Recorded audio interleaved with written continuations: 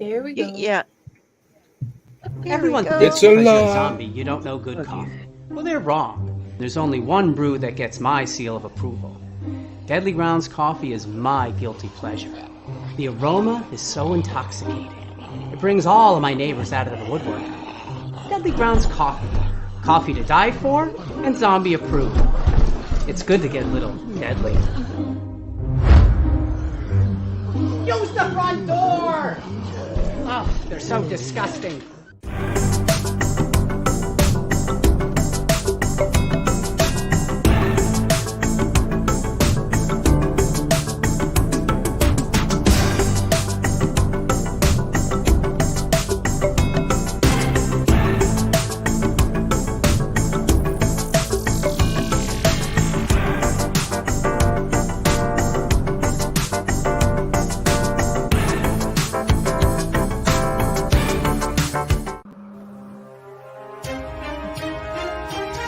The Dorkening and all affiliated shows are not intended for anyone under the age of 18. The following may contain discussions or scenes that have adult situations, graphic violence, nudity, strong sexual content, and graphic language. This show is intended for mature audiences only. Viewer discretion is advised.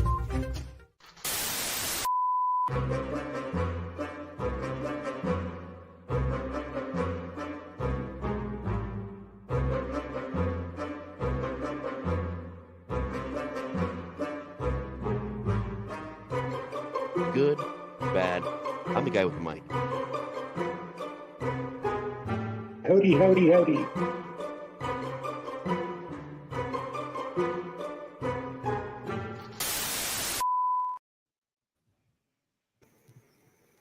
Oh. Uh-oh. No. Hey, everybody. Hey, pretty people. Nice to see you all. Hey, Stefan. Oh, wow. I need to get that. The power of telepathy. Oh, we got a Tom Dog. Yeah. Hey, how's it going, everybody? Hey, Tom Dog. Oh, I'm just glad to be back in front of a camera because I was sick all last week Oh. and everything with COVID and everything like that, and so I had Welcome back. yeah, I pretty much had to scrap everything that I had planned last week. So sadly, no review of the double review that I had planned. Wrestling gossip. For those of you who are wondering what the hell we're doing with Who Has Internet tonight, we're all caught in different storm areas. So she might be getting hit by a hurricane. James and I, Dr. Uncle Necro down there, might have various thunderstorms and rains and things coming through and flooding us out or taking out our internet. And I'm not sure about the folks from Ohio or the coast, but I'm already lagging, as you can probably see, which I can't. Oh boy. But Yeah. so if I'm stepping over people's toes, I'm very sorry.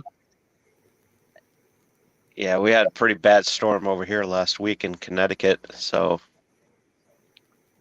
We're mostly okay in Ohio right now. yeah. Apparently, his shrink said he's not sick either. Yeah. Maybe not physically. What that itself's all about. I'm all sore. I'm like, oh look, here's my medication since they didn't give me any. For my But shoulder. if anybody's wondering why I sound a little hoarse, it's because I had a pony for dinner. So Well, it's a good thing you didn't eat frog or you might croak. yeah. So you had McDonald's. Yes. Well, no, I had to. Well, when I was sick, I was able to have the only thing that I could stomach, and that's chicken nuggets. So, but today I had beefaroni, and straight out of the can, and Botulism. and cheese fries. I don't know, you haven't lived until you've had like Chef Boyardee straight from the can. Exactly. okay if it's rusty. That's just flavor. That's where all the nutrients are from. Or I so they have say. I have chicken nuggets in my freezer because I don't eat them, but Mom's pup does. Well, she's half my pup, really, Peanut. And I ordered a biggie meal from Wendy's where they give you the deal where you get chicken nuggets and a burger and fries and a drink for super cheap. So, but she has like a huge amount of chicken at home right now, so I just have chicken nuggets in my freezer and I don't eat chicken.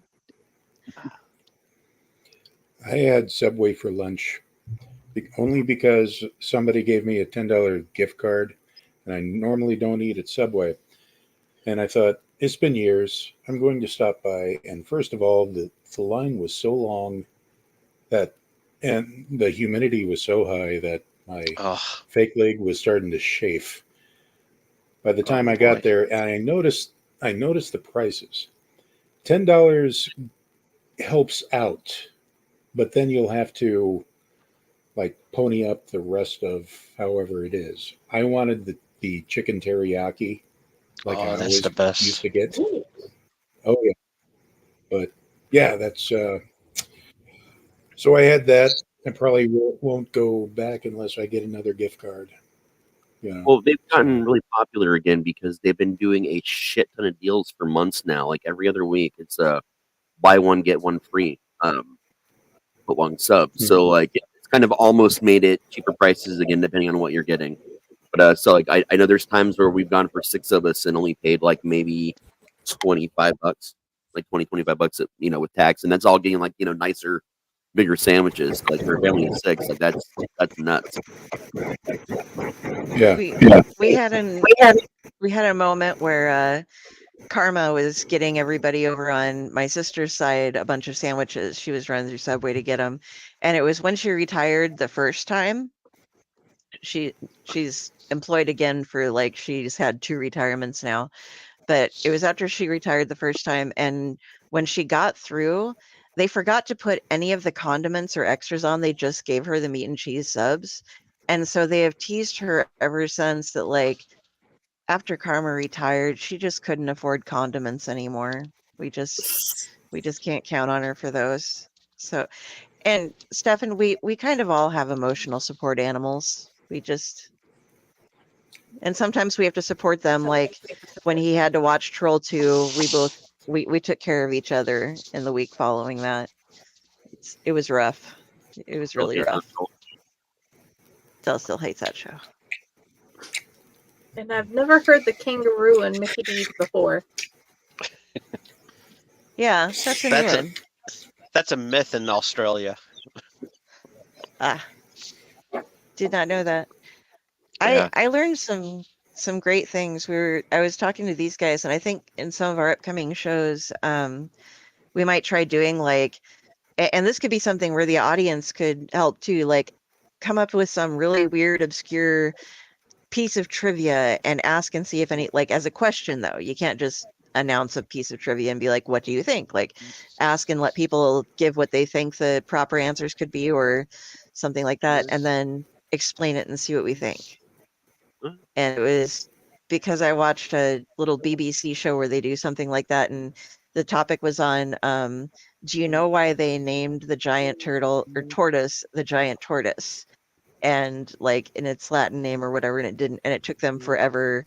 They just never named it anything different, and people were going through and guessing like, oh, there weren't that many of them, and it turns out it's because they are delicious. And everybody who would grab them to take them back, have them studied, like their boats would be, they would eat them on the way. And it was apparently better than any other meat they'd ever had. And so it took them a long time to get them to someone to study them because they just kept eating them. So I was thinking we could do something like that on the show. If you guys think that's fun, like. Yeah. Oh yeah, I love that show. I think it would be And fun. very Q is always educational fun. too. Yeah, that sounds like a fun show, Yeah. man. For show. I know me and Jane Powell used to do like it's like 20 questions sort of. We just find random questions and everybody would have to answer like weird shit. I like shit like that. It's fun. That's fun. Oh. Another question for Ron. Ron, what is the update on your signature drink, the orgasmic wave? Wow. Well, I would have to do a bit of research, but I just haven't really been able to go out to meet the appropriate people in order to find out what kind of sensations it would feel like in order to know how the alcohol would affect you. Uh, d- yeah, we'll stop it there. Wouldn't that be a bar? Or a And brothel? have you not been to a bar recently? The appropriate environment for conducting the research Okay. and querying the patrons of their preferences of what may cause those particular sensations in order to uh, help them conduct the research toward achieving such goals. In other words, that's just a lot of fucking work. That's what he's saying. No, And he it's just doesn't know what it some- feels some- like, so I'm so sorry. He doesn't know what an orgasm is, so that's a whole other. I feel bad for you, Ron. I really There do. just hasn't been many opportunities lately to Man's forgotten what an orgasm like. Somebody help him. broaden my knowledge of what would cause such sensations. You should ask for a hooker for your Oh. birthday, man. Wait, I didn't mean to raise my hand like I was volunteering. I was just saying that. Whoa! I mean, no offense or anything. I'm just saying that hands can help there if Sure, you're sure, looking for. Yeah. Oh boy. I've used my hand in enough research projects lately that I'm fairly certain it would not produce the kind of results that would be necessary for achieving the particular goal we're looking for. According to our private chat, Jenny has something to weigh on in here.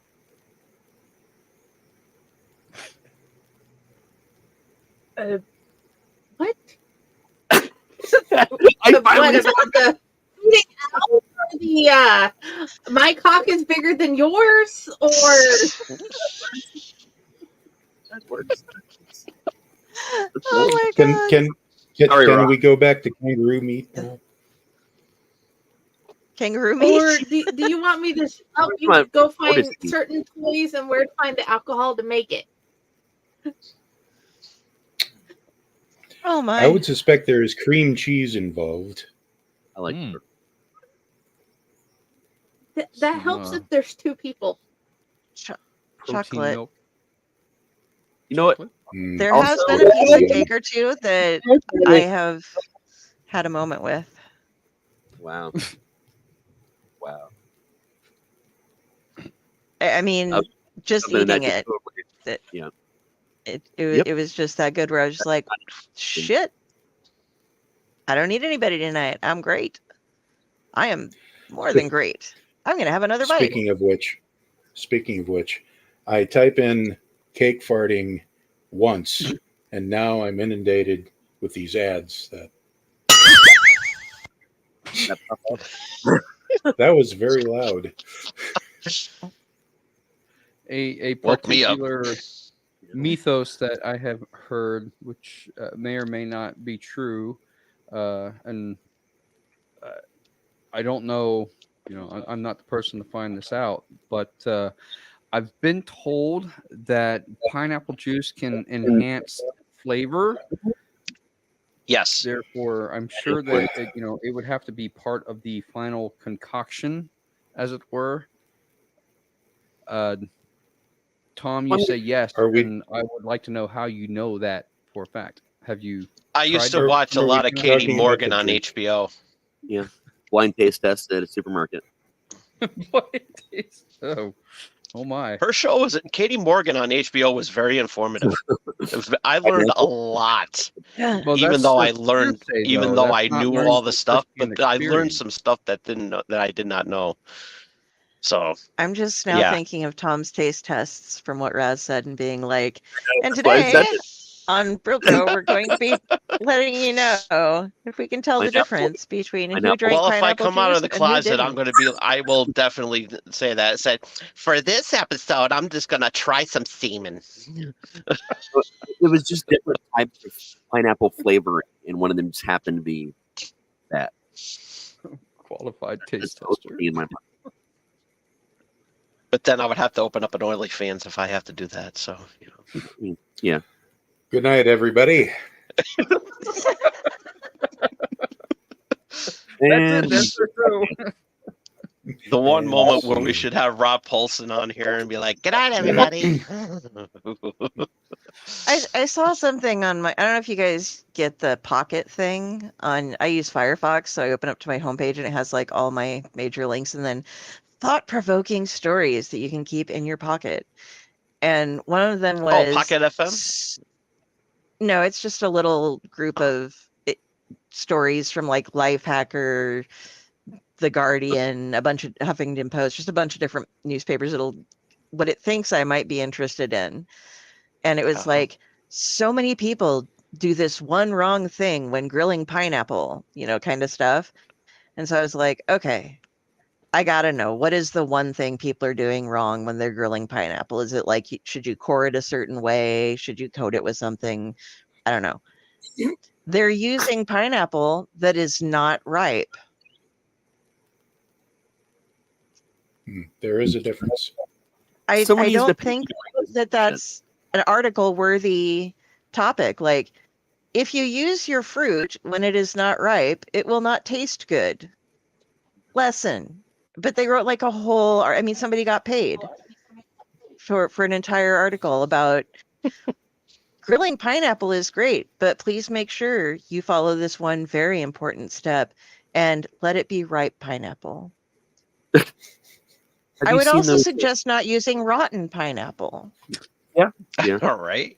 Have you seen those articles that are, you won't believe what they found, and then it's like you start to read it, and you'll get like a paragraph in where you seem like they're going to tell you like really quick about what's going on, but then they stop to tell you the backstory about a lamp in the room that's not like relevant to the story, and the next thing you know, you've clicked like next like 20 times, and you still have not gotten to the end of the Oh, I story. hate those articles. I hate them. Okay. I clicked on one of these recently, and it was, it showed a picture of a snake in a toilet. And I'm like, man, okay, this is about, people flushing reptiles, a lot of that bullshit. Okay, what is it? I was like, I am just going to take me a while, but let's click, let's see it. And I shit you not, it actually talks about, this guy had an emergency. Something came out in the bathroom, and he thought it was just a snake, but it didn't say where it came out from. First of all, so I'm like, was he doing something with this reptile, and it just slipped out into the toilet, or did it come up from a pipe? What's going on? So I'm reading, and it turns out that it came through the pipes.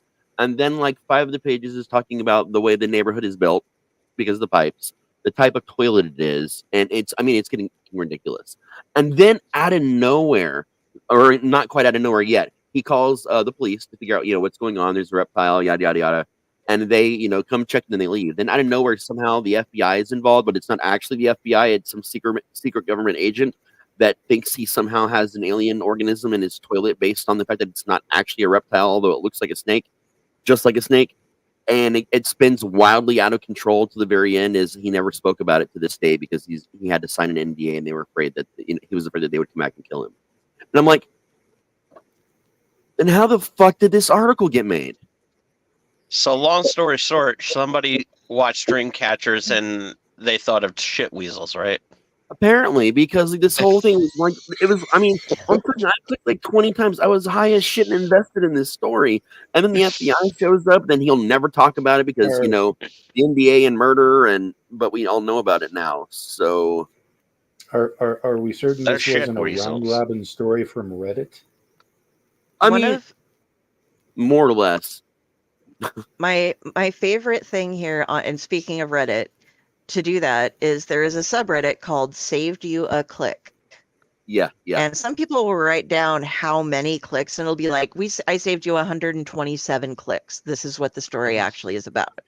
So we have, I'm looking at it right now. Hippopotamuses can become airborne for substantial periods of time, researchers discover. Answer: for up to 0.3 seconds with a running jump. The unexpected trick to grilling better hot dogs: literally put them on a grill and cook them. There is no trick. Jay Slater could still be alive if he had access to two things, says expert: food and water. Wow. I'm not going to even go on. This is the kind of shit that those are. Yeah, it's clickbait articles to sell ad space. That's literally it. We could make a fortune here on Ally doing that. I'm telling you, like a fortune. This is Another equivalent to that. Oh, go ahead. No, I'm just looking. Another equivalent to those long ass next page stories is those videos that they show on Facebook where they drag it out. They keep dragging it out, and it's like, just fucking do it already. Or I'm like, really? Like when they're doing like cakes and stuff, like those are especially the worst. Seen like one or two. I fell for it once. Then got stoned and fell for it again, and I'm like, no, can't watch these anymore, man. And most of those like that I used to click were basically those who were just the guy was gonna caught the girl cheating on him and everything like that, and Yeah. I'm like, oh, just get on with it. And it's like, just do what I did, watch Family Guy and have her pack her trash and get the hell out. There you go. Jenny had saved Jenny, so much. you look like Oh, yes, sorry. Yeah, she had some computers and snakes. So quick snake story that you don't have to click and wait for.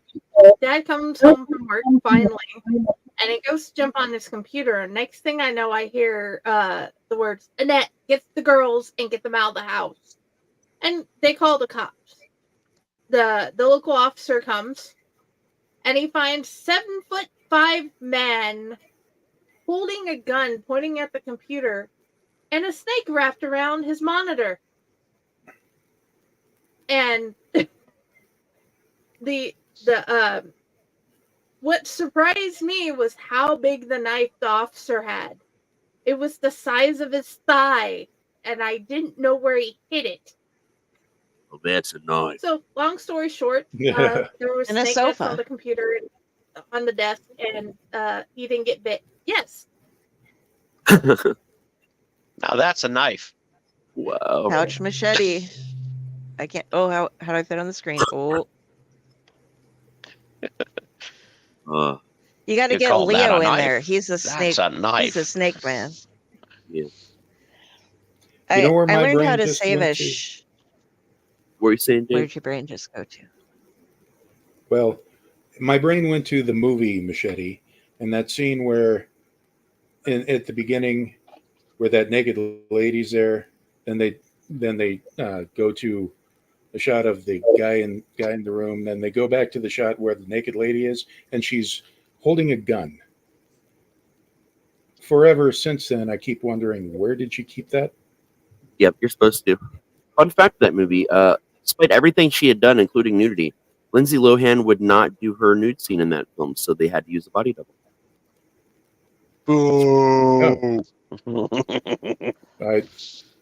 I think I'm mentally blacking out Lindsay Lohan because I don't remember her in that movie. Yep. She's making a big comeback right now. Her and Jamie Lee Curtis have signed on to do a Freaky Friday sequel. Yeah. So Raz, That I did Raz, hear. I see you're criminally insane. Oh. Go ahead. So Raz, Which I see you're leads me to criminally ask, insane. crime Oh, shit.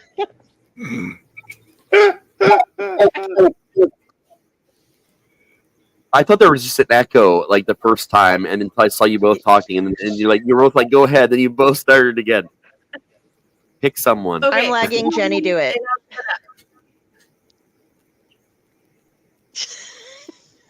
Go ahead, Jenny. You're clear. which crime was involved, because there has to be insanity and a crime committed to be officially diagnosed that. So I was diagnosed actually legally insane in the state of Ohio many years ago, over 2 decades ago, for reasons. The crime I committed, I'm still not allowed to talk about. There's a gag order in place, and I get in a lot of trouble. But rest to say, only 19 people died.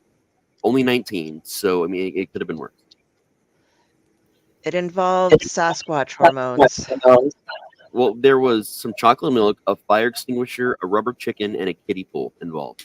I can also tell you that. Not But hormones, that's pheromones. Barbed wire.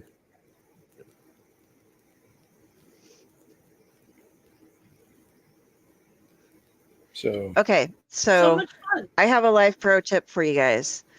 I got into the true crime videos and I was on YouTube and I was watching them because I'm like, oh, these are pretty cool. And then I figured out that they're all being read by the same electronic voice that is it's altered to sound a lot like a human voice, but it will fuck up things like numbers and stuff really bad. So you're like, oh, you're An not really AI. reading this.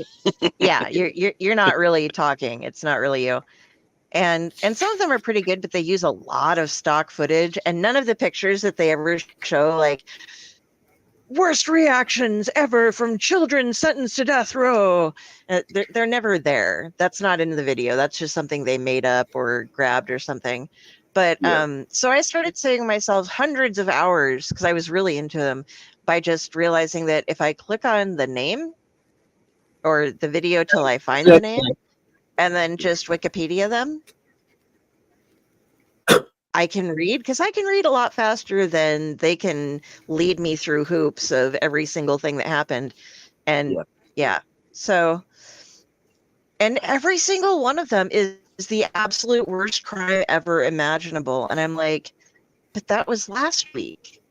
And this happened before then. So how did that work? Anyway, yeah. Save yourself time. Read. Reading is good. yeah. Oh, Reading So- is fundamental. On Speaking of that reading, note, speaking of reading, Yeah, yes, go ahead. I've been getting into this YouTube channel called the Stephen King Book Club. And initially I thought, okay, this guy is just going to talk about his Stephen King books. He's a constant reader, as it were. But it's kind of different in that there are some videos that it kind of takes, like say the ones where he goes to various places to check out, like say Desperation, Nevada, and goes around and, well, it's kind of set up as kind of a fake podcast in that world. And the guy's voice reminds me greatly of the what was it? Night Vale. Welcome to Night Vale.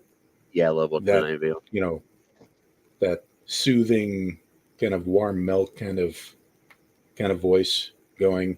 But he also does, talks about the books. But my favorite one so far is it's an ongoing thing. Once a month he posts like maybe a 20-minute to maybe half an hour length where he's going chapter by chapter, and basically he's like the on the site reporting on the long walk, more or less. It's obviously from that standpoint and not really and kind of going through the book, but from that point of view it's rather fascinating. I listen to it, then I'm sad because I'm done listening to it and have to wait another month for the next one. But having actually read that book, it's one of my favorite Richard Bachman books, basically. So I recommend seeing that channel. I need to know if it's okay if I steal that soft kind of like, or warm milk kind of voice. because that was a It good is. voice description. It's going in a book. All right. Sure. Cool. Sure. Thank you. I was thinking I a lot love your about. brain. I was thinking a lot about I crowdfunding. love it too. I was thinking a lot about crowdfunding because the other day Dell and I were talking about Three from Hell and the travesty it turned out to be. And, I was talking about how, largely that movie was crowdfunded. And, there's a lot of things being crowdfunded these days, like a lot of cool things. And most things turn out pretty well. But it occurred to me that crowdfunding isn't new. Like, I mean, I know we've had, things around for a little bit, but crowdfunding started like back in the 80s, if you think about it. And I started thinking about this because I saw a video that popped up that reminded me that right before Nightmare on Elm Street 6 came out, there was a 1-900 hotline where you could call and answer trivia. And if you answered a certain amount of questions, you got money every day. There was grand prizes of like $10,000. The biggest grand prize was, you and your family got a free trip to the set, and you got to appear in part 6. And I really started thinking about that. And it was always $2 for the first minute and $1 for every additional minute. If you're a kid, ask your parents' permission. And that was like the entire 80s for every movie that I liked. Nickelodeon even did it. Like everyone did it. And wasn't that really just crowdfunding? WWE used to do that too. Yeah. But wasn't that really just crowdfunding if you think about it? Because they would set up these hotlines for pennies on the dollar. I know that you can still get one at 900 hotlines, believe it or not. Just no one really uses them anymore. But you can still do these things. There was like, obviously, if you stayed up late at night in the commercial time, it was nothing but sex hotlines you would call and stuff like that as well. But like that was basically crowdfunding because they put a little bit of their own money in to get these lines, and then their product or everything generated, income, all this side income. So you're putting in a little bit of money, you're speaking to the crowds, and you're raising funds. So literally, that was 80s crowdfunding. Yeah. I think it might have originated even earlier because I think Soupy Sales did something like that when he was on TV. True. I mean, there was like telethons and stuff too, but that was mostly like charity. Yeah. Speaking of charity, actually, Soupy Sales actually got in trouble for doing something because he actually told the kids, it's like, go take from your parents and everything. Yeah, I remember that. I remember my father told me about that. So yeah. Speaking of the charity thing, on the air. Yeah. You're sick. Okay. Speaking of charity and the donation things and the dial-ups, does anybody remember when they first started doing text to this number and, $1 will be awarded to stuff? And there was some girl who was like posting on her Facebook like, hey guys, all my friends, I want you to text to support the hurricane victims or something, whatever they were. Yeah, I've done it that. 287 times already. And people were like, you realize that that's not free. It's not the amount of times you text. They take that out of your account. It's just like, my parents are going to take my cell phone away. Yeah. Mm-hmm. Like even with American Idol, when they started doing text to vote, and it was like a certain amount of money and everything, and that was like, Jesus Christ, what the hell? Yep. And then a lot of I never watched the show. Then a lot of I don't think anybody did. When free for text, so like that changed things too. Right. I stopped when William Hung got kicked off. That's when I stopped watching. I never realized those things had a cost to them because it must be like just flashed across in fine print or something. Yeah. I want to be the guy who have that issue. Like some cell companies, like texts are free. Some cell companies back then, you had to pay extra for texting. So it was one of those things where you didn't really know if it was going to cost you or what it was really going to cost you in the first place, whether or not you had free texting.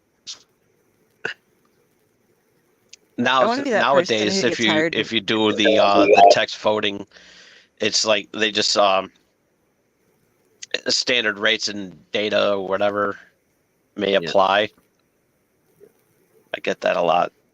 Go ahead, Del. It's hard to keep up with you because like you're just out of sync with the rest of us. I feel so bad. Yeah. You off. I'm sorry. I didn't want to like be that person. I now I am, so I'm going to make sure that I keep doing the private chat thing. And I was just saying, I want to be that person who gets hired to read all of the fine print for a commercial sometime. I think it would be really fun. You could be like, I know you have to do it super fast, but you could have great inflection with it, and just all the different side effects for a medication or the little legalese that they have to do for some other things. I'm here, guys. If you would like an example of my work, watch me reading last week the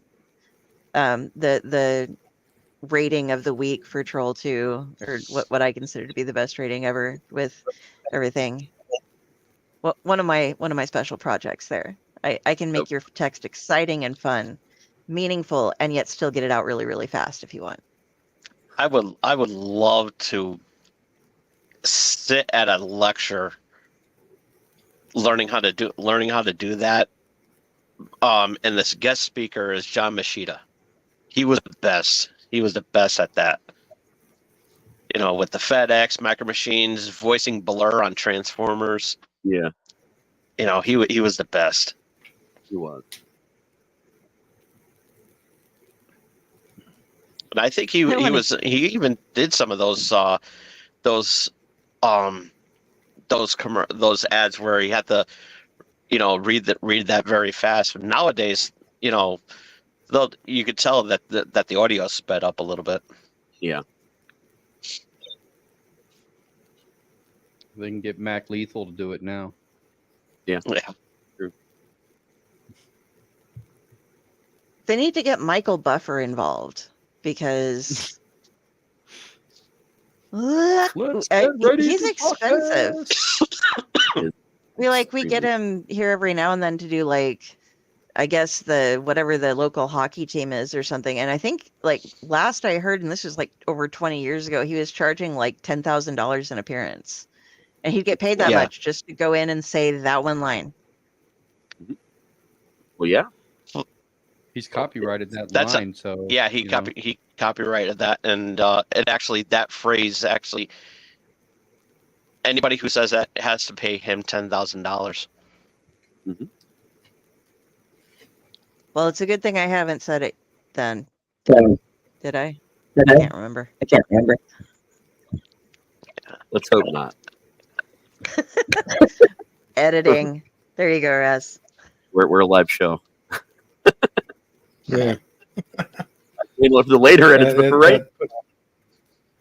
We know if could it's edit, so but much. that would put a tremendous strain on our wrists.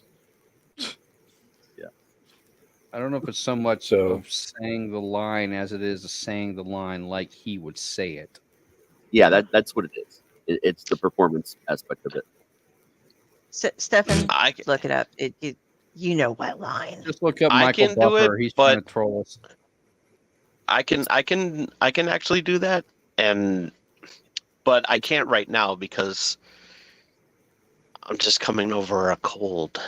It's the ready to rumble line. I'm not saying the whole phrase. I just said the last 3 words. I think we're okay. No, You might this is concede. pattern itself. For us, it's more like let's get ready to ramble. Yeah, pretty much. That It's is the legit. Shannon. You want to get sued? Jalapeno poppers. It's- I love Shannon. no, it's the Foggate. Totally I different. want to get sued. I want to get sued. Don't say that out loud. What? Only Sudell. Okay, so I'm going to run a dream that I got nothing. You can have recently it. had by you. Okay. So basically the other night is a rather spooky one.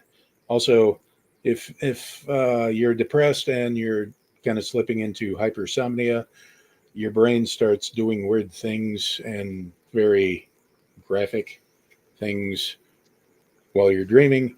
I dreamt I was in this, dark, dilapidated kind of house. There were some people around with me.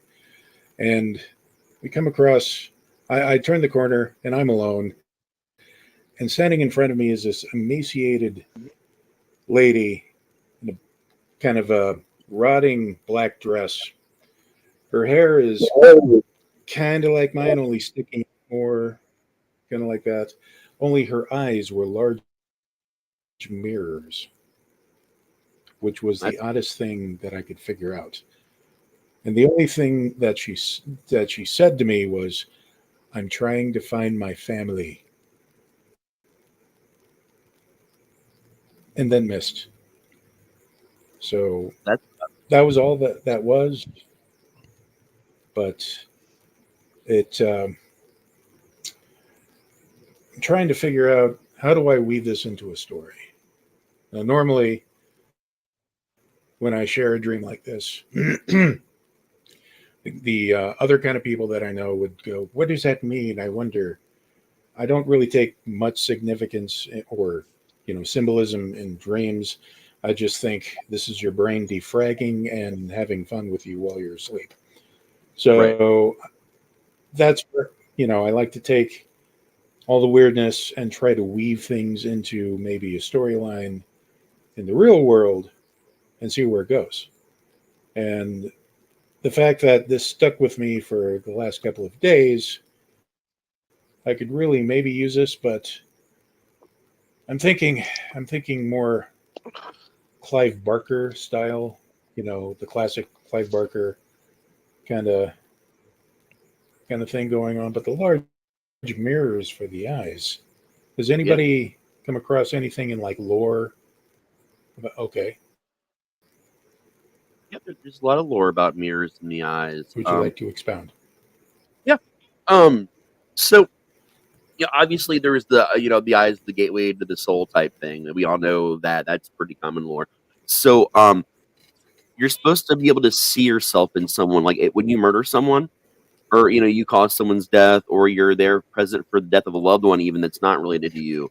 Um, it's your it's an allegory for reflection, and a moment of reflection is one of the reasons of it. Another reason, for the mirrors in the eyes. Okay. You know how you put quarters over the eyes to pay the ferryman? Have you heard of that? I It's thought they were obviously pennies. pennies, quarters. It's changed, man. It's some people say quarters, some people say pennies. Inflation. Infl- Yeah, Inflation. yeah, basically. So it's whatever it is, right?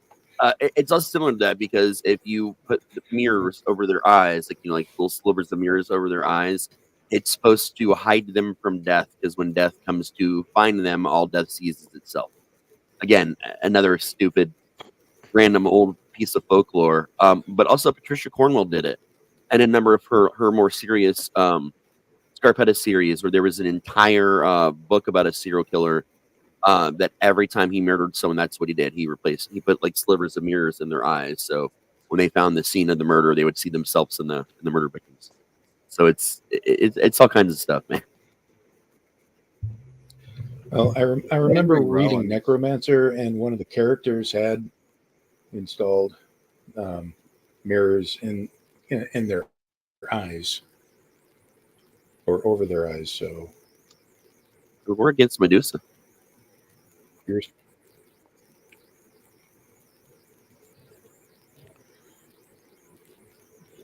you, you're saying Ron? Henry Rollins has a song, and I believe it's on his Rollins band. I can't think of the name of the album. End of Silence, maybe. Uh, he has a line in one of the songs that says, "If you could see the you that I see, you'd see yourself a different. If you could see the you that I see when I see you, you'd see yourself a different life." So, or if you could see the you that I see when I see you seeing me, you'd see yourself a different. Believe me. If you could see the you that I see when I see you, you'd see yourself a different life. Sure, you.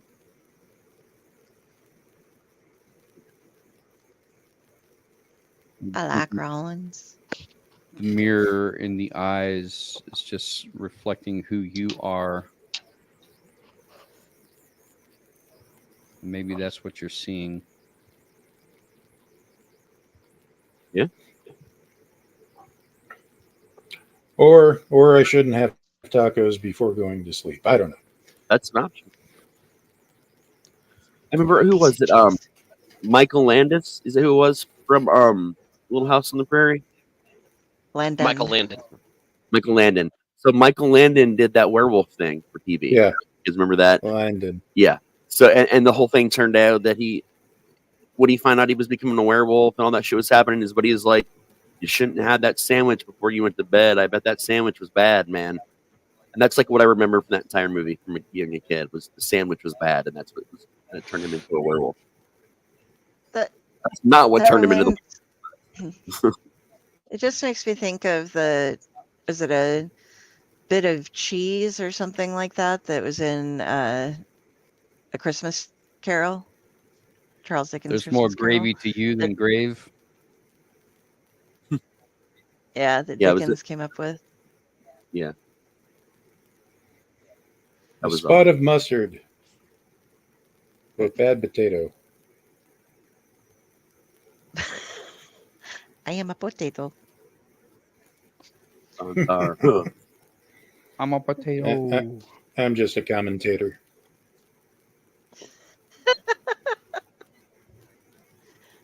Okay, so I'm jumping in now. And sorry, guys, if we're having these quiet spots.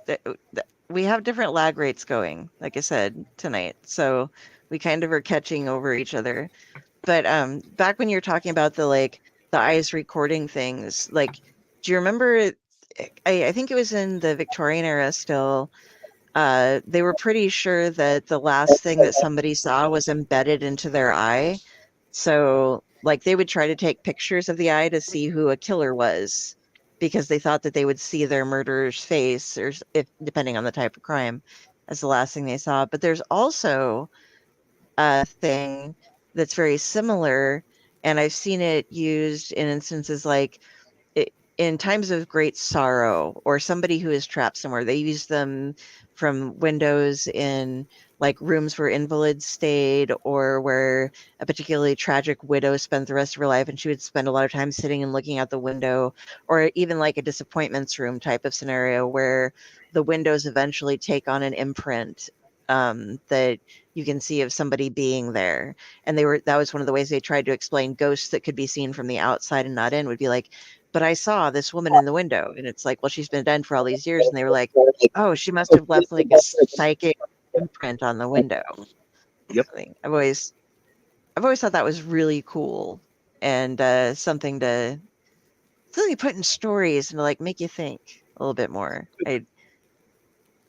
Correct me It's if I'm wrong. Wasn't there like a book that was called Through the Eyes of the Killer? There was a Queensryche song called "Through the Eyes of a Stranger." I don't know.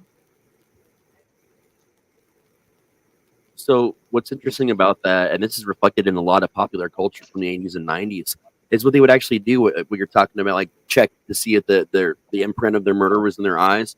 They would actually decapitate the person and make a hatch in the back of their skull and drain everything, and they would put a candle, a special type of candle, inside, and to shine light through the eyes. They would hold up a paper and try and see what was reflected there. It was that was what it was. And then in pop culture, of course, they made it great. You know, they took it farther in like movies and stuff, where that severed head would be hooked up to this machine, and they would shine a projector through the back of their skull, and the images would come out on the wall. Like, there's a lot of cool movies and stuff, and even books where that was done that way. But it was all based on that practice where they'd actually hollow the skull as quickly as possible after the moment of death.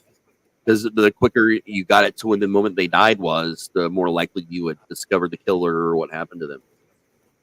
It reminds me of a podcast that I listened to recently, where the foundation that would take the recently deceased and hook them up, and it would a machine that would replay the last moments of their leading up to their death, and they were using it to gain information. I can't remember the name of the podcast though, but it was a great story. Oh yeah.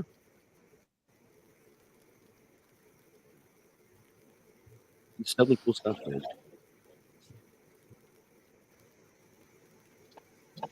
And yeah, there are actually more than one books called Through the Eyes of a Killer. So It's like the kind of you'll title have there'd be to like, see which one. Hmm. Yeah, some are fiction, some are more studied. There was a movie too, but I love all these fun things.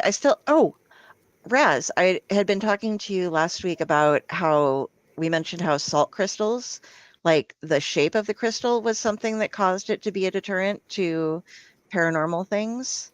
Yeah. And I have not found the article, but I'm going to ask one of my friends because he wrote a short story that included that in it, where it was the facets of salt and something that had to do with those creatures like vampires and such, which we connect or correlate with as being counters. The ones who, like, if you drop a bunch of whatever, they have to like count everything before they can go on next. And that the facets of light would fascinate them because they were trying to count how many different shimmers and things were going off of different sides and reflections. So that could probably explain part of it. But if any of you guys out there have heard of this theory where the reason that salt deters supernatural beings or paranormal or whatever you want to call it, being based upon the crystal structure, please get a hold of us. Let us know, because I read it. I have not been able to find it again, and we're like really intrigued by it. yeah, it's super interesting stuff, man. We don't know how accurate it is, which is why we're trying to, like, to folklore. I mean, who knows if it's accurate, period, but it'd be really cool to know. Does it follow the same logic or similar to that, where you put some salt on your hand and you throw it over your left shoulder or right shoulder, whatever it is? No, that's to ward off bad luck. Oh, well, okay. Yeah, like knocking on wood and stuff like that. And I can't remember why you knock on wood right now. I can't believe that. I have no idea how they would have come up with throwing salt over your shoulder. That So was Salt has always been a powerful thing. that's an old Romani thing. The salt other over the than shoulder. landing in the eyes of the person behind you, then yeah. It's like that evil eye. There's a number of actually interesting superstitions. Some of them, a number that you'd be surprised what comes from Romani culture. Some of it comes from actual plague culture, which is even weird. Like the walking under ladders. Do you know that came about during the plague? A guy walked under a ladder, and the next week he was sick, and he started telling people all around the village that it must have been because he walked under that ladder, because that was the only weird or unusual thing he'd done differently from everyone else. And so they all thought that walking under ladders was bad luck now, and that you would get the plague if you walked under a ladder. Believe it or not, yeah. I did this whole thing about the origin of a lot of superstitions a couple years ago, and that was like one of the weirdest ones I found. Like, as far as the root cause of it was just because, I mean, black cats, cats are known to be witches, familiars. I get that. That's okay. But walking under a ladder could give you the plague. Like, that one really was like, what the fuck, man? Yeah, I know. Even if you dive into the scientific aspects of salt itself, it's rather fascinating, because this is something that is used for like centuries, millennia, if you will, as a preserve, to preserve meat. It also, if you spread it out on land, it'll kill off the land. It's used to purify. It's so one can look at it as, if you're facing evil, you throw salt at it. That's what deters it. It's a purification kind of rock. And When you break all it my medical down, kits that I put together to this it day. was also Sorry, I thought you were done. Oh, I was just saying that it was far more brilliant in my head how I was able to speak goodly. So Sumo wrestlers even do that too, where they take like a thing of salt, and then they toss some sort of spiritual significance on as to why they do that before their match.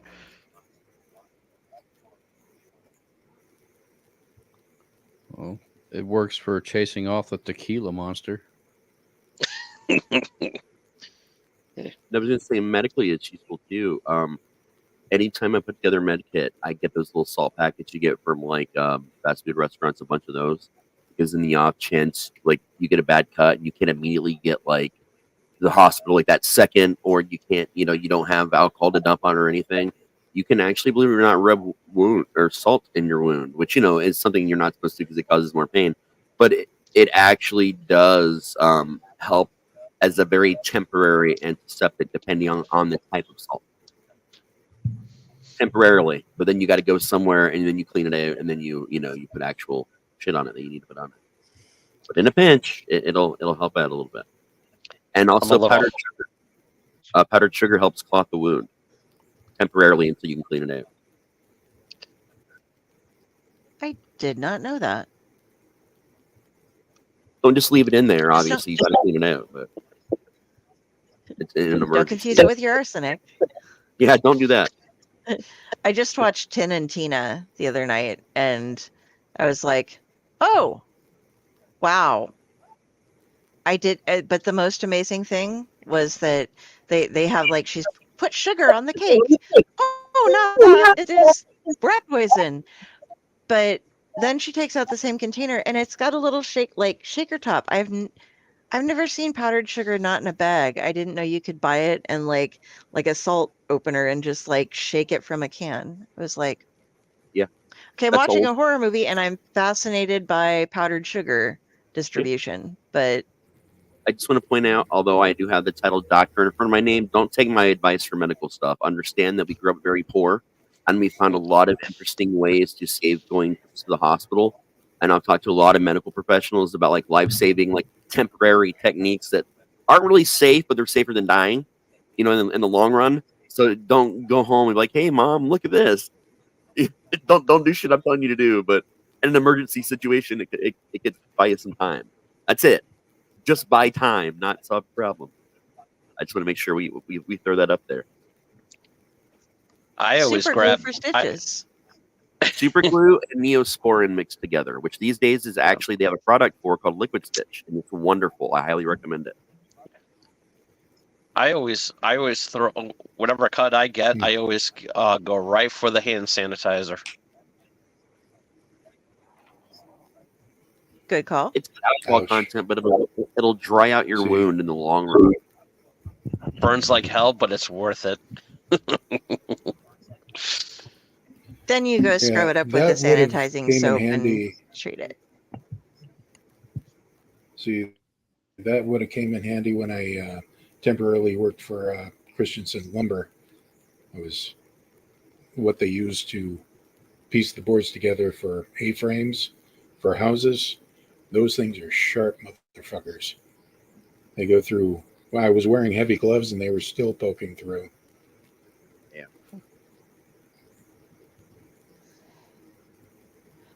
So, Ross, I had a question for you in private chat. Oh, 1 second. I'm talking now, so I can just ask you. But you said you were studying the various superstitions, and I know that mirrors are a very spiritual thing, and that we were talking about salt. That's what brought us here. But and the number 7 is like numerologically important. So why do we get 7 years bad luck if we break a mirror? Because they say it's bad luck if you break a mirror because of all the reasons we discussed of it's important in folklore. And they just decided they needed to attach a number to it. And 3 didn't feel like it was long enough to suffer. Basically, like 3 years. What's 3 years? So they went with the next logical number in line that had spiritual significance, which was 7. That's it. That's your whole mystery solved. That's not even that was one of the more disappointing like background reasons. Like it was that easy, and I'm like, oh, well, okay, moving on. What's the next one? Did anybody else in their youth become absolutely terrified when they heard the step on a crack, break your mother's back thing, and like do their goddamnedest to not step on a crack until their mother finally said, "You're not going to break my back. It's okay." Yep. I definitely did. Yeah. Not really. My mom always had a weak back. So You're just like, fuck it, it's gonna happen anyway. I'll just go ahead and rush it all. As as far as mirrors go, I was always fascinated with them in my youth, and still kind of today. You know, imagining, okay, what if this is a window into an alternate dimension? And it's like my alternate counterpart staring back at me, doing the opposite. And if I just stare at it long enough, it'll move. And of course, your brain does that thing after you're staring at something. Hello, hello, Jody. But your brain does that thing where, if you look staring at something long enough, it'll make it look like it's moving. Yep. So yeah, it's.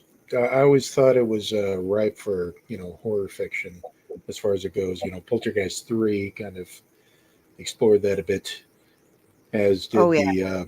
the I think it's called Mirror Mirror, Yeah, that was a good one. that I never saw because. Okay, That was a I decent should movie watch that they it then. it was both a video game and a movie. Hmm.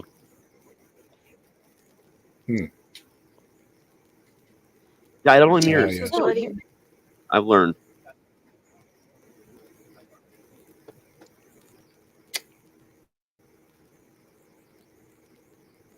bloody mirrors. Or bloody mirrors. Bloody mirrors. Bloody mirrors.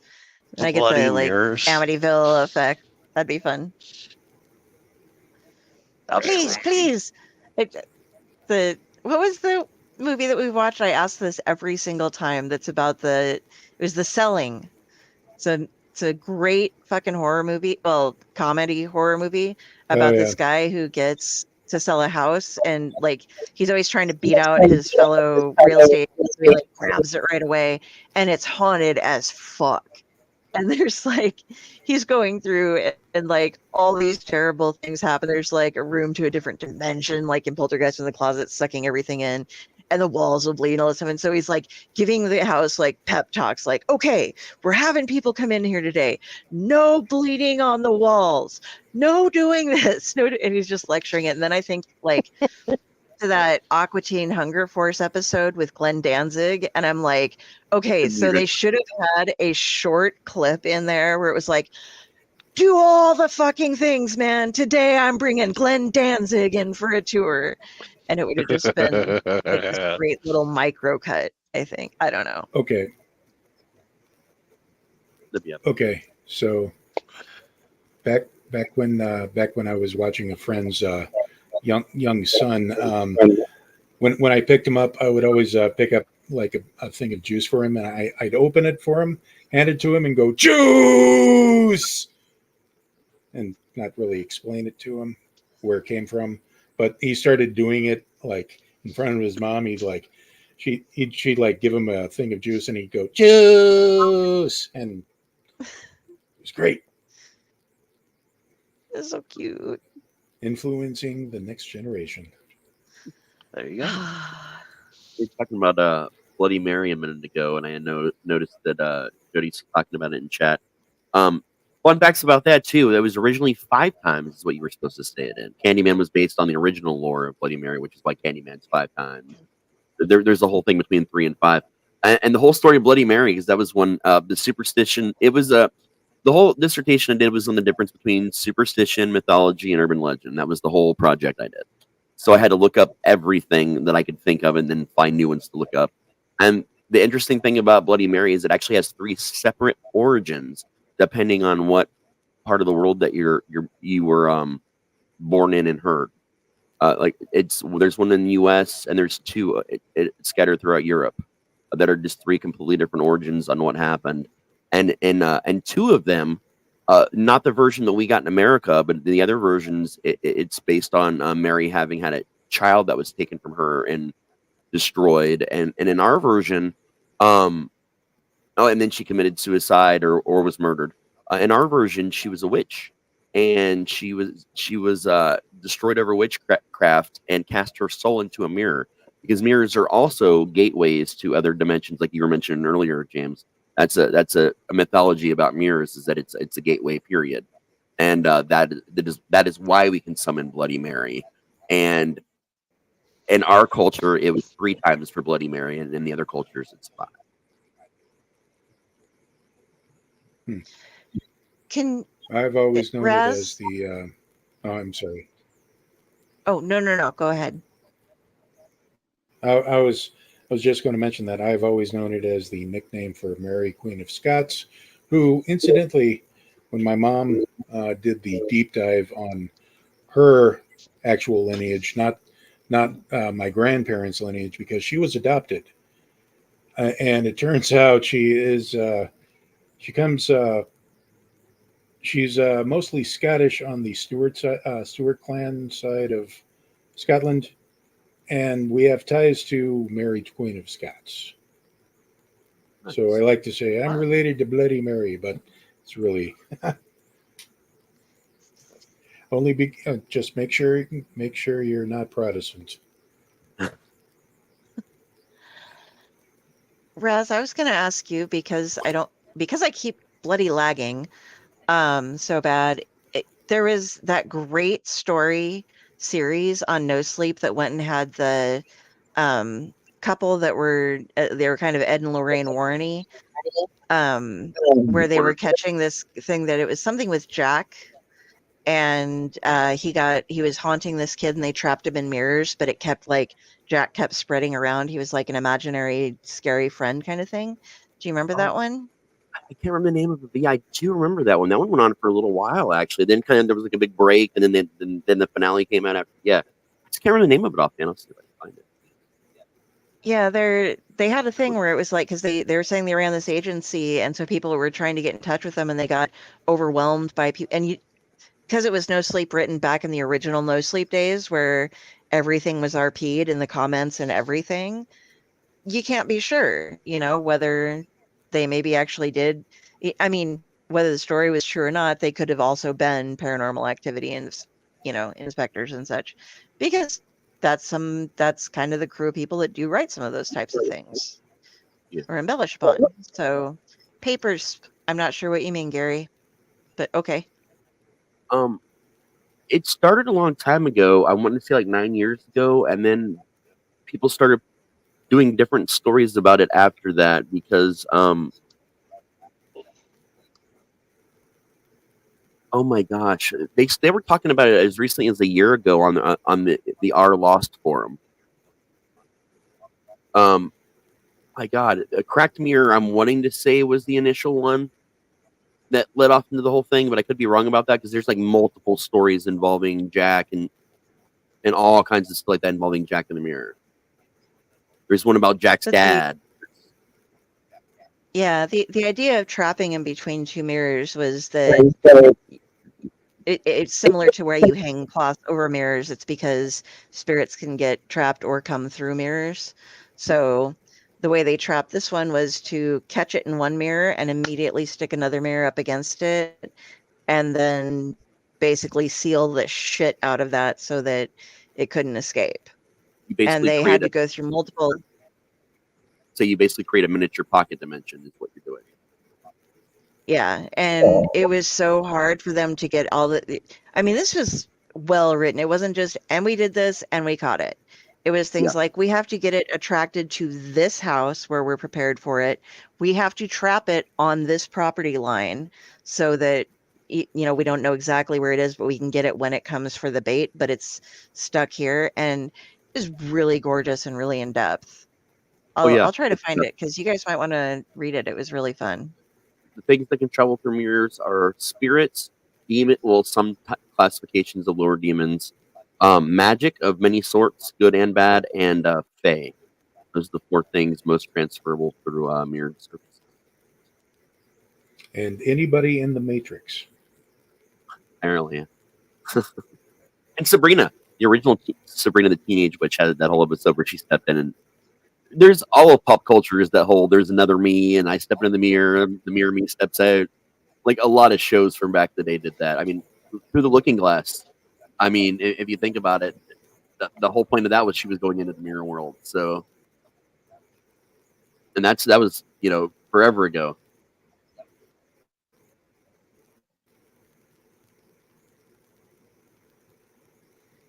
But I'd say I don't paranormal think I games. want to do But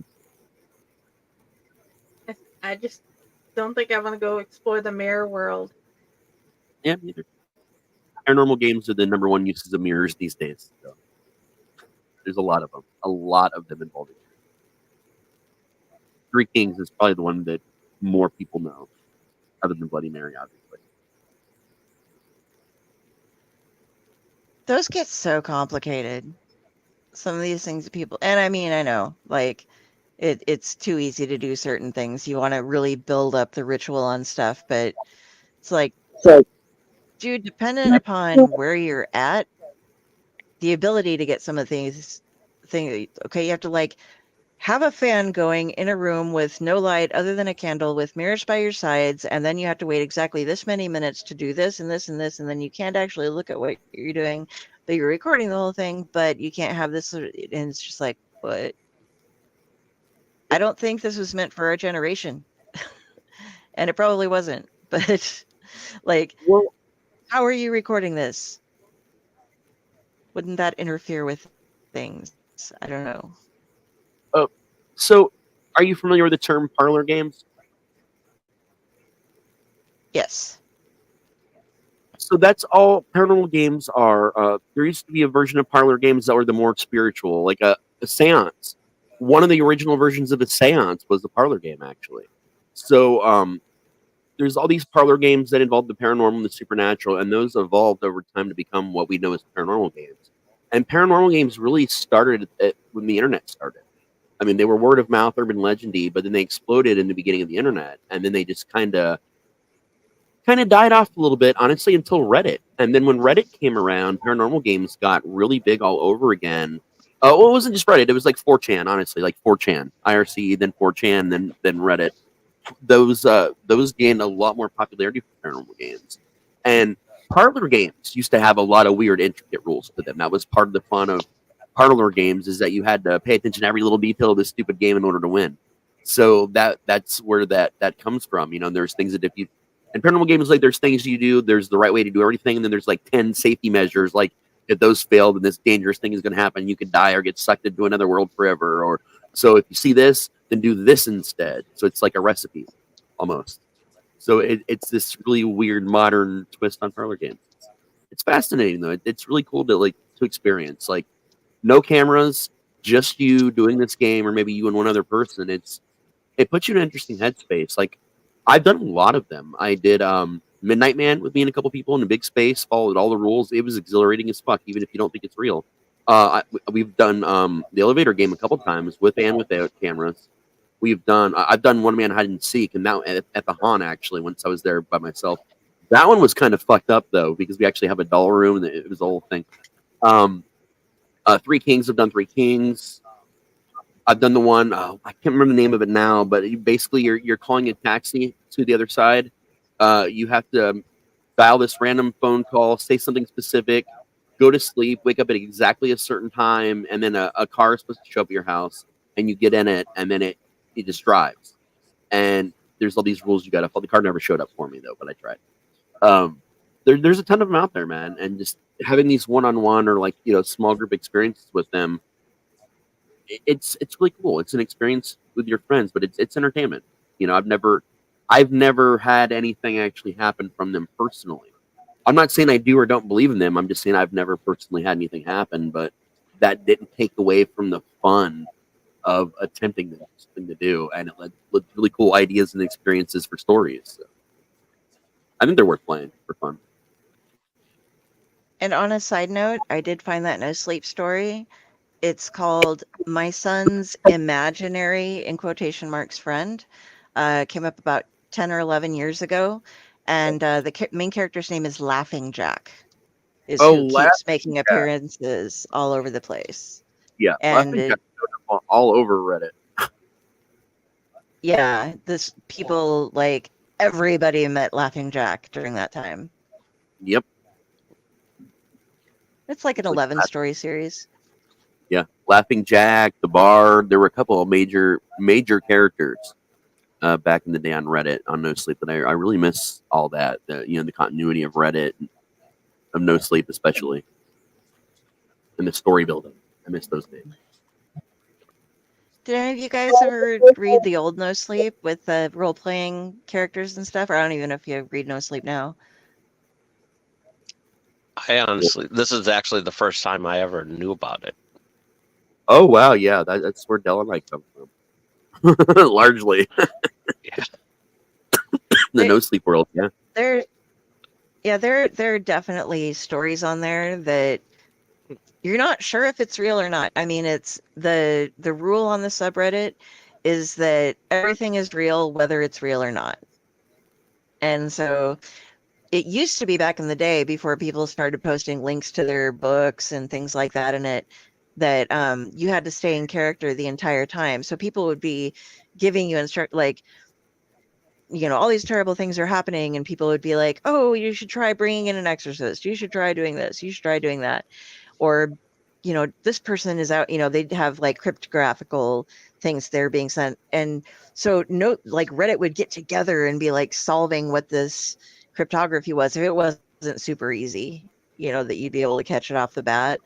And yeah, it was an amazing playground to be in, because you got to like try to show off your esoteric knowledge. Although I fucked up once, and like somebody had this story that they were building up to be like 8 episodes, and I caught a couple things in the first thing and posted them up, and he then sent me a message with like, I didn't realize I was so obvious about this, so I'm just not going to post up my story. And I was like, dude. It was really weird fucking shit. It was like, okay, you chose this obscure Basque name to put as something, and I just happened to have been studying that at the time. And so I Right. felt super bad because this guy like canceled his whole story name against me, or his whole story, because I came up with like, I didn't go away. I was just like, oh, these are hints. You might want to check this out. And then he just stopped. He could have interacted with you and looped you into the story. That's what a lot of people did back then. Is they would, if somebody got it right and like figured it out, they would just message them and loop them in to the writing and have them like do their part in comments. Because again, it was like that. But like that was even the everything is truth thing. A lot is lost in translation now with No Sleep, because we're allowed to put author links and things like that in the bottom and hyperlinks and things like that. So now you kind of know. When I found it, I found out about it through Facebook right towards the beginning, pretty close to the beginning. I mean, I'd heard about it, but I didn't know really anything about it, so I didn't pay much attention to it until this article got shared on Facebook about this guy whose girlfriend was using the internet after her death to contact him. And this is an old fucking story. I don't even remember the name of it anymore. It was a really simple, clickbaity name, though. I'm sure I can figure it out. But it was all about this guy. His girl died. He was heartbroken. They lived together. And she was sending him messages every day via his computer. And it was shit that was about to happen, like all kinds of different things. And I literally, I was in the tub when I ran across this story, dude. And I stayed in there like an hour after the water was cold and half drained, because I could not stop reading this fucking story. And I discovered like really what No Sleep was, and thought that it was for people like me that were super into the paranormal, that had all these crazy experiences. And this is where he went and shared it. So even I, for like the first like week or two I was there, was convinced it was real at first, until I really started thinking about it and looking at certain things and researching. And I'm like, okay, no. But it's still awesome, and that just made me want to interact with it more. Yeah, Pen Pal was the first thing I read there, and you can get this as a book. It's Dathan Auerbach. Auerbach. Or what You can get it on Amazon. Yeah, and the lag. I have that book. I had to get it after we listened to it on YouTube. Yep. No, Pen Pal is a huge love for me, man. I've done 3 different reports on it for different types of literature classes. I love it.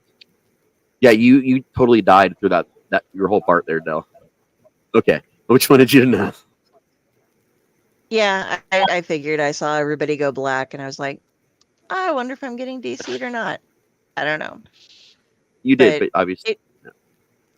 But it was a super detailed thing about this kid finding pictures from his childhood and strange stuff, and these letters that he wrote for elementary school as a pen pal, and he never got anything back like some of the other kids did, except for a picture. And then he starts noticing that there's like all of these pictures where there's like him in them, but they aren't like pictures taken of him. And then it goes into this whole stalking thing and all these experiences from his childhood that had been explained away to you figure out that he like his parents were terrified for his life because somebody was stalking him, and this was His way mother. back in the day, like Polaroid days kind of thing. And it Yeah. gets very disturbing, and I totally thought it was true because yeah. Oh yeah, yeah. It was the Balloon Project was the first one they did, and it was this. I mean, I remember doing this in the '80s as the project. Take a helium balloon, you put a note or something inside of it, and you let it go, and whoever finds it's supposed to send you something back. That's the whole point of the just a kid's project at school. But he also put $1 in it and wrote 4 stamps on the dollar. And another weird thing is he's remembering the stories out of order on like because he just a memory will happen and he'll remember, oh, there's this story. And then, oh shit, I asked my mom and she reminded me of a story that happened actually before this when I broke my arm. Like it's like the way he's telling the story in the posts and even the versions that were done in audio are like someone actually legitimately telling a story and certain things they're saying sparking other memories. So like the way it's done is it's fucking perfect. And then later in another story, they have little lemonade slushy stands because they both him and his friend have slushy makers, and they're counting up their money that they made at the end of the day. And one of them is that dollar bill that had 4 stamps written on it. So not only was he being stalked, but at some point in time, the guy actually bought a slushy from them. Not him because they never knew who the guy was. It was. This goes on from his childhood in kindergarten all the way into like high school, and then like, him as an adult now remembering everything. There's so much shit. My favorite one was one about the map, where him and the same kid are making the map, and they want to make a map from like location A to location B, and they're charting everything in between. At one point in time, there's this like big giant creek. They build a raft, and they have to get on the raft and make notes. And there's this flash of light. They don't know what it is. They realize that's the second time the flashing of light thing happens. Ends up being a camera. But there's so much cool shit with that, man. There's amazing stuff. And I know the other one that you love that I love is Butcherface. Mm-hmm. Because I just that was redid the whole thing. Me too. And Me I too. was scared to fucking go to bed.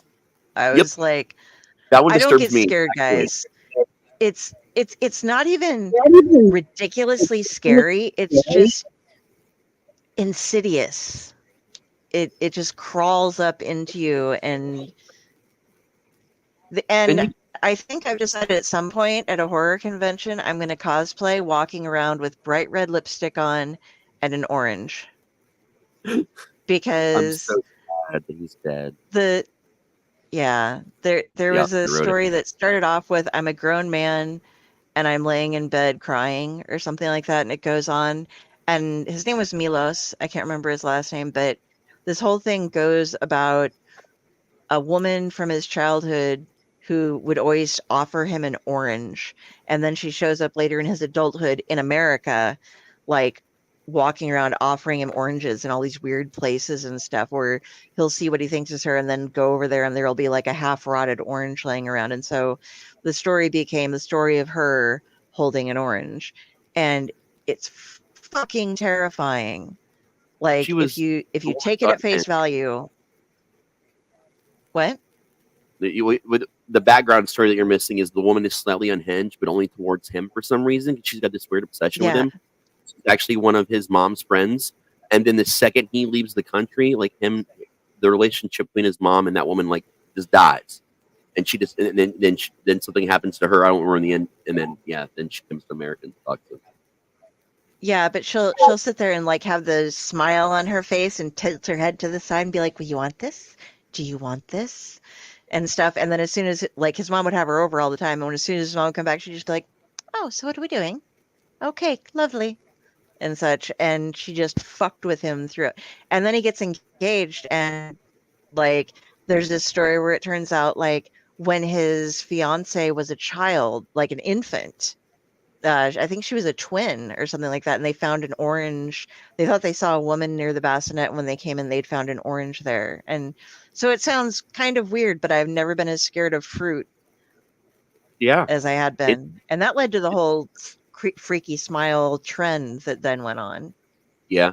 Yeah, we're talking like black hole sun smile, like that big fake creepy smile type thing. And then I think one of the last ones that really kind of like this. Kind of like this.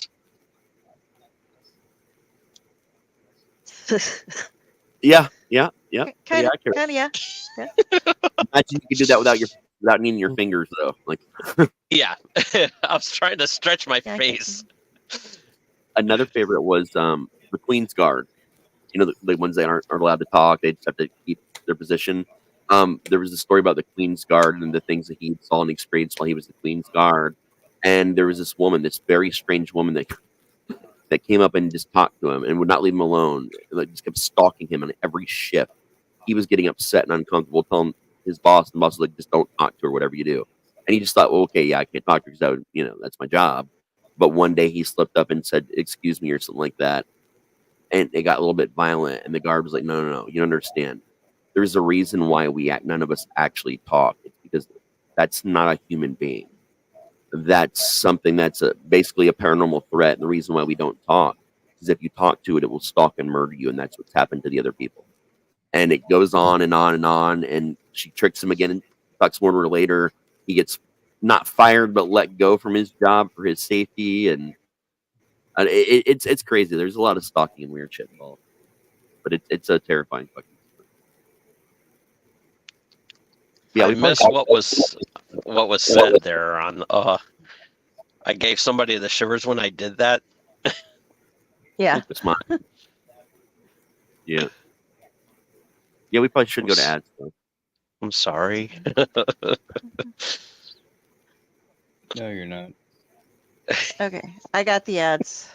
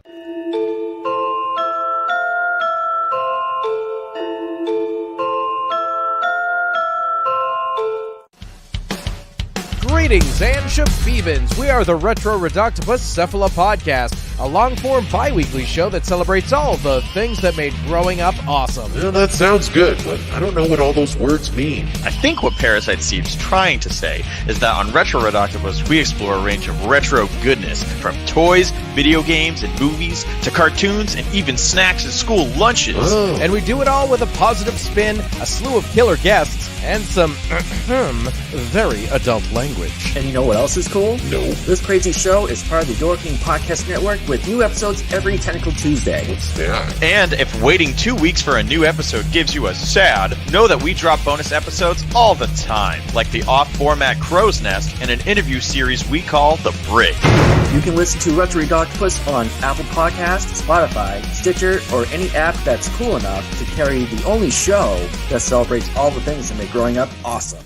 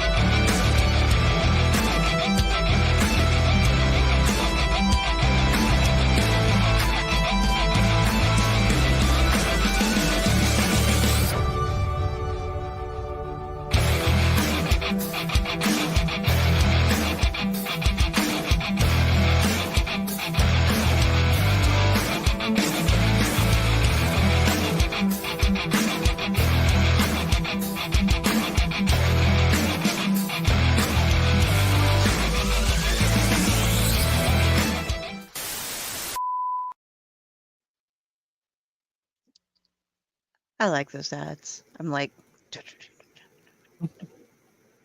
They're different grooves, man. Like the one at the end of the show is when that funky like chill beat. yeah.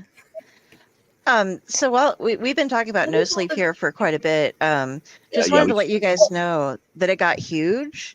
It went from being this decent sized subreddit to like a ridiculous sized subreddit.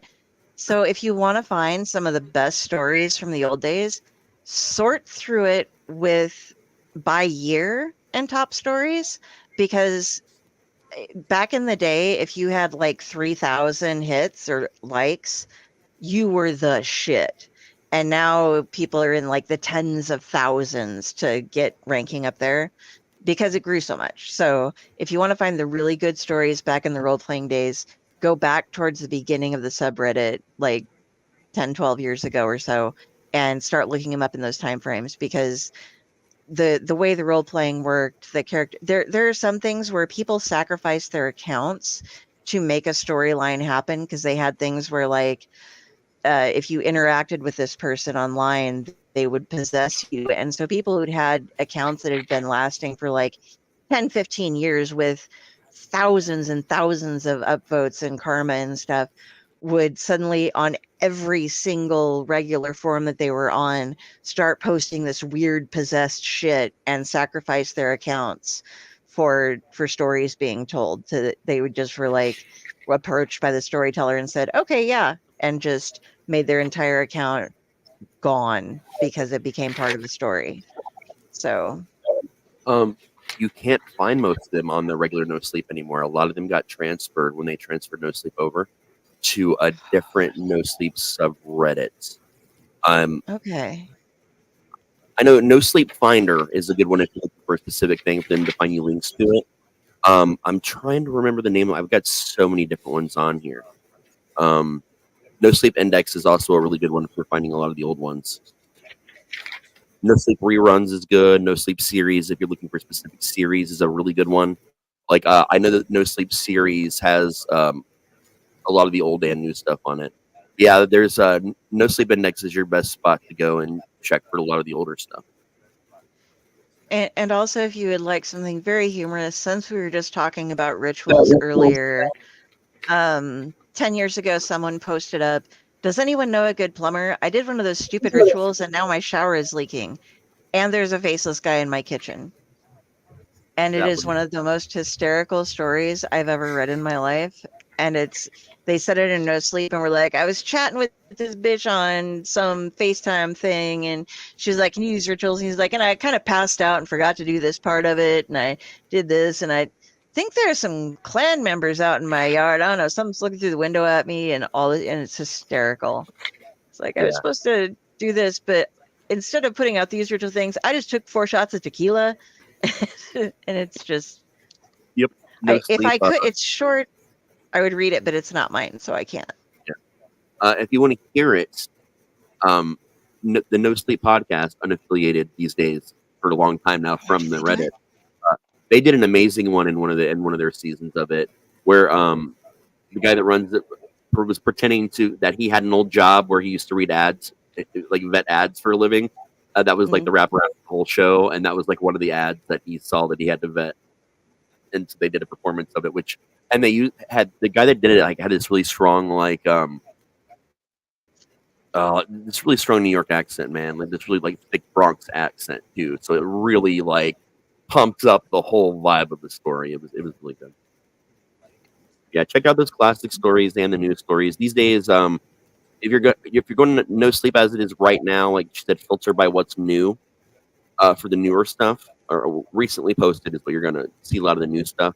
These days, though, if you break 100 upvotes, you're doing really well. You're considered to be doing pretty well. If you break 200, you're great, but still some of the upper people, because they've had the following for a decade or more, are still hitting in the thousands, but still not what they used to. He gets things with when on the subreddit or on the Discord channel that we were on, there would be sudden moments of, oh my God, that's you. And yeah, I got one of those ones ever, but people would figure out who he was on Reddit and just be like, holy shit. I love your I show. got it at that con I went to and sold books at. People that were really into Reddit. And I'm like, doesn't that sounds familiar what you're talking about? I'm like, yeah, did you ever go to Reddit? Like, yeah, all the time. No sleep, right? I'm like, yeah. And creepypasta, too. Oh, yeah, creepypasta. Did you ever read anything by someone named It Sees You? And they're like, no. There's just so many people that bought the books. I was like, oh, that's fucking weird. Redditors are everywhere. You can't tell us by sight. I use Reddit for everything. No, really. Most hometowns have a Let's see. Reddit. Use Mostly everything by is what I smell. Yeah, there you go. Colleges have their own Reddits. I mean, anything you're interested in has its own Reddits times like a million. I keep trying to explain it to my mother, and I'm like, it's this giant forums with different categories so that you can talk to people about. She's like, how about you just post for me if she has like a question or something that needs to be addressed. So I'm like, okay, They're I'll just do truly that then. worldwide web message forums is what they are. That's So, the best way. question. Yes, dear. Is Reddit based on an extension of or possibly a reworking of the original alt.news groups? In a way that they're set up very similar. Yeah, very similar. There Because I are weird remember the ass alt.news subreddits. groups, but I've never used Reddit. Yeah, they're set up very similar. You know, you go in, you make a password, username, then you find subjects, and much like the old news groups, they were separated by subject. It's the same thing, except for just type in a word, and a word or an interest in the search bar, and you'll get a whole list of Reddits that are dedicated to it. There's shit like there is a subreddit for everything, like literally everything. There is one called Dinosaurs Fucking Cars. Yep. And it's a subreddit of people who draw pictures of dinosaurs fucking cars. Yep. Some of them get really elaborate life, too. It's bizarre. finds a way. Yeah. So, but there's a couple of good ones like you drink bathwater is another one, and it's just pictures of people drinking bathwater. And but everything you could want, any movie, any subject, you can find it there. And if you can't, you can start one for it. And people will randomly join your shit. Like I joined one called Juff because I saw it. And I was one of like 4 people. And it was a forum dedicated to a guy whose name was Juff, Juff. And so I'm going to everybody go follow Juff. But I was like, I did a thing where it was like the word Juff and a close up of it. And I was like Juff near. And then I put Jafar. And then I just put Jafar underneath it. And I was one of the all-time best people who didn't know this guy that had joined his subreddit just because I was making memes of him. Yep. I like our pizza. If you're really into pizza and you really want some pizza right now, join our pizza. Because in our pizza, you can just ask for somebody to send you pizza. Now there's rules, like you have to comment so much and build up karma points for the subs and stuff. But you can ask for pizza once you're allowed to, and then someone will send you a pizza. You just have to, at some point in time, also send someone a pizza. It's random it's acts hilarious. of kindness. Yep, there's random acts of kindness as well. Yep, that's a really good one. And you So can, but yeah, you have. Yeah. Is there a what? One for bald guys with goatees. Yep. Goatees. Okay, I thought you said herpes, and I was like, what? Well, I mean, I can't speak. Interesting. This is why you can't I don't have talk herpes, about. no. There's our bald, our goatee, our hair, Yeah, our facial hair. I'm submitted to some weird shit, dude. Like, a lot of weird. Oh no, the Yeah. coolest one is our creepy Ask Reddit. So Ask Reddit is the biggest number I got that one one. on Reddit. Creepy Ask Reddit just collects all the weird questions on Ask Reddit that has all the weird fucked up answers to it. Like, have you ever witnessed a murder? Like random shit like that. And it filters and it only grabs the stuff that's really weird and odd. And I spend probably a couple hours a day, every other day, just reading Creepy Ask Reddit. I've got some really cool story ideas from there. Okay, Raz, is there one for Nazi lesbian hookers abducted by UFOs and forced into weight loss programs? You will find a lot of different Reddits of those individual subjects and maybe a couple combinations where it would be appropriate to start those conversations in. All this week on Town Talk with George. Someone's been watching UHF. I love that movie. There is an Our Ant stuff in where literally people post pictures and tell stories about ants like that they're seeing around, and sometimes they make up funny, weird shit about what the ants are actually doing and why they're there. It's pretty random. Which is the most random Reddit you found so far? I don't know, but there is a Reddit random generator that you can just hit go and it'll suggest random Reddits for you to go check out. A fun joke is that way back in the day, before people who were arbor enthusiasts got involved, somebody snagged the subreddit title Trees. So that is for marijuana enthusiasts. And so to be funny, there is a subreddit called Marijuana Enthusiast or Our Marijuana Enthusiasts that is actually about all things tree related and stuff. So, and then every April Fool's Day, they like swap things for a day somehow. I don't know if they still can, but they used to. On Reddit, if you're a marijuana smoker, you actually identify as an ent, E-N-T, like the classic figure in the walking, moving tree. And every major city has or like Michigan has the Michigan Ents. There's the Ohio Ents. Like, so every state that's got marijuana in it has an Ents page. Every state has marijuana in it. Well, I mean that where it's legal for one reason or another has it. And so you can go in there and look it up and with your state, and it's where people talk about like the best deals in town, pictures of the bud that you're growing, stuff like that. Every state, but you're called an ent. I check that every time I go to Michigan or Colorado before I go. Not to be confused with ent, short for entertainment. Correct. Yeah, I have Or a bunch of Enterprise. really fun ones. Like you drink bathwater. Stories about Kevin is one of my favorite subreddits ever because okay, so people have that thing where they're like, I'm going to talk about my friend. Let's call him Kevin. And there was this original post by some guy who it was this story about a kid named Kevin. It was like Redditors who are teachers, who is the most fucked up kid you've had or something like that. And it was like this kid named Kevin who was in high school that like thought that cats were girls and dogs were boys. He puked up crayons a couple days in a row. They don't know where he got the crayons or why he was eating them in English class, but like all these different things that he fucked up. And so they like decided that there's Kevins, which are just the people who you're like, how have you not died by Darwin's law yet? And then the female equivalent is a Kevina.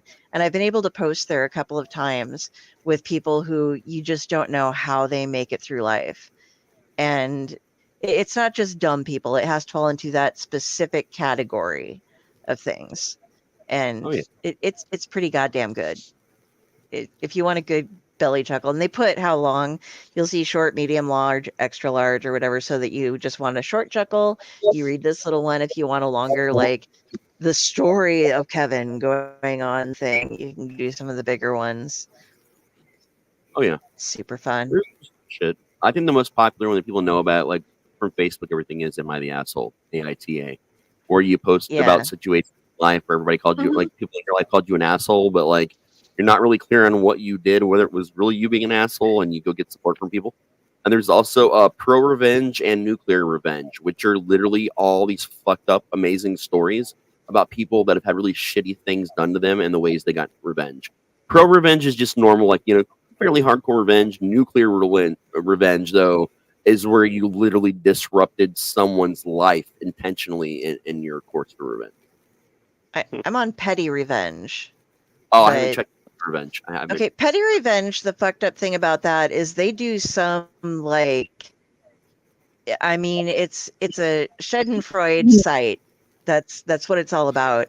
But some of the things that they do to people that that they thought was like a serious offense to me is like, okay, dude, your boyfriend didn't put sour cream on your tacos, and so you like keyed child molester into his car and turned him in for all this shit.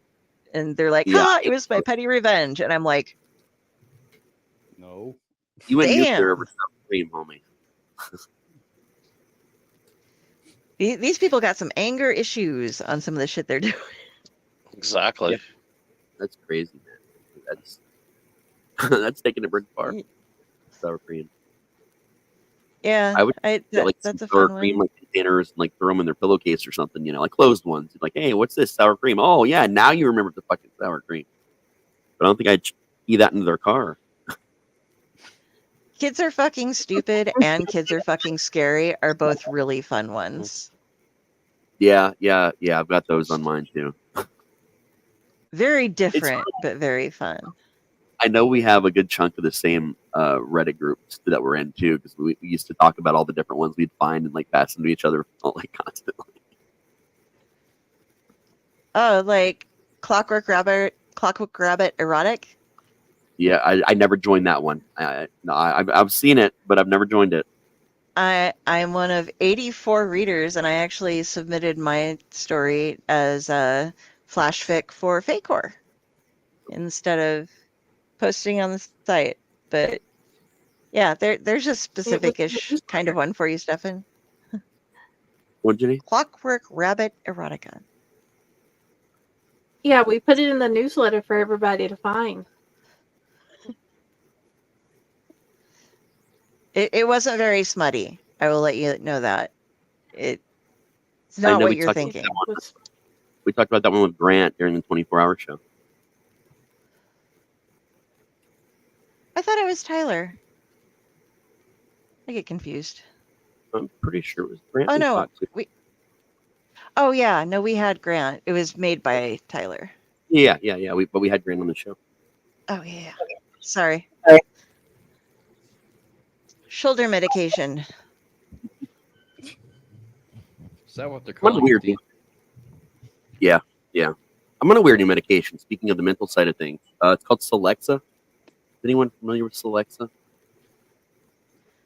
Only after I looked it up. Yeah, not like I'm not taking it for mental stuff. Apparently, they think I don't have. They don't think I have Parkinson's now. They think I have some version of fibromyalgia that was further instigated by COVID. I don't really understand a lot of it. They're doing all these tests and stuff, and apparently, because of the weird nerve issues I already had before this happened, they think a lot of the pain in the nerve stuff is happening where there's receptors that are somehow either blocked or no longer functioning. So even if my body registers it, it doesn't send the pain signals to my brain. But the pain signals that I am getting are pretty bad. So they put me on Celexa, and I've noticed that it's dulled. Like the internal pain that I feel, it's dulled a lot of it, and a lot of symptoms are starting to get better. But at the same time, like if you've ever done core seed and sea, like if you were young and ever went on a sea trip, or was it the robo tripping or any of those things, that's what this feels like. Like it feels like I've taken it's more core seed and sea because it's cough and cold people with high blood pressure, and if you took like way too many of them, you would literally trip and your body would feel like rubber and nothing made sense around you. And if you tried to run, you would feel like you were running like the Flash, and then a lady on a walker would just walk past you and blow your mind. I felt like that, but also dizzy and nauseous for like the first whole week that I was on it. So like that's been not fun at all. But apparently it's a psych med traditionally that they found later helped with fibromyalgia and other things.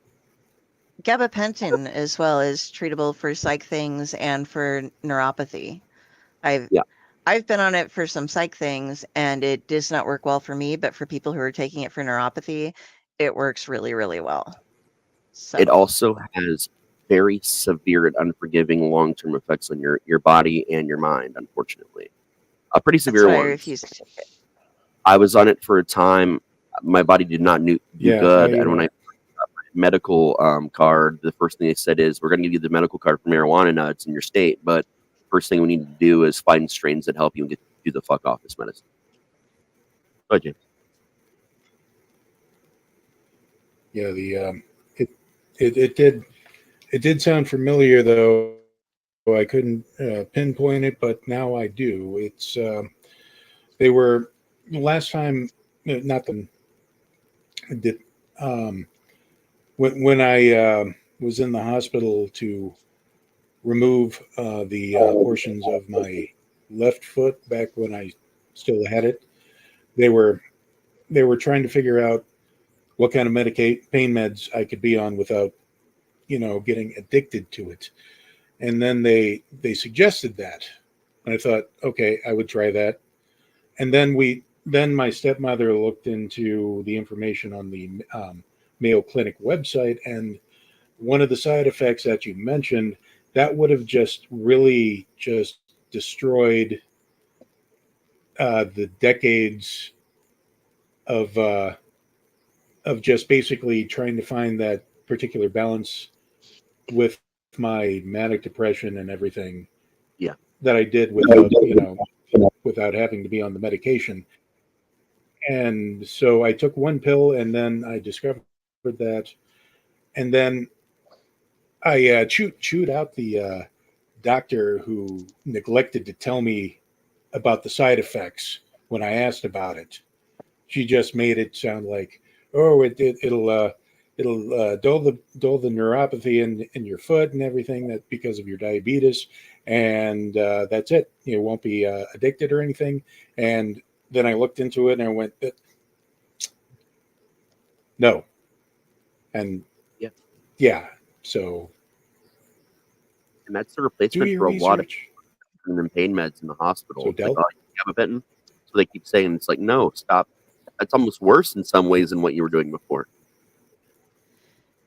Yeah, when I was on gabapentin, I was yeah, questioned at one point when somebody came. I had a really bad seizure and fell, and so my roommate at the time called an ambulance for me, and because they weren't sure if I was okay or not. And when they got there, I had a note that was taped to my door so that I could leave that said things Dell needs before leaving the house. And it was things like keys, phone, wallet, backpack, and like things that normal people would just have. But I would just wow, walk out the door and not know what was going on. I like at one point I unplugged all of the internet because that would fix it. I was putting things in the freezer that belonged on like a shelf. I wasn't allowed to use the stove because I might forget that it was on. I wasn't allowed to do quite a few things because I was that dumbed down by the medication. And when the ambulance people, when the EMTs came to haul me on down, um, they saw the note on the door and they were like, "Is she special?" And they were like, my roommate was like, "No, it's her meds." And they were like, "Ugh." But yeah, but I don't want to tell anybody who, I don't want to say like, don't listen to your doctor's advice. Yeah. But it has worked and towards end of life where it's not going to fuck up maybe everything in your life, you know, um, if it works in those cases, as long as it doesn't really mentally fuck with you, it's better to have a slight fog than a lot of pain, as long as it doesn't give you a severe fuck up going on. I know people that are on it and have never had a problem. Don't even have the brain fog. Very rarely. I think I know a couple people out of the many people I know that have taken it or on it. But I mean, you might be one of those people that the side effects just don't really bother you from meds or doesn't affect you like that. In which case, it's a better alternative than pain meds. Yeah, it's so weird how people can be so great on certain things, and then there's like with other people. I have the only sleeping med or sleeping med variety that works for me is Seroquel, which is actually a medicine normally used to treat schizophrenia. Mm-hmm. But there's a lot of all the different sleeping meds that you can get. They're based on trying to shut down or slow down different parts of your brain. And so it's like, does this one work? Nope. So that's not the part that's causing the problem. Does this one work? Nope. Okay.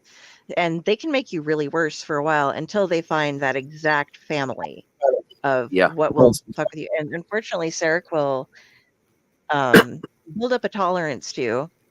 And it's not necessarily the best med for you to be on, but if it's the only one that works for you, because it can cause heart issues. And I was almost taken off of it because of that. But I went from taking 20 milligrams that would make me, like, within 15 minutes be bouncing into walls trying to get to my bed, to where I am currently taking 200 milligrams when I wake up and 600 milligrams when I go to bed. And I have about a half an hour when I'm falling asleep where if I take the med drop, I can just drift off there. But otherwise, I'll just be awake again. So, sorry, med rant. That's okay. Good med rant. It happens. These are actually needed, so people know. So I have to. And I'm also on the same. Oh, yes, sorry. Yeah. I hope you have a good night. Who's talking? And where would you like? Okay. I'll see you guys back Everyone? here tomorrow for 2 Minutes Terrible. All right. Gonna check that out tonight. Catch us tomorrow for You Do were with saying, Terrible, Del? hosted by Uncle Necro. Oh, I was still saying. I didn't realize I was that far behind. Yeah, you're. There's 3 people currently on a lag, and you guys have like it. That's why, like we mentioned earlier, those like dead spots in between because no one knows when to talk or when you're cutting stuff. Because the 3 of you are lagging, and actually Jenny's lag has gotten a lot better, whereas you guys' lag have gotten worse. Nebraska's got shit internet Yeah, right now. I hope it's The not this whole bad state. tomorrow. Yeah, it storms. Well, you know, Yeah. I don't know. We had a private chat to keep track of Yeah. things, and it might feel a little better. But PC runs a little differently than most shows. Yeah. But yeah, James, where would you like Let's, people to find you before you take off tonight?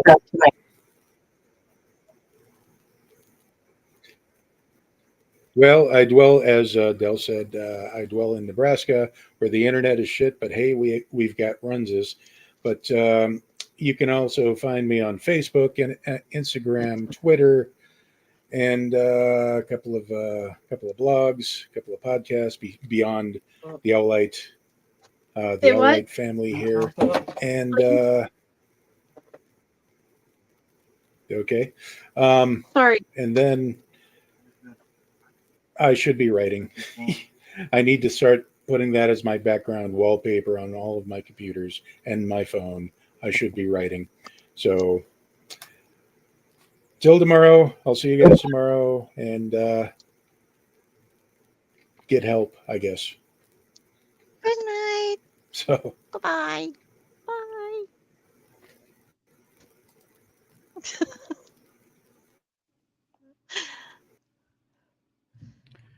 And on that note, I'm going to follow James out, although we're not necessarily going to the same place.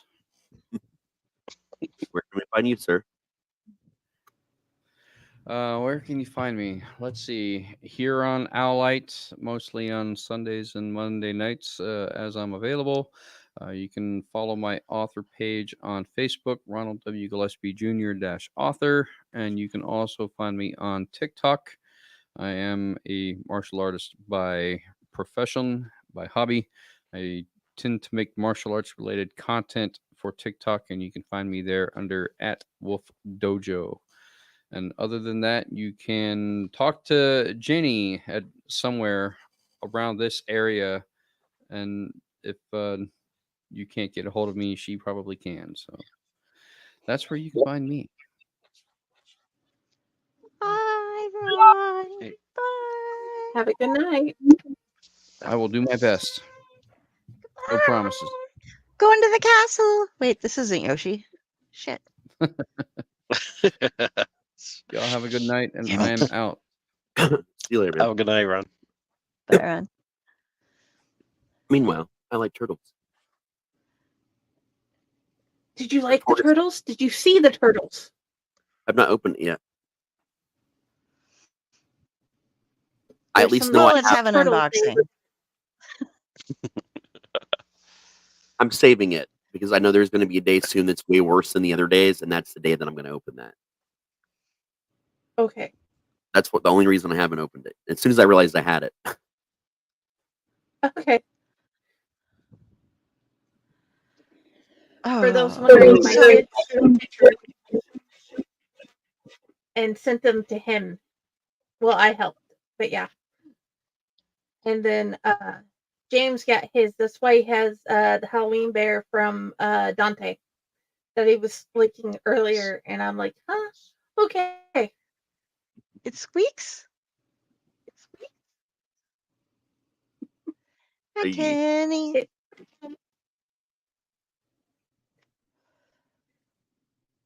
You guys are just tuning in. This is our mental health chat show where we talk about everything and absolutely nothing. We don't know what we're going to talk about.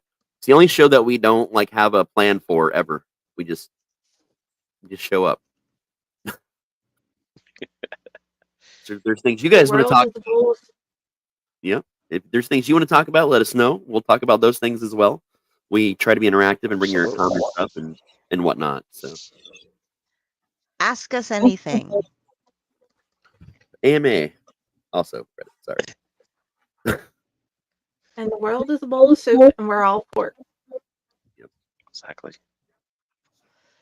That's how you get the carrots, man. Evening soup. And I will never sing that again because I don't remember how I sang it. You won't need to. I'll come up with a new one. It's everywhere. Yeah, we have I'm it. gonna get. Shareable. Yeah, when we re-record that, I'm gonna have like you sitting with a banjo or something, just playing like random ass chords in the background, just like broken chords. Just. That's song. Like to hear it. Here it goes. And then we'll get Tom to like or something, like play some Drum on the random drum ass shit. We'll have him hambone with the spoons. We'll get a washboard for Jenny. We'll do this, man. Did you know that Tom Hiddleston is fucking amazing playing spoons?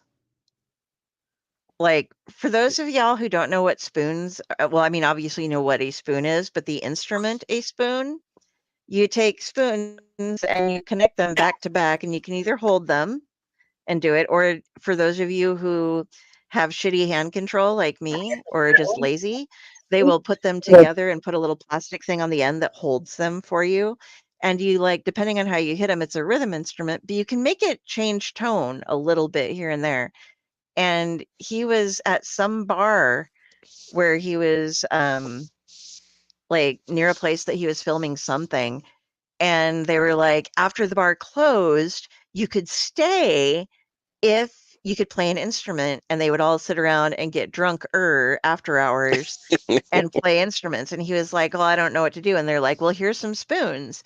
And he doesn't just like know one song. Like, boy took the time and was like fascinated when he found his spoons, and he can play some kick-ass shit. And you can find him on YouTube doing some of this. It's just so weird. He's like, actually, I carry my spoons around wherever I'm at, and like he'll just stand on it, and he'll like be singing with it and stuff. It's crazy. I tried spoons one time, but I got rid of them and I just started eating Jello with my hands. just grab it right out of the cup. It'll be like this cup of the mold, and just shovel it down. I posted it on TikTok. I was once very Does it have well pears in it? Pears? No. It was an orange Jello cup. I was once very well acquainted with a world famous musician that appeared on a number of late night shows and everything back in the 90s. His name was Johnny Hands. And he could actually, just using his hands, like people will make like the fart sounds with their hands and stuff like that. But he actually learned how to do it to make actual songs and tones and everything with his hands. And he would play like entire songs, take requests and everything with his hands. And he opened for Freak for a number of different shows, and we all hung out together. Johnny Hands was an amazing guy, man, amazing guy. I lost track of them years ago after he moved. He moved from Ohio, from where he was living in Ohio, and we just all kind of lost contact after that. Not long after, a couple years later, the band broke up. But like, dude was amazing. Like, and he could play songs by ear with his hands. He would just listen to something like, okay, I know how to do that, and he would teach himself. And if it was a song he didn't know, and like he was doing a show, and you could shout out, he would be like, okay, I know that song. Give me a minute to think about it. And he'd play a couple of notes. Okay, I got it. And then he'd just play it. It was. I It was thought the when you most. said when he was playing by ear that he would just use his ear as an instrument. Oh, yeah. You cause too much damage to your inner ear, man. Well, there is an eardrum, you know. Yeah, but you bang on that, you're deaf. It's not quite as cool as that, but I always loved Leon Redbone is a favorite of mine, and his ability to like just and stuff in his songs was always really fun. I can kind of do it, but I'm better at I kind of just do la da di day di da di da, and instead of trying to make the mouth trumpet sound because I'm going to end up screwing it up at some point and spit on somebody. Dude, I literally mastered mouth trumpet, like mouthing and like air. I can imitate a lot of different sorts of instruments, and I don't really think about it these days as an adult. But when I was a kid, I was so into voice acting that it wasn't just words; it was sounds, and I just went on this whole like decade long like I don't know adventure of just learning how to mimic every song I heard. It was because of oh my god, I know his name from Police Academy. Michael Winslow. Oh Thank yeah, you. It was because of Michael Winslow got me so interested in it when I was really young that I just started learning how to imitate sounds, and I would do this endlessly, like bird sound, you name it, I would do it back then. I haven't done it, so I still do the trumpet because I still do that one all the time, and like get some guitars I can do. Like there's certain things I'll still do like for fun, but like I used to be really good at all that stuff. I could do like it was like over 2 dozen different types of animal calls, even like this weird shit jackhammers, just weird stuff, man. there was a I guy I could went to I high could school do with. I could do trumpet. I could do electric guitar. I could do Hawaiian nose humming. Hell yeah. Nice. That's There's a guy I went to high school with that did a lot of the Michael Winslow things after Police Academies came out. And the one I remember him doing the best was the water dripping sound where you like kind of click your throat a little bit. I always And have a hard time with that. he was really good at that one. And that's all I remember him for. Like I'm sure he had achievements and other things in high school other than being able to make the sound of a water drip. But whenever I see his picture on like friends pages that for some reason still want to be friends with me now that we're no longer in school together, and I'm just like, it's water drip guy. I can't even remember his name. He's just water drip guy. I think I learned how to do it so well because I was frustrated. I can't whistle. I've never been able to whistle in my entire life. Can't do it. And when I was a kid, field days, especially in elementary school, part of it was you had to eat like 10 saltine crackers or something like that, then whistle for field day. That was one of your little challenges. And I kept telling them, I was like, listen, I can't whistle without saltine crackers in my mouth. I just can't do it. My team will lose.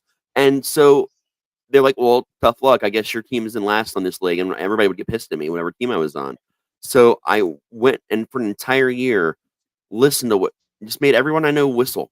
Because, we didn't have the internet back then. I couldn't just go look up whistling sounds. I had to either play music that had whistling in it or ask people to whistle until I practiced it over and over and over. And I learned how to sound like I was whistling. And I literally came back that last day of school the next year. We were already like in second place and it was going to come down to the whistle. And I was up there like, oh, we're fucked.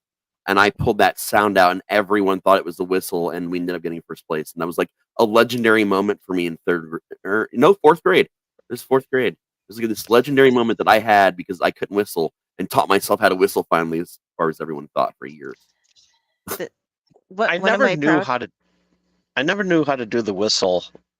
So, when you take the finger and the thing to go and like that. I don't know how to do that. I can do the below teeth whistle because I have a major overbite. So when it's like, I don't want to do it because it'll break people's ears. But I can also do the regular whistle and I can do patience. And honestly, it's people who try to whistle, but like you can make a noise or you can actually whistle and be able to tap into like singing a song whistling. And so like I can actually do like the introduction of Patience by Guns N' Roses and like do very good like song whistling, which I didn't realize was a good thing until I saw other people who can't do it try. And then it's just like, oh wow. You know, That's a shame that you did that.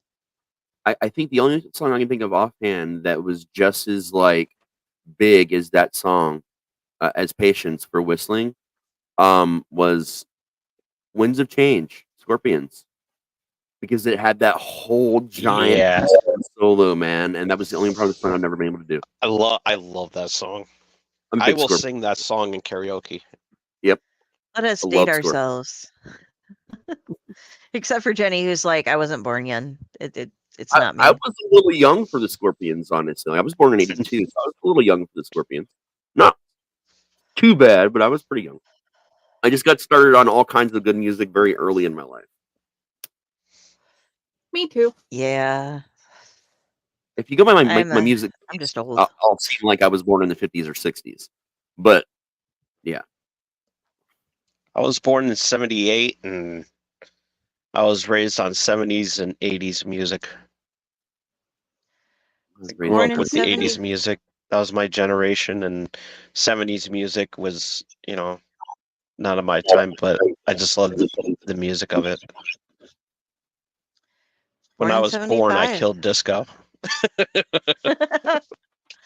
My mother has said that since she got out of high school up until like she retired the first time, she hasn't like really spent, well, it was before she retired the first time, up until Maddie was in her teens and was in like Academy of Rock and stuff. That was when she finally started paying attention again because the kids were playing the newer music and stuff around her. But before that, like when I grew up, there was the big record player, and what we listened to, if it wasn't the radio that was on the record player, was Leon Red and Linda Ronstadt, whom I don't actively dislike. Oh, and Carole King, who is amazing. But there were we didn't have that many records, so it'd be on the radio a lot. But like then mom picked up, she's like, I really enjoy Green Day. Mom asked me to go to Disturbed. It's like her music taste stopped. She wasn't a fan of the Beatles and the Beach Boys, but her favorite music was Janis Joplin, and then kind of full stop up until Green Day existed. So you like ask her any questions about who's saying this, and she's like, I have no fucking idea. I didn't listen to see, music. I was working and raising kids and doing this stuff, and she's like, okay. But she has great taste in music today, so I'm happy. I think one of my favorite old bands of all time. I don't know if you guys remember them, '50s and '60s. Like there's a lot of big doo-wop groups named after birds like back then. There was the Orioles, there was the Crows, there was a bunch of them from back then. But one set themselves aside because at the time, the guy that formed the band smoked cool cigarettes, and back then the mascot for cool cigarettes was Willie the Penguin, because it's the cool brand of the penguin, cool brand of cigarettes, and they were cool to smoke and etc. So they named themselves the Penguins to to kind of stick with the bird doo-wop motif, but to be cooler than everybody else. And Yeah. they created the first rhythm and blues song, what actually is considered R&B in 1954, and everybody knows it because we've all seen Back to the Future. Earth Angel was actually the first R&B song by the Penguins in 1954. Like, and this is something I knew well before I was a DJ. Like I was a fan of the Penguins and old doo-wop. Like it's a lot of different generations of music, but like I would say going back farther, I would say 50s. I would say my favorite 50s band, like full band, was probably the Penguins. Did not know any of that. I know Jenny, weird. I think we've been talking over you. I know I have. I've just given up and sat back and been listening. But I have enjoyed the one playlist that Raz has given me. I even set it up on YouTube for him. I think I was supposed to do one for the first one too, wasn't I? And it's a different type of playlist. Okay. I think it had books. So it's a reading list. Yeah, there was one the one you wanted me to send you was for Sounds of Crimson 2, because I started off every one with a song, and you wanted me to gather the songs, and then you were like, you should do one for the first one. And I just don't remember if I ever did like a suggested listening list. I could probably go back and do that. I just remembered it just now when you said that. The reason I suggested a suggested listening list is because I'm seeing it a lot with a whole lot of authors. and it's getting them more traction. And B, I enjoy your taste in music, and I think others will too, for what you come up with each chapter. I'm literally about to go back and look at that because I cannot, for the life of me, remember. I know, like, it was all shit that I liked listening to, and it was all from different Yeah. decades and genres. But I'm trying to find that list. I know I think it's on my Facebook. I put I have a link to different music videos on your YouTube, so you can just look at it there as well. My brain is dead and I can't find it. If you find it or if you know the songs, like, let us know because Oh, I can trying to give me a second. I'll send the playlist. Quick thing to all of you authors out there, or comic book creators, or any type of person that is creative and wants to give us a playlist of what you were thinking about. Please do not only link it to Spotify, because some of us hate Spotify just because we either don't want to listen to songs that we didn't put on a goddamn playlist or commercials. Thank you.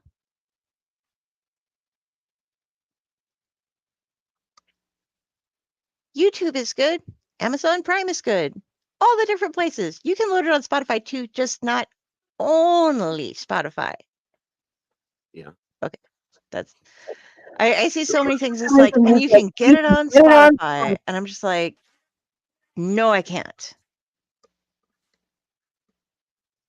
I mostly just listen to the podcasts on Spotify. Chain smoking. Yes, Kenny. Me too. Haha. I was born in the late 90s. Hate music that comes out nowadays. Kind of sad how bad these newer artists are lately. I love most 70s to 90s music. Sad I wasn't around to experience all those talented people in their prime. I hate Spotify too. LOL. Yeah, I don't use Rock Spotify. on, Kenny.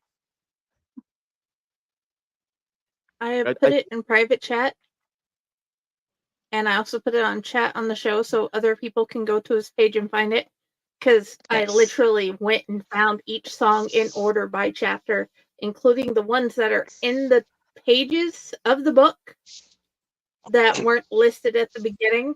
Because I'm like, ooh, okay, I need to have this, this, and this. Let's see what I got. I got Little Things by Bush. Okay. Burden for You by Blue Oyster Cult. That's actually a song for the entire trilogy. When I was originally writing it, that was the song I had on, and it gave me an idea, and I actually mentioned the song numerous times, I think. Matchbox 20 Bent, yeah. I Am Machine by, me.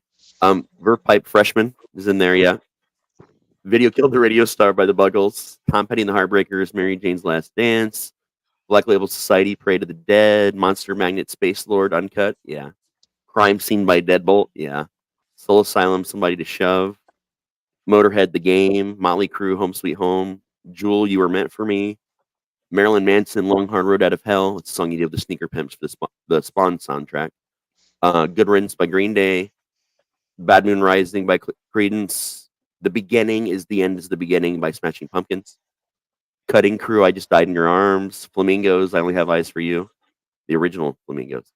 And Another Brick in the Wall, part 1 and 2 by Pink Floyd. Good Riddance is my funeral song. Yeah. That's an interesting list, yeah. That's accurate. I have one that I think is a really good list. It's my Saudades soundtrack, and it's just nostalgia shit, or maybe not songs that were from back in my youth, but songs that make me think of those things. Mm-hmm. You know? Yeah, Because there's some songs that like people today are reminiscing about things, and so it kind of throws you back into that time. And saudades is a Portuguese word for that we don't really have a translation for it. It's kind of like homesickness, but it could apply to something you never even had. It's a feeling of missing and stuff. And so it's sometimes with nostalgia, but I like to get new songs to add to that and just be like, oh, it puts me in that frame of mind. Oh yeah. So when I was writing the books, and the first one I did it with first one I did with books, the second one I did with music, the third one has movie quotes. So there's a story being told inside the story for people that actually want to bother with it. If you actually read the passages that the quotes are contained in from the books in the first one, or listen to the songs listed as the chapter titles in the second one, it actually adds a lot to what's going on and gives you a feel and a vibe for what's about to happen in this chapter. And it just provides additional context and things like that, like emotion and things like that. It's just something that I'd read about in a psychological journey and journal, and really wanted to see how it affected people in writing. And I really liked it. So I figured it's the only trilogy I'm ever only project I'm ever going to do this in. And it was books, music now, and then it'll be that. The quotes thing can be very effective. Like, if I ever hear the quote, Mr. Kurtz, he's dead, or Mr. Kurtz, he dead, I automatically go into the Hollow Men, because that's one of the quotes that he put at the beginning of it, depending on which book you read that comes from it. And I hadn't even thought about it until I was doing some more research for a short story I'm working up that's kind of based around it. That I always assumed that the Tumid River was I can't remember exactly which one. It's one of the ones to hell, but it starts with an A, and I can't remember it. But it's one of the rivers that you have to cross to go into the afterlife, basically. Archeron, that's what it is. Yeah. And but according to people who are speculating on it, because he included the quote from Heart of Darkness, and that entire story is a trip down a river further and further into darkness, they kind of combine them. And I think there's even another river that they involve, depending on what all you think of the context and stuff. And it's Yeah. But little things like that, like the quote that I'm going to use in one of my upcoming books is, "Boy, why are you crying?" And that's one of the beginning lines from Peter Pan. And that's the problem, is a lot of them you have to like kind of put what the quote's from, because it might not be the most popular book quote from the book, but it's the one that means something for what you're writing. Well, in So literature form, you have to give the proper credit anyway, and you can't just write the name of the writer. You have to also include the project for the official accreditation. Yeah. But yeah, it's really cool because you're allowed to quote people legally, and this is something I had to learn a lot about when I wrote the first book. Was like, am I going to get in trouble for this? And there was a lot of back and forth, and then it was if you asked permission, and then you found out that if you quoted correctly, and it was just a small quote within a certain amount of words, there was gray area. So I actually reached out to Clive Barker. I reached out to Stephen King. I reached out to a lot of different people that were actually alive or estates for every quote that was in there. Some I got responses for, some I didn't, and a lot of the responses were, "Yeah, that's fine. Free legal use. We understand. You're only using this." And I know Sarah, who was one of Clive Barker's assistants, like personal assistants, said, "Yeah, and when you're done, send us the ebook so we can check it out." So that was really cool. Very But yeah, nice. because I didn't know if I had to contact people. But what I found out is, as long as I'm citing it properly, and again, there's gray area here, as long as I'm citing it properly and not defaming their work. That's the other rule. You can't be using the quote to defame the spirit of the work. Like it's part of what's in there, or how you can use things. Clive is a sweetheart. He's just one of the nicest men, and he's been through a lot. Yeah. So to fill dead air here real quick, so I once again, back in my little pocket articles, there was an article calling out George R.R. Martin on not having updated us for 11 years on the next book again. And I color me surprised, but people have been bitching about this for like 3 years. Yeah, and he does. I'm like 3/4 of the way through the book, like 7 years ago or something. Don't quote me. I don't know the exact dates, but I'm almost done. He said during COVID that he was almost finally done with it. yeah. But I am going to pull up. Neil Gaiman said many years ago, folks, George R.R. Martin is not your bitch. So Barker can falls under write. that line though, because Barker promised a number of books before things started getting really bad for him. It was books in a series, different TVs and miniseries, like back in the late '90s, early 2000s. He made a lot of promises, and so far, Hellraiser got repicked back up, and he did a new Hellraiser book, actually, the Scarlet Gospels. And so he eventually, got back into that world. He was supposed to finish the Aberrat. Still hasn't finished the Aberrat yet. But one of the biggest ones, the one that hurts me the most, we were promised 3 Cabal books and only ever got 1. And still that TV show keeps getting in developmental hell. Last time it hit developmental hell was literally just because that and the Hellraiser TV show, not the movie, but the show, they both went to developmental hell because of COVID.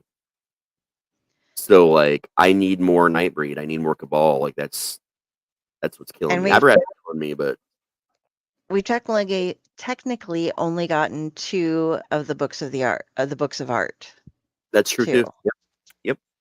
And so I I loaned my grandfather and I, Papa would loan each other books for quite a while. And for some reason, it was because he lived in a small town, and like really small town. It's Tekamah, Nebraska. Look it up, boys and girls. But they would go down, and like the book club was just anybody in town who read. And sometimes they would just get books at the local thrift shop or whatever, or they just would trade each other books. But Papa got into a lot of Harlequin romance. Like he was more into Westerns and stuff. He had all of the Louis L'Amour, but he would have like boxes, like I have boxes of romance books and stuff like that. And it always cracked me up. But that was one of the things when he started getting dementia really bad, he actually didn't want to, he wouldn't read anything longer than a magazine because he would get lost. And he does what we do. Like you're reading and you suddenly, like, you're hearing the noises and everything. And then somebody calls you and you're like, wait, these guys got to finish. Oh, wait, they can pause. I forget that they stop moving when my eyes do. But he had that level of thing. And I loaned him some different books. And I loaned him first off the first book of the Green Mile. And he was like, that's Stephanie King. She's not quite what I'm into. And then I loaned him the first book of the art, the one with the pond and the girls getting pregnant. I'm like, it's the one that's not in my stack right now. Do you know what I'm talking about? Oh God, the Great Secret Show or Everville? Yes. No, Great and Secret Show. I have Everville right here. Oh no, I have it right below it. I just couldn't see the name because of the cover style. Yeah, but it has, like, towards the beginning, it has that scene where there's like some of the way the creatures are developed are by people producing their own bodily fluids and bodily excretions and combining them. And I totally forgot about that when I loaned it to Papa. And he was just like, that was interesting. I don't think I need any more, but that was interesting. He read the whole book, but I forget sometimes that I know that my mom will never be interested in some of the things that I like, but some other people I like. Here, you're a reader. Have some. Oh, shit. You're a reader with actual morals and, well, like taste.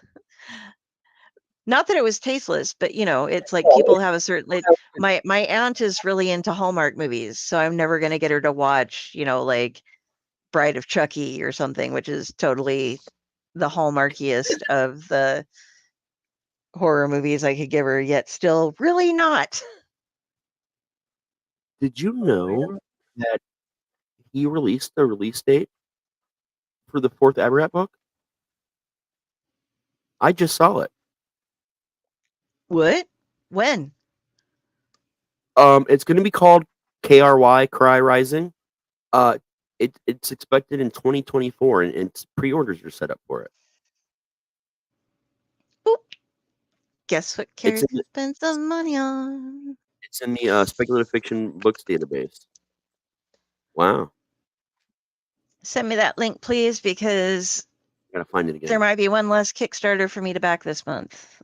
I'm trying to make sure it's a fully, reputable spot first before I give it to you. Because his site's not been updated, honestly, in a really long time.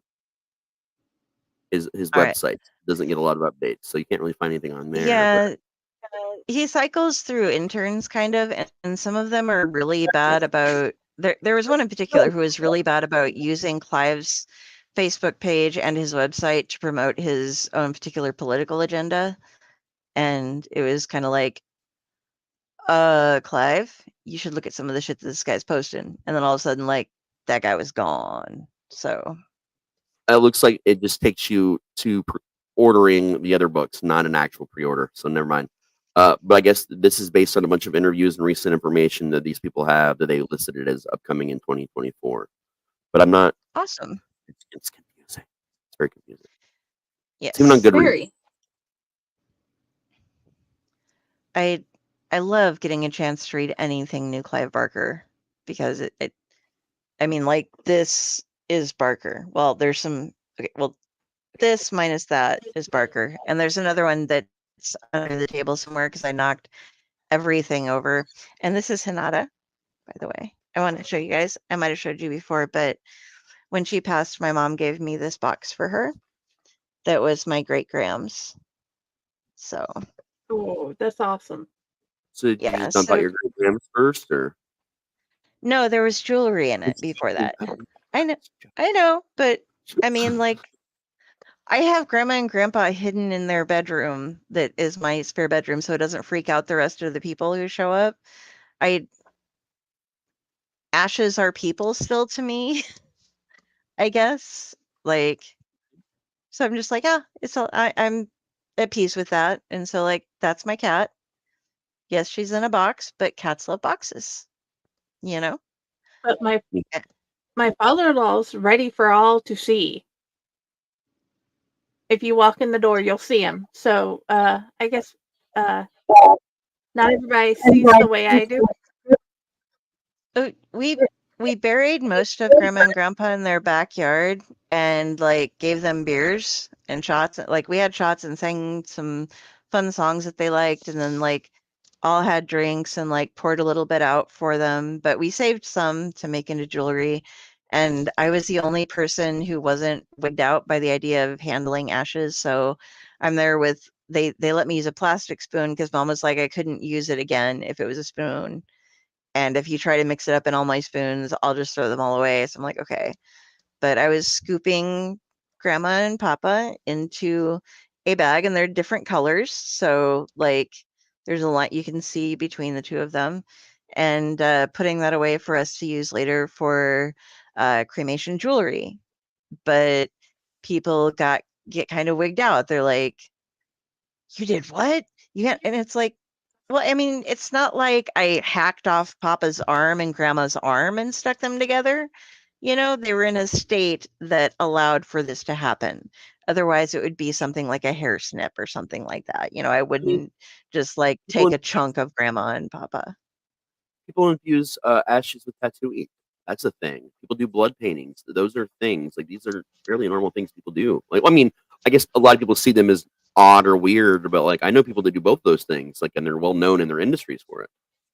Yeah, I have one that comes on frequently who distributes her blood to the printers to print her books.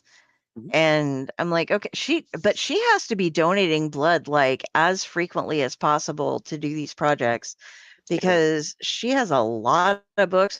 And the thing is that my beliefs that fall into the magical realms and the things that I practice, nobody gets a hold of my blood or hair or nail clippings if at all possible. I mean, if somebody's rambling in my trash, maybe, but I don't freely give out bodily parts, I guess, unless you're somebody special.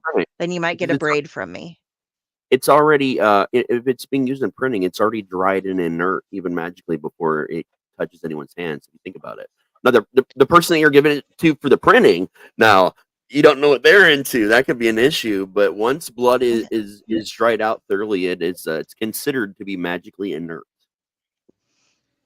Fun fact: Kiss, Gene Simmons donated his blood to make the Kiss comic book. Yep. It was a limited edition. Yeah, he used his blood for the ink. We have my friend Raven.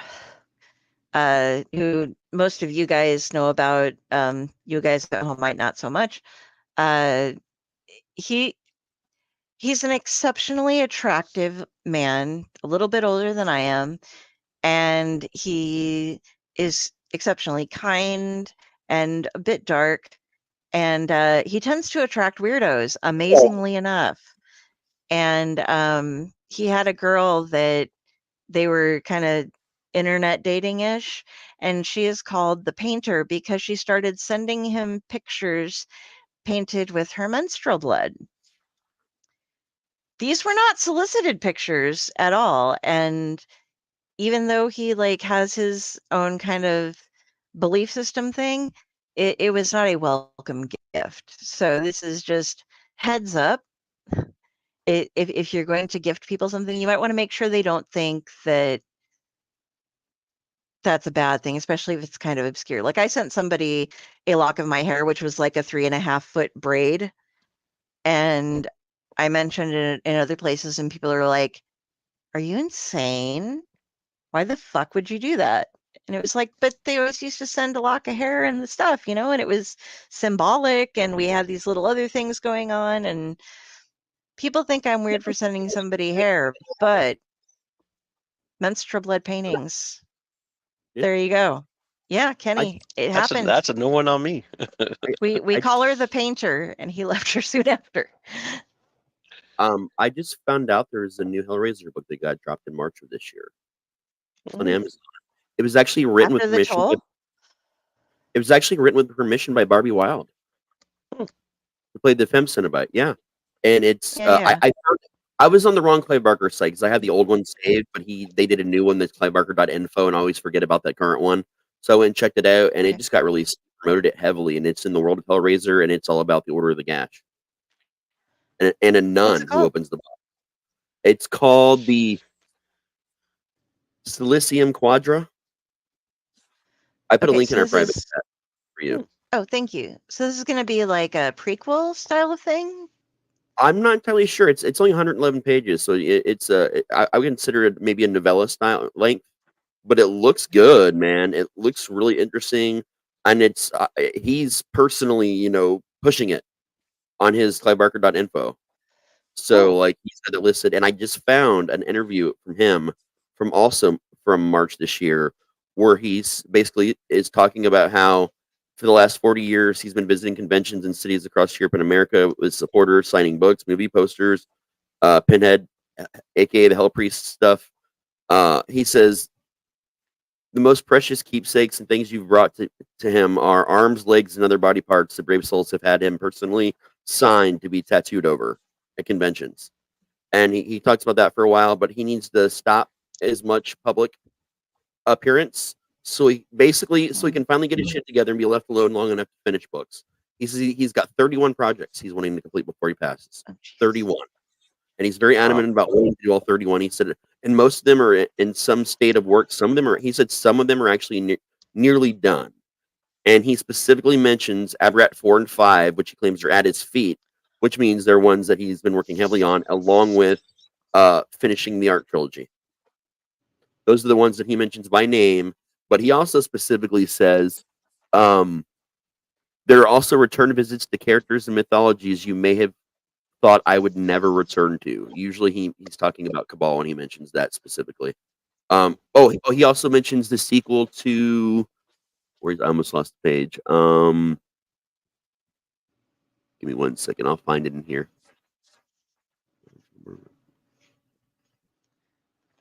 Those of you who have been wondering, I do have a sequel to The Thief of Always. Oh my God, really? That's also named personally. So yeah, I mean, I guess he really is back to officially working because this was in March, and he's planning on. He has one last big public appearance in October, though, at one of my favorite horror conventions of all time, Spooky Empire in Orlando. Oh wow! I want to see him so bad. My cat broke my box, so I no longer have a. I have a regular model one, but this one is fucking heavy, man. And I got it for like $15 or something. So some of those things that you guys see out there, they're actually, this is a amazing quality, super heavy, super solid. It's not hard as long as you can get your fingers in the right spots to move it and change it around. And it displays so well, and it comes with a little stand and stuff. So, I mean, yeah, there are places that are going to rip you off, give a little judgment call, but with the ease of 3D printing these days, some people are doing things like this that they know will sell like mad and just kind of carpet their, disposable income for them. And then other higher reaching things that you'd want to go in for that will then cost you more to get into. So I know where you can right now get screen used ones actually made with the wood and metal. okay, that's out of my price range more than likely. You'd be surprised. There were so many boxes they actually had at one point in time for different movies. I've seen some versions that, because they created versions that moved, versions that didn't move, versions that were in different states of movement. Like, so there's really tons of these boxes around there. They're one of the more common items you can find. I've seen them listed anywhere between $200 and $800, to be honest with you. I would love a Leviathan configuration. Because I'm like trying to show people it's when it's a pulled out octahedron. Is that that's the more expensive ones? I've seen that one go for like $1,100-$1,200 before. Yeah, and we need to figure out how to give me lightning magic so that when I start taking that apart, it like over my fingers. You gotta think, as much as we love Hellraiser, that's still pretty much considered a more esoteric horror film. People know who Pinhead is, but even most people that know who Pinhead is have not actually seen the franchise, really seen it, or really know anything about it. He's just a popular visual character more than anything. But it is considered a lesser horror. Yeah. I'm completely obsessed with Hellraiser and the orders and stuff. And by the way, check out the Hellraiser comic books. Way back in the day, D.G. Chichester, our friend of the show, was the editor and one of the writers for some of the original stuff. All went through a Bible that you can get if you subscribe to his website, I believe. And but they created new orders and new Cenobites. So nice. the Hell Priest, aka Pinhead, was present. However, I mean, he was Leviathan's chosen son, but there are all these other different Cenobites as well, including like one that was made from an army veteran that was like full of pain and everything he went through, and he was loaded up with bullets and had a freaking automatic rifle was one of his things, and studious librarian ones that can twist magic and do things around, but everything their powers are based around are like knowledge and finding things to influence their orders and stuff. There is more to Hellraiser than just the Order of the Gash.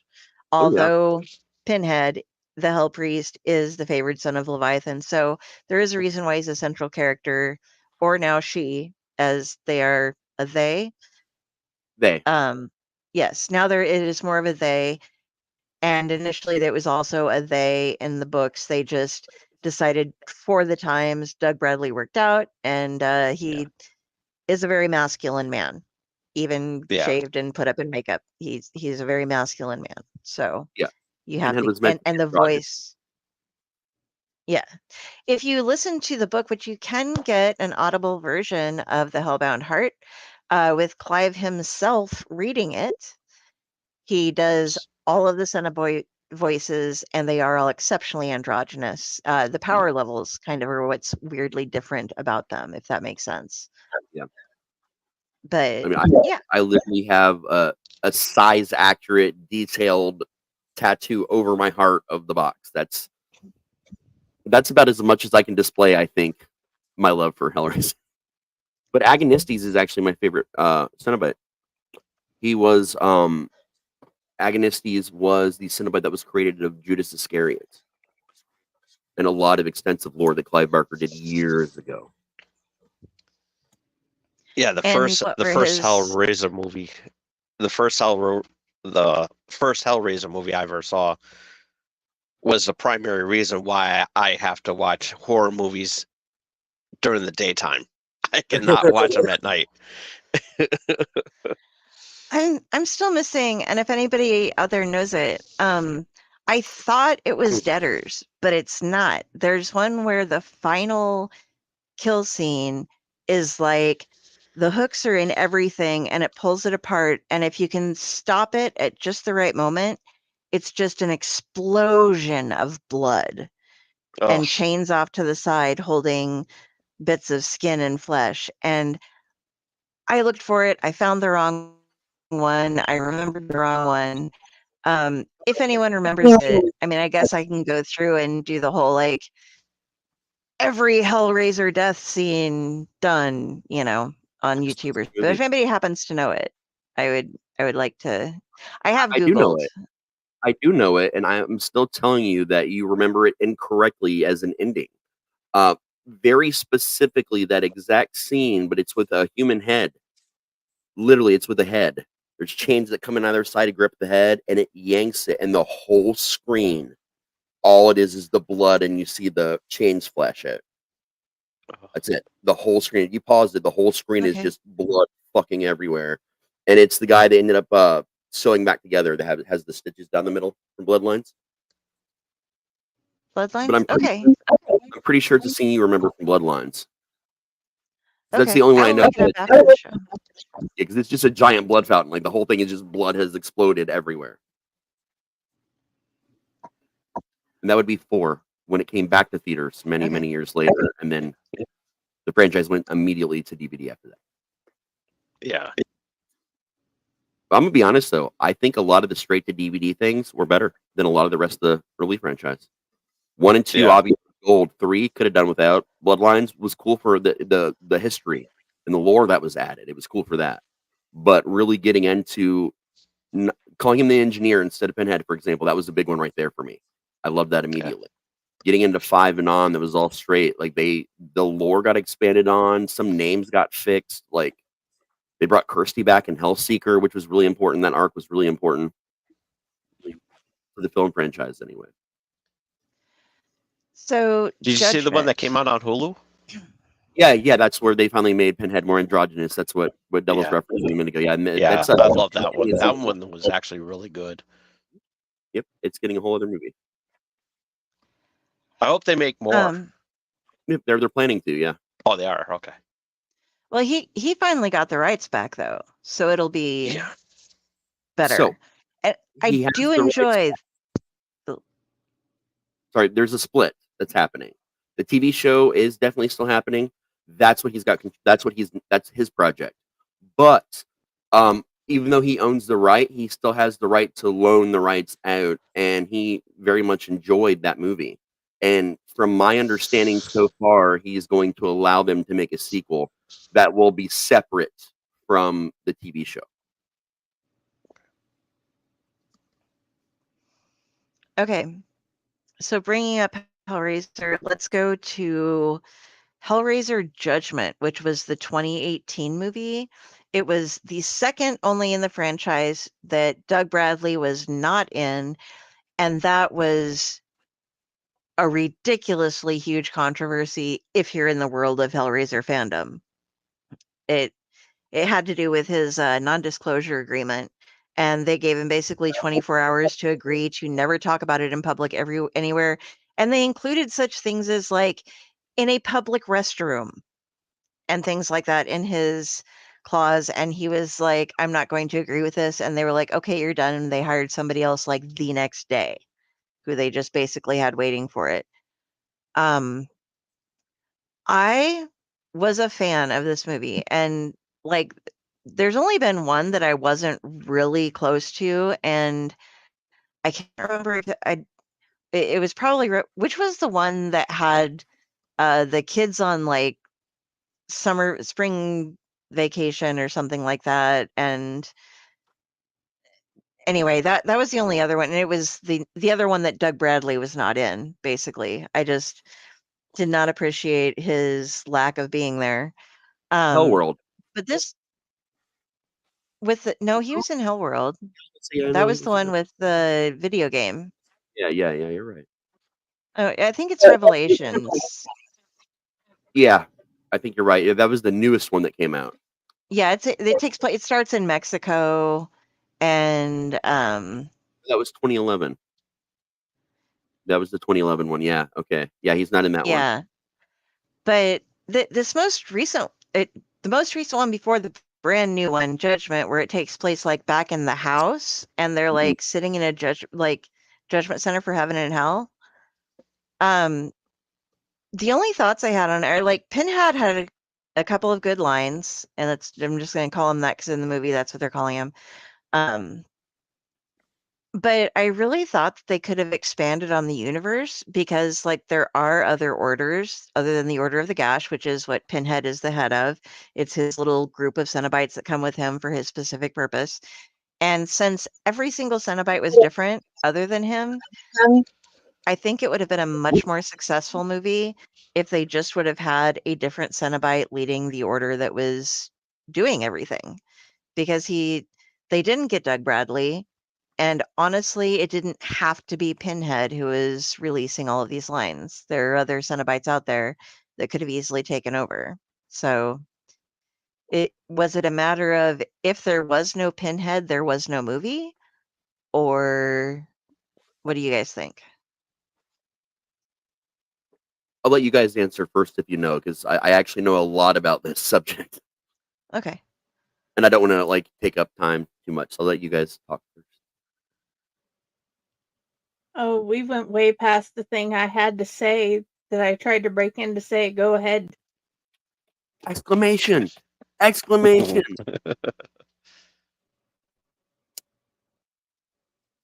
We'll backtrack for a second and see what you wanted to say. Let's backtrack for a second. We can do that. Yeah. It's our show, damn it. We can do whatever we want. Okay. The thing that going back to the death thing, the thing that still bothers me, and this is something I was talking about with Martha in the interview, how people still feel it's taboo to talk about, how they're uncomfortable to talk about it, find out what someone wants when they die. Why not just go ahead and have a conversation when they're healthy? And we here have our loved ones out where you can see them. Sitting in the kitchen right above the couch, because so everyone could see her. She still mattered. She was still part of the family and in the room. My father-in-law is right there where everybody can see him when they walk in the door. And I think the most interesting time is I had no problem also with doing anything with my aunt's cremains. So I helped transfer the ashes into the urn, set up the necklaces, and made sure that everything was set up and ready to go with my mother-in-law. So my aunt could end up in her final resting place or in the keepsake necklaces. And I just want other people to see it's not a bad thing to talk about. Yeah. You Definitely. need to make sure people know before you die. Definitely, man. That's why you have the Corpse Garden Chronicles. It's like in the Padded Cell, we do stop and take breaks about mental health, but like we try and make it normal for people to talk about normal subjects that it's okay to talk about. I agree with you. And that's going to be the next episode. Because a mom and an RN want you to understand from the picture of an RN what you need to know getting ready or helping your family member get ready. Or as a parent of you need to have these conversations and you need to just get over it and have the conversation.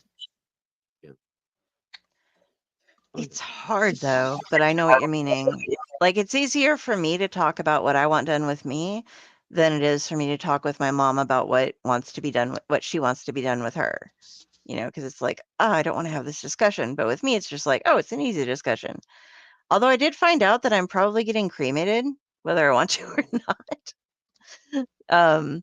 So I have to figure out I know my father currently has a life insurance policy out on me in case anything happens to cover that. So I need to see like what it covers. Because I would prefer not to be cremated, but like my mother, she's claustrophobic and she is terrified of spending her entire afterlife in a box. So she wants to be cremated so that can't happen. Unless she gets stuck Which in is an urn. well, Madeline said way back in the day, like when she was 3 or 4, that she would carry mom around in a Ziploc and take her everywhere she went. So, Nice. so we're like, So we have what you're destinations for mom. have an artist design a box and put you in the box. That way, if someone solves it, they find your ash. Put me in a puzzle box. That's what I'm That would saying. be fun. Yeah. Yeah. Get like, if I can get the gongs going, that'd be so Yeah. cool. Little sound But trigger human effect. ash, for a human, you get a good chunk of ashes when you have a human being, man. And I'm a bit chubby, so you're gonna get some good ashes off of me. Nah, man. Chubbiness melts off. Fat boils and Oh, melts off. okay. Yeah. Yeah. A lot of what the What's ashes left is your bones. burns you down to your bones, and the ashes are your bones. I don't know why that never occurred to me And before then they because put you I in cook. Right. they put you in what's called a cremulator. Basically, it's a blender that breaks up bones to ash. Because there's a certain size that everyone can legally have of pieces of bones in this country. Yep. A lot of laws. Back to Hellraiser Judgment. So, what you have to understand is. Did Go ahead. Tom Dog have anything about Hellraiser Judgment before you yeah. were going to go into it? No, I haven't seen Hellraiser Judgment, so. Oh, okay. Okay, so the thing you have to understand is the NDA they asked him to sign at the time, that was fucking normal. In fact, it wasn't even one of the crazier ones. Years before that movie, Hannibal got released in theaters. I'm sure you guys remember Hannibal, right? Yeah, I like that one.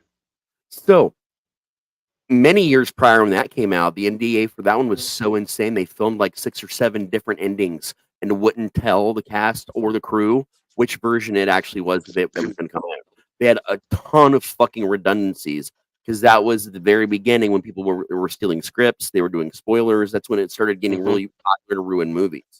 So, Hellraiser being the property that it was to bring Doug back to do this project. And, they weren't even announcing at first that Heather Langenkamp, of all people, were going to be in it. Like, they were keeping as much as possible under wraps for this as this big fucking shocking, like, what the fuck out of nowhere. This is going to usher in the new era of Hellraiser.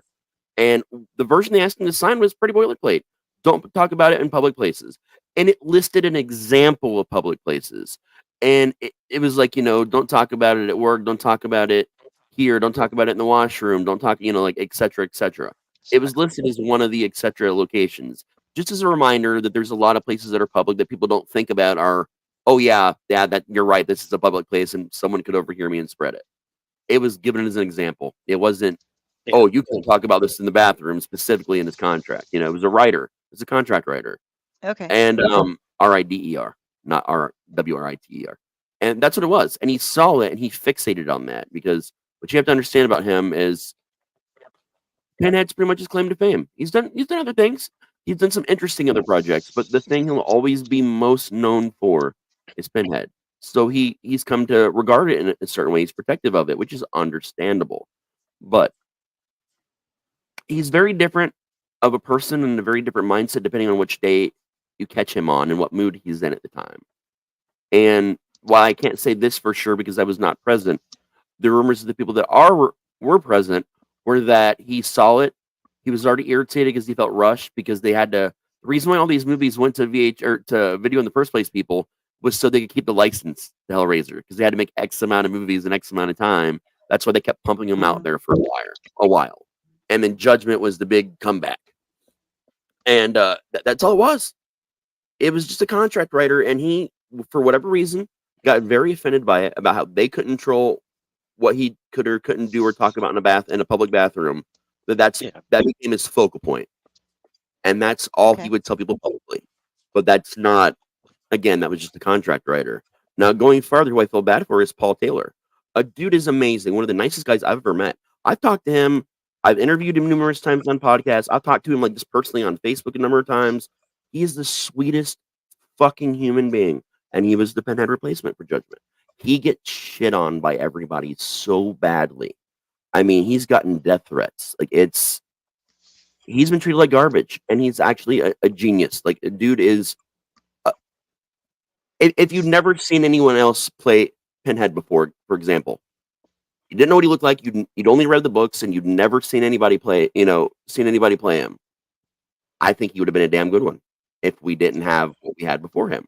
Honestly, I truly do think that, and I feel bad for him about that. But they had Heather Langenkamp, which she did effects and stuff. Like, she stopped acting years ago. So that was this big deal. They had all these people coming together, these stars, these unknowns. Originally, Paul Teller was just going to play another Cenobite before they moved him up because he had actual theater experience as well. And you could tell that the way he delivered lines and his movements. Like, his movements were actually better. His physical movements were actually a little bit better if you go back and analyze the movies. But it came down to that clusterfuck. They wanted to make this big one, this big comeback, and he just didn't like the writers and the contracts and turned it into this very vile, angry rant, which he delivered at cons. He talked about publicly. He still mentions from time to time, and I'm not saying he's wrong for it. It upset him and offended him. That was his right to be upset or offended. Yeah. But what he got offended over wasn't the situation that it was presented to be. So it's heartbreaking all around for everybody involved.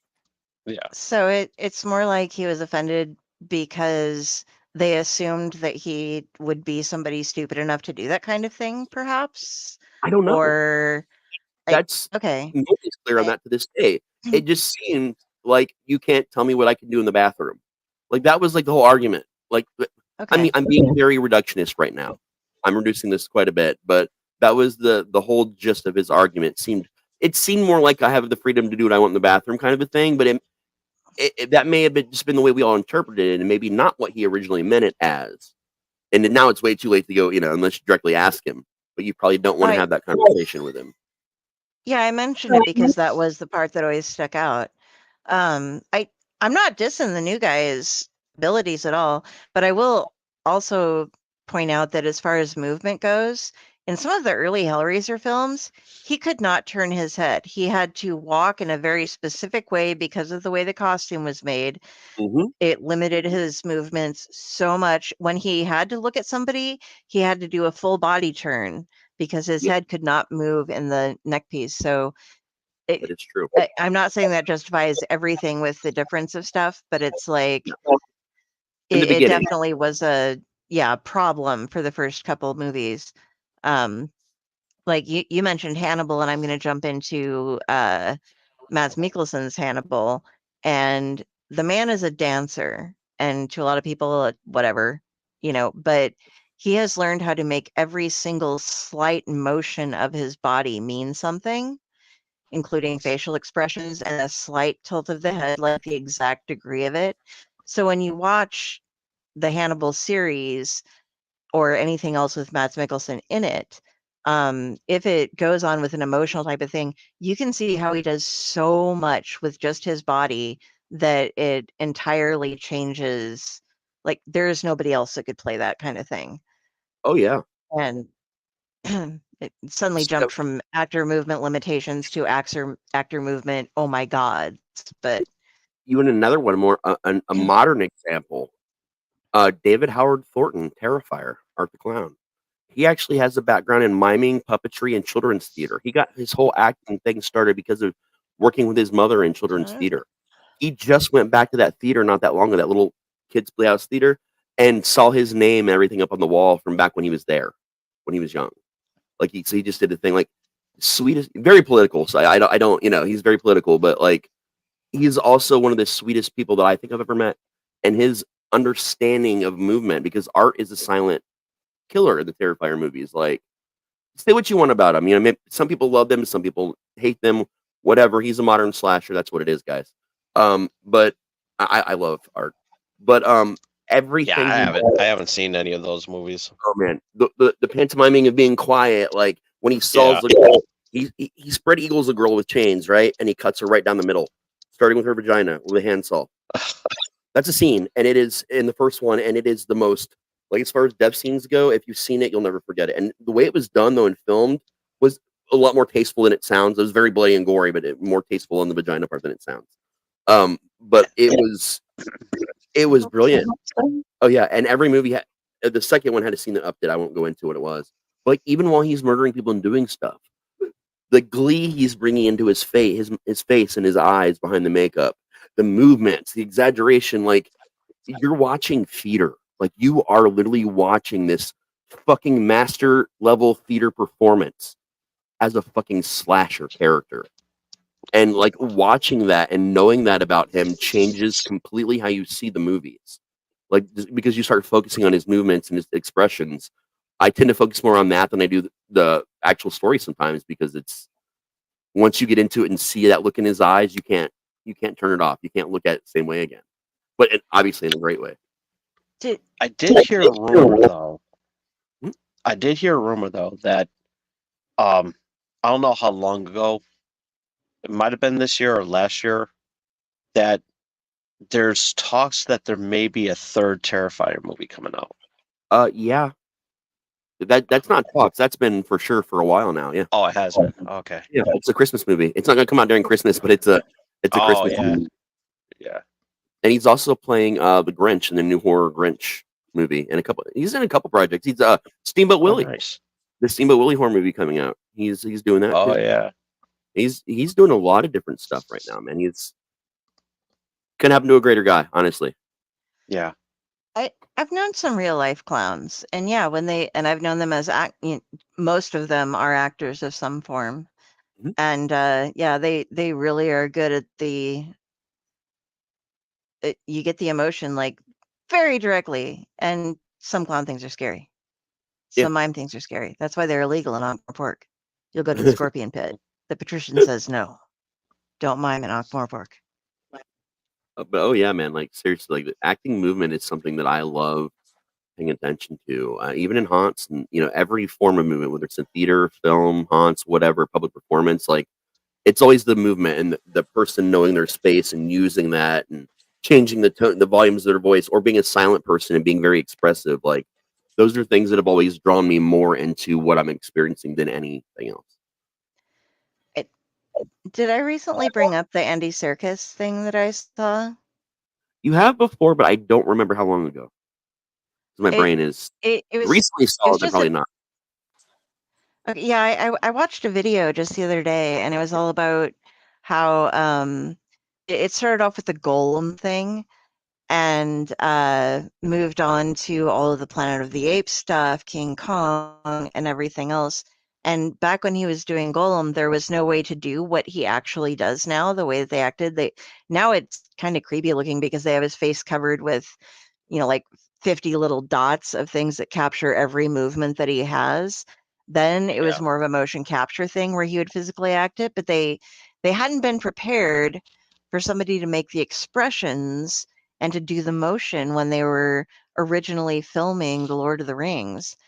And then when they realized what he was doing, and by the way, the sound is he was looking for something to do that, and it was his cat hacking up hairballs that gave him the idea and the way to do the type of thing. But yeah, they credit him with like creating an entirely new form of acting, which is just like the motion acting as well. You get the motion in the voice, but there's somebody else that you see. And like the scenes in Planet of the Apes, where that you see the ape's eyes like going back and forth, and it's just extremely minute muscular motion on the face, and the depth of the eyes with the understanding that comes through in some things are just chef's kiss amazing, and it created a new field for a lot of people who might not have been like the right build or look for a movie. They can now be a creature style of character or something like that, or something that they're going to put something over, but they can still use all of their body and all of their voice and all of their emotion into being a part. So I think that's a very cool thing that has happened due to nerd culture in general. Like Yeah.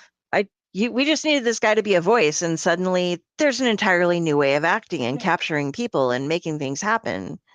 Mhm. And it's basically due to one human being who is just that good at it.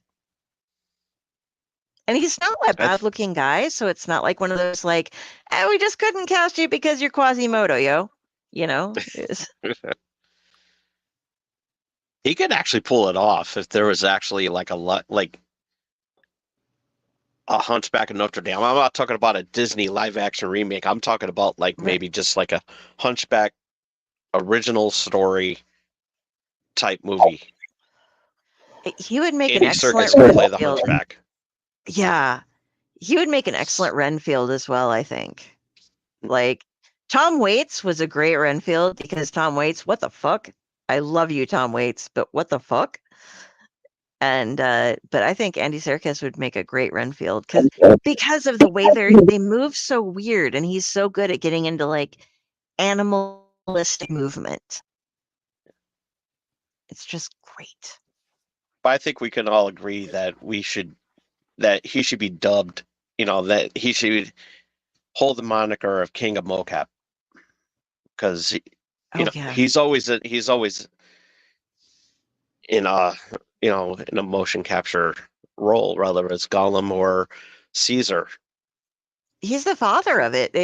It only exists because he was that good at that moment. Yeah. And happened to be with that large of a production that they could budget in. Like, holy shit, did you see what he just did? We need that to happen here, you know? I'm trying to look someone up. Doug Jones, that's who it is. Actually, I don't need to look it up. When I think of that, honestly, I think of Doug Jones every bit as much as I think of Andy Serkis. But I would go almost a step further with Doug Jones because Doug Jones doesn't do the motion capture as much as Andy Serkis does. Doug Jones tends to just wear the costumes and everything and do it himself. Like, it's not taking away from Andy Serkis because Serkis is fucking amazing, but like I think of him and Doug Jones and their own versions of it on that same level, man. And I guarantee you guys, if I'm saying Doug Jones and you're like, I don't know who the fuck that is, I assure you've seen him in at least 24 things that you don't even recognize because of the amount of makeup and the things that he does. But like, seriously, he's listed in the world as one of the top 10 creature actors. But that originally, and he moved up to the top 3, and now a lot of people believe that he's the #1 creature actor specifically. Oh wow! He takes by if you were far to take, one of my. Go ahead. Sorry, he's been one of my most favorites since 1993. When I first figured out he existed, and I've loved him in Hellboy. I've loved him in Hocus Pocus. I've loved him in so many things. Zombie from Hocus Pocus, by the way. He was the Pale Man in Pan's Labyrinth, right? Okay, yeah, I know who he is. He's in the Fringe a bunch. He was the fish guy in Hellboy. Like, he's literally done so many fucking things, dude. He's also been himself. Like, and Look Normal. He was in the Benchwarmers comedy, Lady in the Water, like just so much stuff. Oh, if I remember correctly, too, he was Silver Surfer in the Fantastic Four Fox movie. Yeah, he was Silver Surfer also. But he's literally been in so many things. Yeah, but he didn't provide the voice. Yeah, not for that, but like, Yeah. but that's the thing though. It's his physical acting and his creature and like monster acting that like, it's phenomenal. The shit that this man. It's kind of sad though that even though when he was in the Rise of the Silver Surfer, they use his his body but not his voice, and he does have a really good voice. Oh, he's got a very unique voice, but that unique voice would not have unfortunately lent itself well to the gravitas that is the Silver Surfer. That's the only downside. But he's done a number of things that were either silent roles or someone else's voice. Because for him, it's literally about that movement. But I would say, like, as far as creature and character actors go, he may have. I had to actually look this up. He may have more acting credits than everybody else, or if not, damn near it, because of the sheer amount of stuff. Both credited. He's also done a number of uncredited roles as well. He has 185 actor roles, but I don't know how many of them are creatures. A good chunk of them would be creatures. I can almost guarantee you that I would estimate probably 3/4 of them are creatures because of how often, and that being like the thing that he's most known for doing and loving. But he has been in stuff with out of makeup with just his face for sure.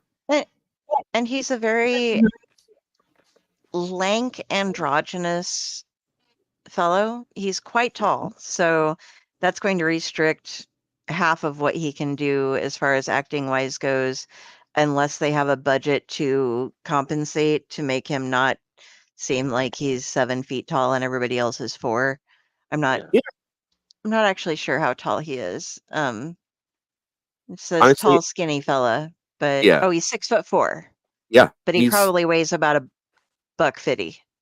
Did you know the first big, true, like really giant breaking role he got was in Batman Returns as the thin clown, that really thin, creepy ass looking clown, and that's one of the first movies he ever did. Oh wow. I was gonna say he'd make a great Slender Man for something, you know? He's done. Oh, he was fucking Pencilhead also in Mystery Men because we watched Mystery Men on Splash Pages. He didn't make the cut, man. He was No, he didn't. erased. He played the Yeti in Monkey Bone. It's a great movie. But usually you'll see Space Alien number 2. Yeah, oh yeah, me too. You'll see like Robot number 7, Creature number 9. Like you'll see a lot of that stuff too. Monster. Okay, Were-Duck. Yep. He was in DuckTales episode Yes. Were-Duck as the demonic clown voice. Yep. That's awesome.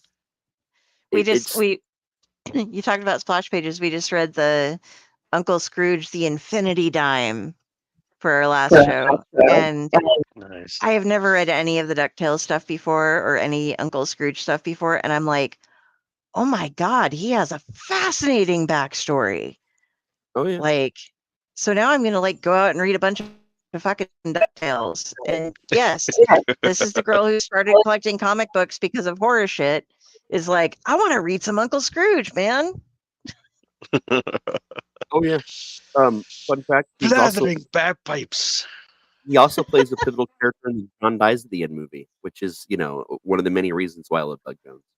But like more modern, like he was in the Midnight Man, the Bye Bye Man. He actually played the Bye Bye Man in that movie. Which, by the way, I hate that fucking movie because the premise was ripped off of a No Sleep story, called Obscurity Man. That came out well before the Bye Bye Man was ever written or conceived of. It's a direct ripoff, but done terribly.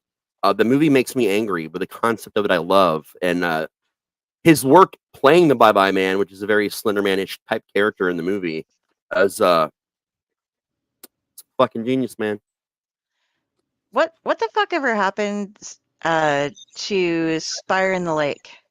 Because I went through and voluntarily, not by his askance, but edited the story for him because it was such a good story that I was like, here, you got a couple things you can change, and I'm working on getting up my editing cred, so you can cred me or not.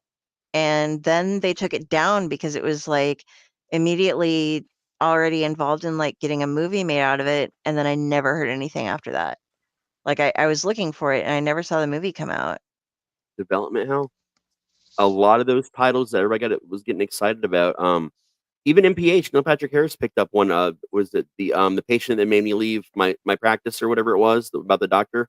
A lot of these things got picked up by big production companies, by famous people. Spielberg is the one who picked up Spire, by the way, and that was supposed to be a project he talked about forever. And then one day they just stopped talking about it, and then nothing happened. And that happens a lot. You'll hear I'm understating maybe it's like an hour on that earlier, but the thing is, you can be found there, and a lot of things have been turned into shows.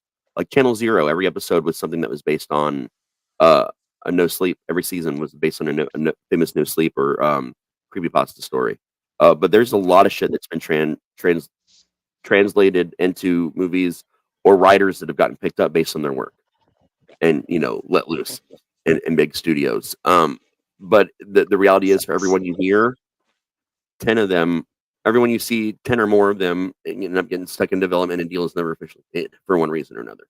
And I haven't heard Spielberg talk about Spire in a while. I'm about to look it up now to see if there's anything new. Because, I mean, they yanked the story from everywhere and everything. It was, for those of you who don't know, it was a No Sleep Story. It was this beautiful story set with there's a lake that was run over a town basically, and they do this a lot, or they've done this a lot. And this one still had a spire that stuck out of it from an old church that was in the lake, and it was a very famous old church because somebody had done all of this clockwork stuff with it so that like when you were inside the church, when time would change, dancers would come out and do things depending upon the hour, and they were like life-sized replicas of things. And these kids find it in the middle of winter sticking out of the ice, and they go into the spire because they can hear the bells ringing even though they shouldn't be because it's haunted, and a couple supernatural things apply, and so they're able to like travel. It doesn't flood it out completely, and it's a very gorgeous story. And I don't really want to spoil it, but it was beautiful, and it was up for a very short period of time before it was picked up, and they required, whenever Hollywood gets a contract, they require them to take it off, so you can't read it anymore. But it might be if you use like the Wayback Machine or something like that, you could still pick it up. But Yeah, I was very excited when I found out it was picked up. what I'm seeing is last time it was mentioned was early 2020, and no one said it's not happening. It's just no one said a damn thing about it, because when you think about it, as a lot of these, 'cause Pen Pal was picked up around that same time as well for a movie. All these things were being optioned, and then COVID happened. Like literally, then COVID happened. And then after that, that wave kind of calmed down. The writer strike happened like last year. Yeah, and so it's the developmental health for everything, and unfortunately, no sleep writers. Most of them got a lot of shafts because of it, and these maybe things didn't happen because they've missed their popularity mark. They were popular then; people knew them then. Now, even years later, so there's that rush that they were after. I know Ryan Reynolds was even attached to one of them. I forget which project at one time, but I like remember that. and like all these things, none of them really happened. 'Cause Channel Zero started and really paved the way, and the Discord that we're in together, that we really started hanging out at before you joined, was literally left and right. Oh my god, I just got a deal. Oh my god, I just got a deal. Like it was happening like frequently, and then all of a sudden everybody kind of stopped talking about it, and then a lot of people that got the deals left the Discords. They left because they didn't want to leak any information. Things happened, and then over time, a lot of them just came back and came back, left again, came back, left again, because we all lost touch with the world. Yeah. And what was going on in it. Jenny, we need to see your cup. So I'm going to big screen you, and you have to show off your cup because this is a really cool cup.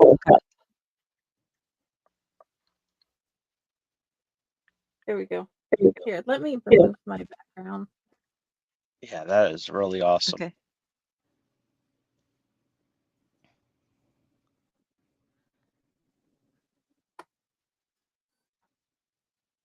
I told them it's my new Owlite teacup when I come on, because I always bring a cup of tea. Nice. I love it. And is it something that we can pick up, or is it like, was it custom made for you? It was like he found it at gas stations, at a local gas station. So nice. It's possible to find. Awesome. Nice. I really enjoy that. I also, it comes with the lid and everything. There's nice. Some pretty big Chucky news, because I saw Chucky's face on there. Nice. The next Chucky movie, the next actual Chucky movie. I mean, we all knew that the TV shows were just a break between the movies. That there was always going to be another movie. And announced not all that long ago, the next one. Mancini's already talking. Everybody's talking more about it, because they finished dropping the other half of the Chucky TV show of that final. I need to watch I don't know what season. I don't know if it's going to keep going. I don't know what's happening, but the TV show is what's taking place in between the cult and the one that's coming up. Yeah, I'm a bad person because I wanted to watch. I have not watched a single episode of Chucky, and I am so mad at myself for not even doing that. Dude, and he's my boyfriend. Yeah, he doesn't know it, but he is. And I took my time getting around to watch. I waited till I could, I had the time to binge the entire first series and was like, yeah, and then I haven't picked it up again because there's so much shit going on. So I don't know how many seasons is it only on the second season? Did I just miss one 3 season or seasons. oh shit. I I think know it's he on their murdered fourth. No, he I was pitched gonna the be fourth like, back. He mentioned in April that he's already pitched the season 4. They just haven't. Yeah. There's no official word on whether it's picked up yet or not. But he's already even pitched 4, but 3 have come out. It's just Oh, okay. I know 3 got split in half because of the writer strike. So we got the first half Yeah. of the season. It was the writer and actor strike. So we got half of 3, and then this year the other half of season 3 came out. Nice. and you were telling me that my boyfriend is it that he's quit acting other than Chucky or that he's quit acting in villainous roles other than Chucky? Well, his acting in Chucky is just relegated to his voice. Mhm. He announced his physical retirement from acting this year. Just period. Okay. But he said he would continue to at least voice Chucky. Okay. So all I really need is a good mic setup and I can have him in the basement, right? Yeah. I'm good Even there. easier. Okay. Yeah. I mean, and seriously, no, please. I don't have a basement. I live in an apartment, so I'm totally not going to totally kidnap Brad Dourif and keep Yeah. him next to me Yeah. where he He can be announced mine it alone. on April 18th that he considers himself retired. He's made an exception for Chucky-related projects because he gets to work with his daughter Fiona, and him and Don Mancini have become best friends. So he's like, if there's Chucky, I'll do Chucky until I die, but I will not do anything else. Like I'm done with There you go. actors. I'm just doing Chucky. Okay, so does the new one have his daughter in it as well? Because there's been like mention of, and this is a fun thing, but also kind of not odd, but different thing where they were talking about passing on the torch because they've had Fiona in a couple of the movies now, and she's his daughter, and they're like, "Are you passing on the torch from Chucky to her?" And it's kind of like, well, I mean, even in the movies, Chucky has children that are not Fiona, by the way. They're played by someone else. Yeah, Glenn and Glenda, who become a single entity that is both. They're No, very. Arts is a single entity and becomes separate human entities. Oh, is it? I got that backwards. Okay, I'm sorry. Thank you. And see, no, you're good. They're in the show too, by the way. Yeah, but so. But whenever, like, I only saw a couple of interviews about it, and Brad seemed very hesitant to discuss that. And he just let Fiona go. And she was like, "Oh, I love doing this thing that was about Gav's involvement and blah, blah, blah, blah." And Fiona is very exuberant. And I do not dislike Fiona at all. She is amazing in her own thing, but we do not know his side of the story because he clams up when it's brought up. So it's like, Because it's what you no doing, longer his Brad? story. You have to understand that it's not his story to tell anymore, and that's his way of telling you. You need to catch up on the Chucky TV show to understand. If you do, you'll get Okay. it. You'll get where the future of Chucky is going. It'll make a lot. I don't want to ruin it for you. It'll make a lot more sense to you. But Okay. you will answer I'll your go own find it question. then. Okay. And Jenny had a question. No, it's not a question. It was I Or confused my mother-in-law. So, per the norm, Martha and I are about to murder because we can. And I look up from trying to post things, and I'm like, "It's Carrie's boyfriend." And she looks at me and is like, "Huh? What are you talking about?" It's Brad Dourif. What's the name of this episode?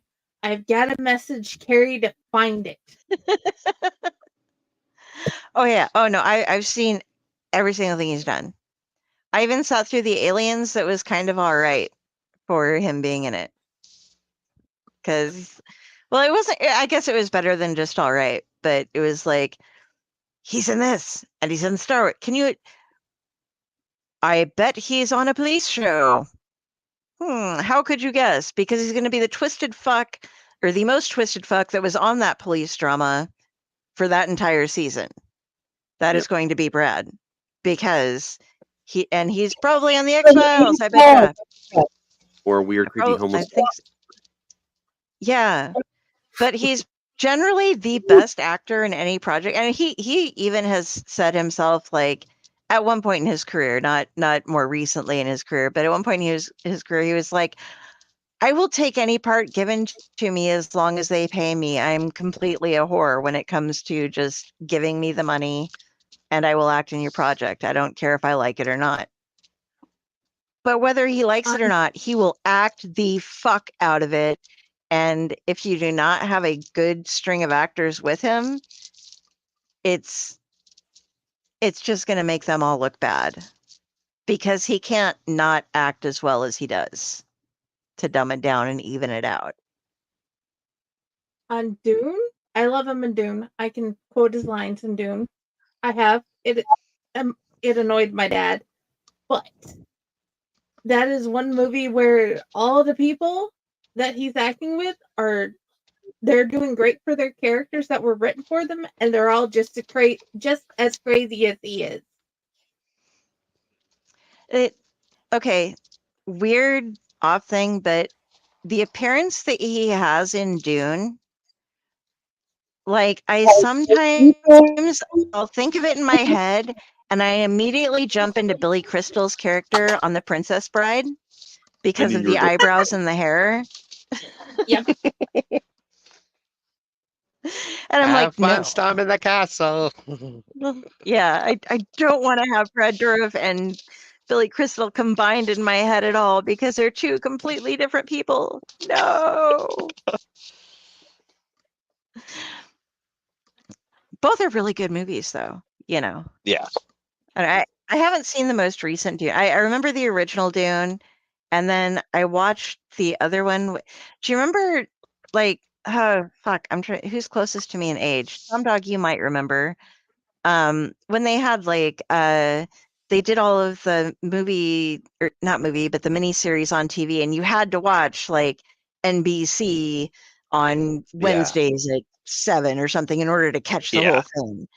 Yeah, and, like, the remake of Dune is probably a little bit later than that, but that one and Twin Peaks and other things, like, all came on when I was working.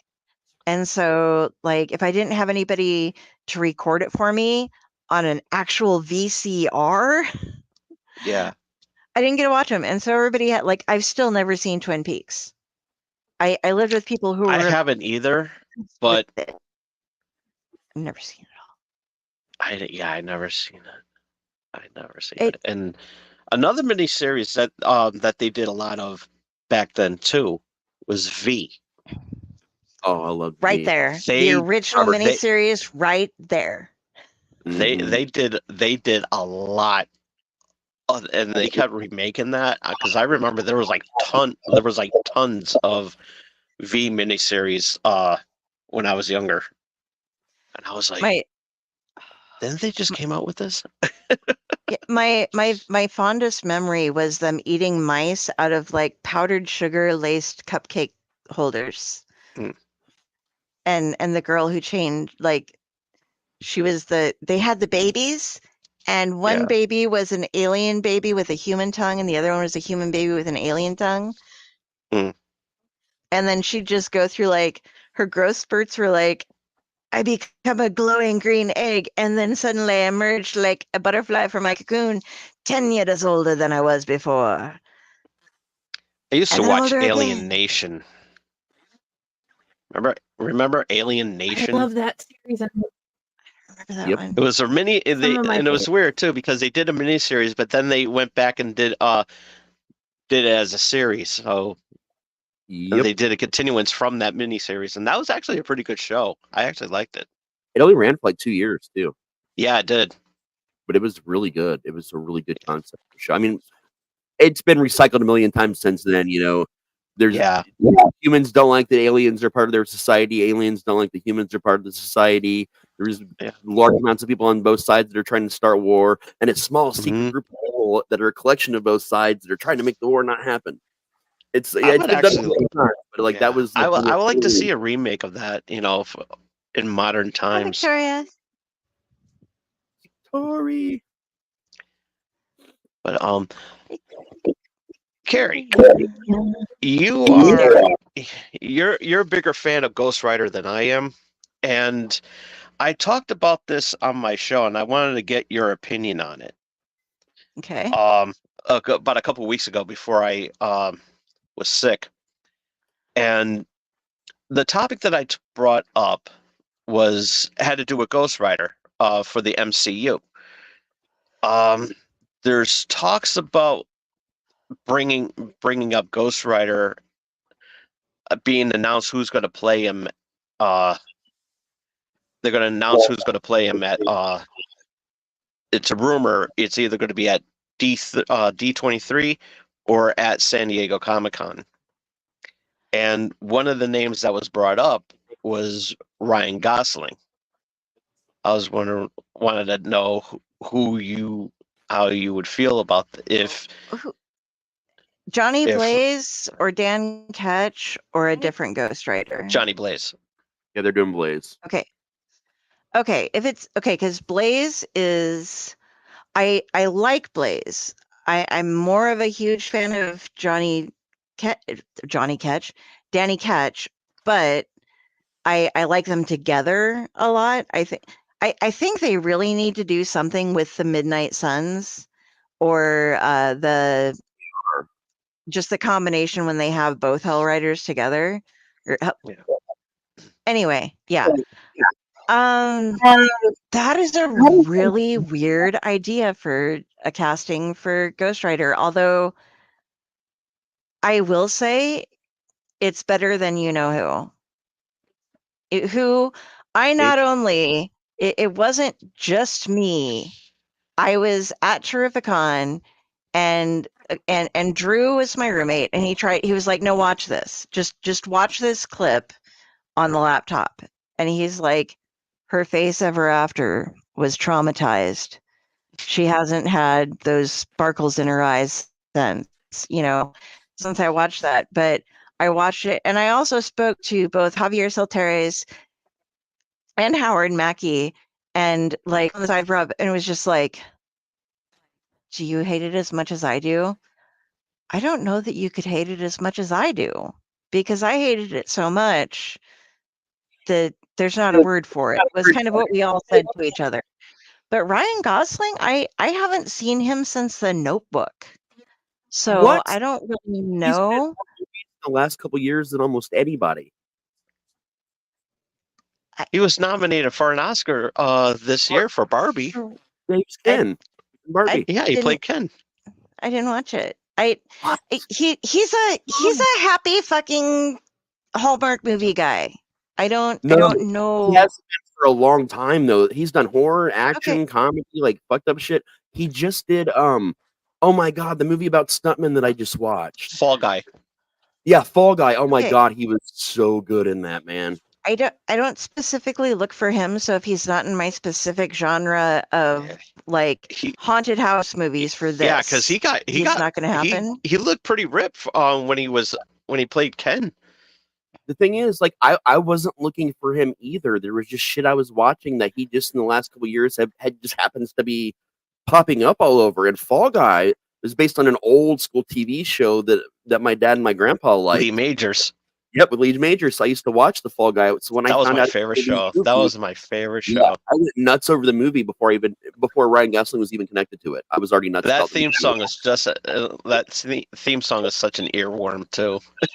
That was a really good thing, and Lee Majors sung it.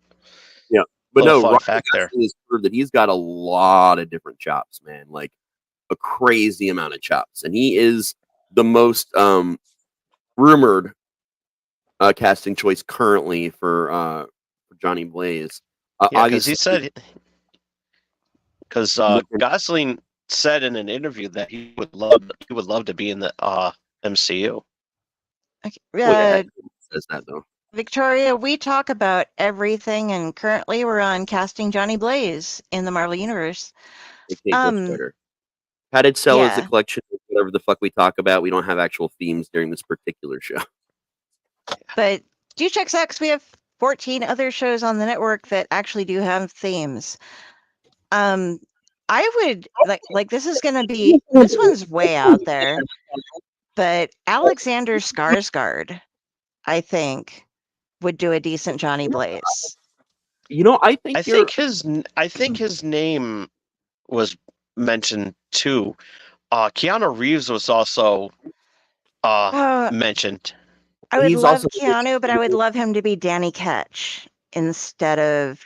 No, you're wrong. He's also been tied to Wolverine. If they were going to do a newer Wolverine, it's his first one. I can't see Keanu Reeves playing Wolverine. How's it going, bub? Yeah, I have to hear him say bub because they also mentioned Daniel Radcliffe, and I'm like, I can't see, even though they've shown like shirtless Harry Daniel Radcliffe, I'm like, I can't see you being like bub. I totally could with a cigar. I can see Daniel Radcliffe.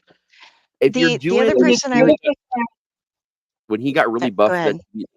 that comedy show he did, Miracle Workers, that I love, but when he got really buff for that, dude, and that's the scene they pulled that frame from, by the way, like from him, and he rips his clothes off. It's the whole thing, but he rips. Daniel Radcliffe was also pretty buff for Weird Al.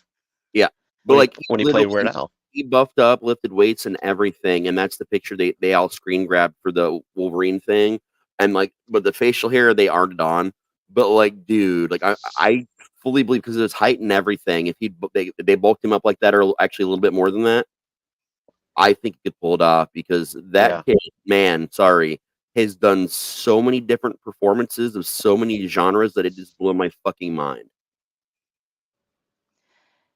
I would also put forward I gotta hold on a second.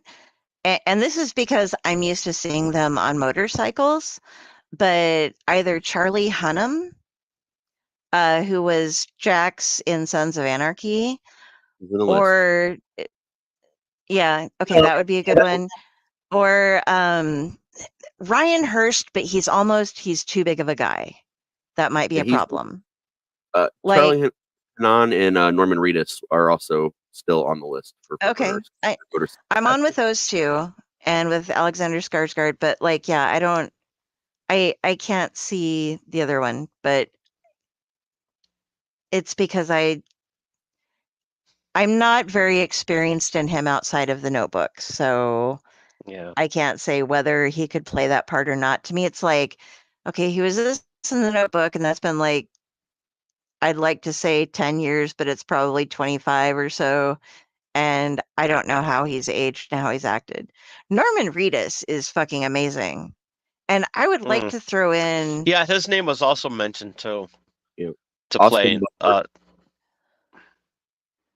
just did Elvis recently. He's on a short list. Austin Butler. Yeah.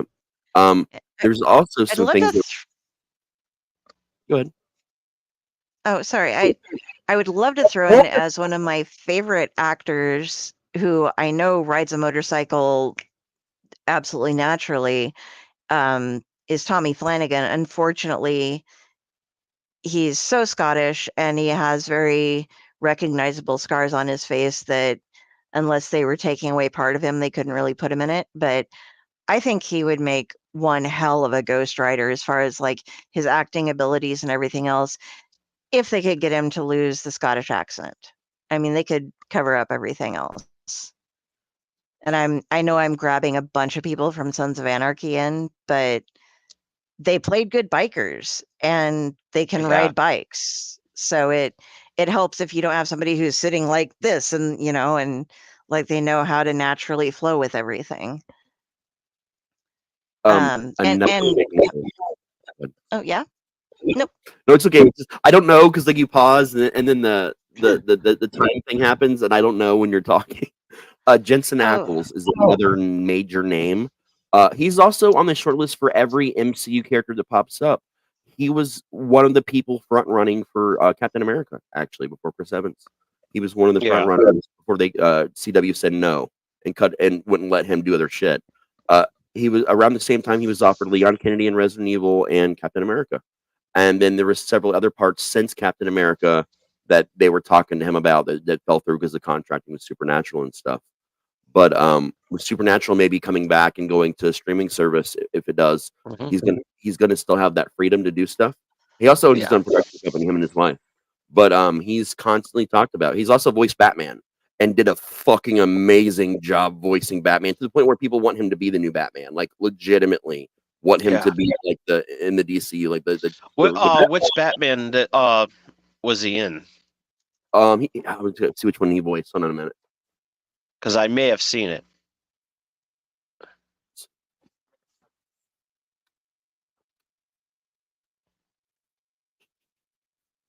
Let's see. Okay. The first thing he did was he voiced Jason Todd / Red Hood in Batman Under the Red Hood. He also voiced Batman in the Tomorrowverse, which included the adaptation of The Long Halloween and Justice League War World. Oh, okay. So those are the ones he's done so far. That's awesome. But he can do comedy, drama, action. He proved he can hit every genre, not just in Supernatural, but his work on soap operas, his independent film career that he did before, and during the early days, he did some a horror film, a couple horror films. Actually, no, he did one college based haunting weird fucking indie film, and then a hilarious fucking comedy called I think it was 6-Inch Hero or something like that, where he plays this hilarious fucking character, and that's where he met his wife. Yeah. Initially. But dude he can do anything. He's a good actor. But we'll find out who's if the rumors are true that Ghost Rider will be announced at either D23 or at San Diego Comic-Con. I mean, after the announcement this week, they made it that MCU made. They got to start giving us names soon, because the big announcement hit this week. Because I think it's coming. I think D23 is coming out this month, sometime this month, and then San Diego Comic-Con is going to be coming out sometime next month. Yeah, but they had that thing this week where they mentioned that it's been officially. We already kind of knew this based on the casting, but a lot of the X-Men are in there from the Fox days, but they're officially introducing not just them, but the X-Men period into the current MCU universe of this movie. Yeah. But they are officially definitely just doing it. But we don't know what that means. Like, are they introducing a new team? I think they are. I think they are, because I think they want to separate it from the Singer era. Yeah. I mean, we know that all the Storm, like a lot of the original actors are coming back to play their characters supposedly. Yeah. But we don't know what that means. We just know that if you want to know what's going to happen in this movie, instead of having to watch 20 fucking Marvel movies, all you got to do is watch the Fox movies. Unless they're going to and Loki season 2, you have to watch Loki. Unless they're going to go somewhere in the multiverse and conflict with that timeline, because they already started slowly doing that when the Marvels came out. Well, I mean, and also Deadpool did it on the Fox side. He already did it. He went back. He fucking killed himself. And it's coming. And that movie's going to be coming out, I think, this week or next week. Next week, 26th, so a couple weeks. Yeah. But he literally he reversed. So going to see that movie. I so want to see that movie. So she's back playing significant other again. They they're bringing a lot of people back. But he rewrote history. He killed himself as Ryan Reynolds before he signed the Green Lantern contract. He killed the other Deadpool version from Wolverine. That shit was hilarious. That was absolutely I don't think there's anybody who couldn't. I don't think there's anybody who could play Deadpool better than Ryan Reynolds. There is. He just physically can't do it. Yeah. The original choice for Spider-Man could have also done Deadpool back then, but Parkinson's. Michael J. Fox. He was an early choice to play Peter Parker because he would have been he's a smart mouth. He's a smart ass. Yeah. And had they done that sooner, much sooner, he could have done Spider-Man or Deadpool. But I Yeah. can think of literally no one else, and in modern day, no one else.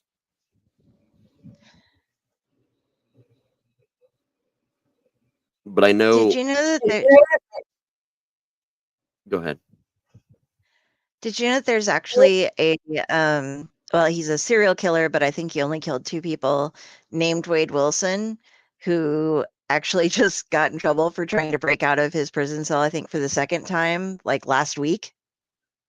I did not know that.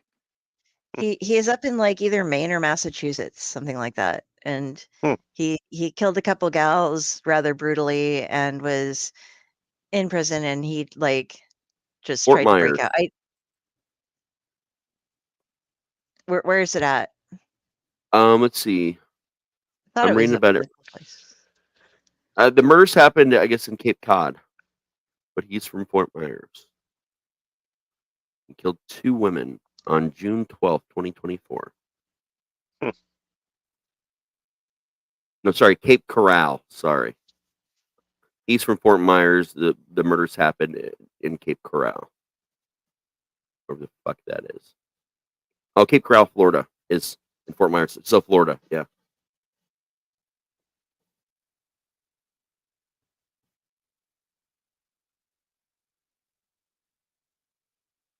For a second, I thought I froze. I was like, what's happening? And then I saw Tom's eye blink. I'm like, okay, I'm not frozen. Just quiet. Dead air, dead air, dead air, dead air, dead air, dead air, dead air. Yeah. We are going on almost 4 hours, though. Yes. Been a long one today. Yeah. We'll give Dell a few minutes to see if she comes back from the internet issue.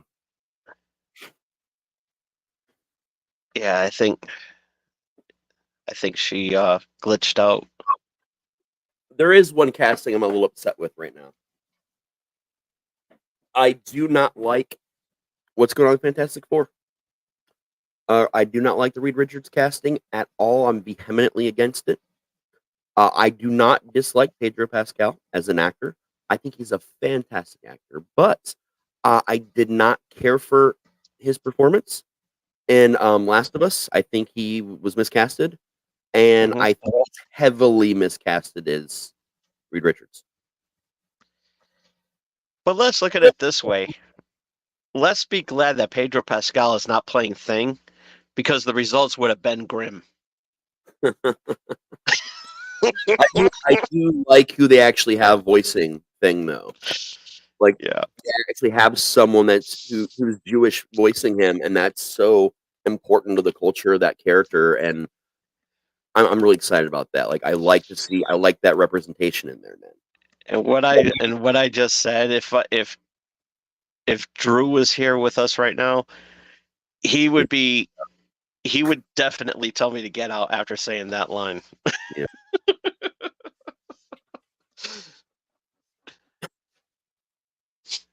Yeah, I just think they could have done better. Like, what's his name? Jim from The Office. I know his name. I can't think of it right now.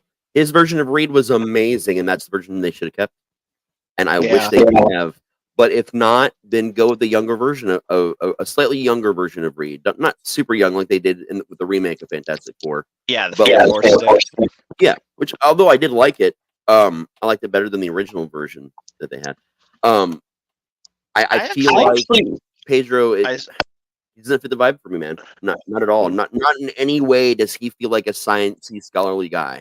And that's what it's about for me. It's when I look at someone, I don't mind if they change cultures. I don't mind if they change looks. I don't mind a lot of that. But what I guess do you should have played Dr. Doom. I don't even see that. I don't even see him as Dr. Doom at all, man. Those aren't the vibes he gives off to me at all. Like, I don't get those vibes from him as an actor. And that's what I focus on. Do I get these vibes? You know, like that's what matters to me. We talked about Stephen King earlier and Fiona Dourif. She played Ratman and The New Stand. And I was fucking floored by her performance as Ratman in The Stand. Like, Fiona was awesome in that. But, like, she had that vibe for that character. If you don't have a vibe for the character, I just won't like it. And I just don't think Pedro Pascal screams Reed Richards to me. Don't care for it. Maybe I'll be pleasantly surprised. I doubt it. I'm usually not wrong about this with where my personal tastes are involved, but I'm still gonna watch it. I mean, there has been, but it goes along to the, for that thing, for that, the thing where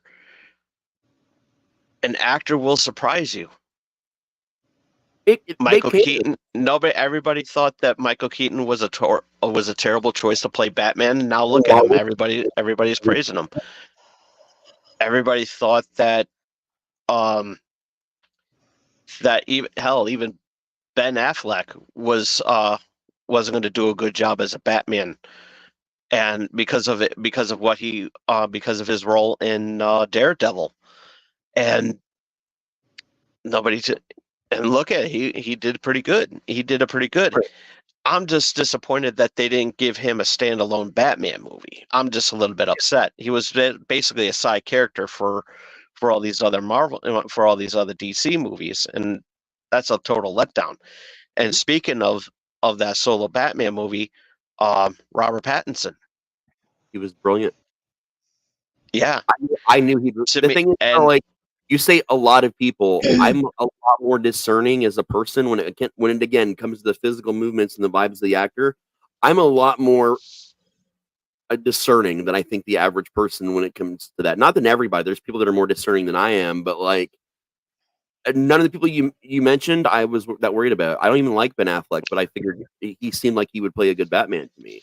But and I actually poked fun at Ben Affleck for playing when I found out that he was going to be cast to play Batman, and I was like, oh, with his Boston accent, how is he going to pull off playing Batman? It's like, okay, get in the car. We're going to Gotham. I mean, there's another example I've got. I didn't know about this until I started watching it last year, and that was the interview of the Vampire TV show.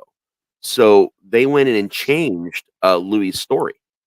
And they had an African American playing Louis and completely changed the backstory to New Orleans and stuff. I mean, and it's a lot of other details too.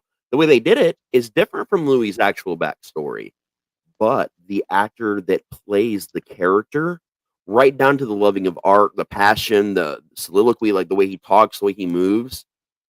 If you were to read the book and then watch it, yeah, you'd obviously notice that it's an African American of a different time period entirely playing the character, but and that the history was different, but the vibe that he gives is so fucking Louis. It makes Brad Pitt look like it never happened. Like, and that was a complete culture change they did with this. And the dude is fucking brilliant. So I just finished season 2 last night, and I can't stop thinking about it. It's if you like the Vampire Chronicles on steroids, this is it for you. Forget the movies ever existed. Watch these. It's good. I think that with Batman, if we jump back there real quick, I lost internet. I had to go reboot my modem and everything. That's okay. You missed my pun that would have had the Get Out moment. Okay. Yeah, I have Get Out Drew around for when Drew's not here to tell people to get out on a pillow. But because I was giving Drew a shout out. Oh, well, damn it. Well, I got to figure out where he is. You can tell. You can tell him Tuesday. Okay, and Get Out. But Batman is a role that is just a gift to somebody. If they can play dark at all, well, okay, not at all, because there are some people who just could not play Batman. But Batman is a role that can adapt to the person who's playing it, as long as they keep within a certain range of an emotional thing, as long as they can keep themselves low and dark and still go through it, they can be Batman. There are a couple of iconic characters like that.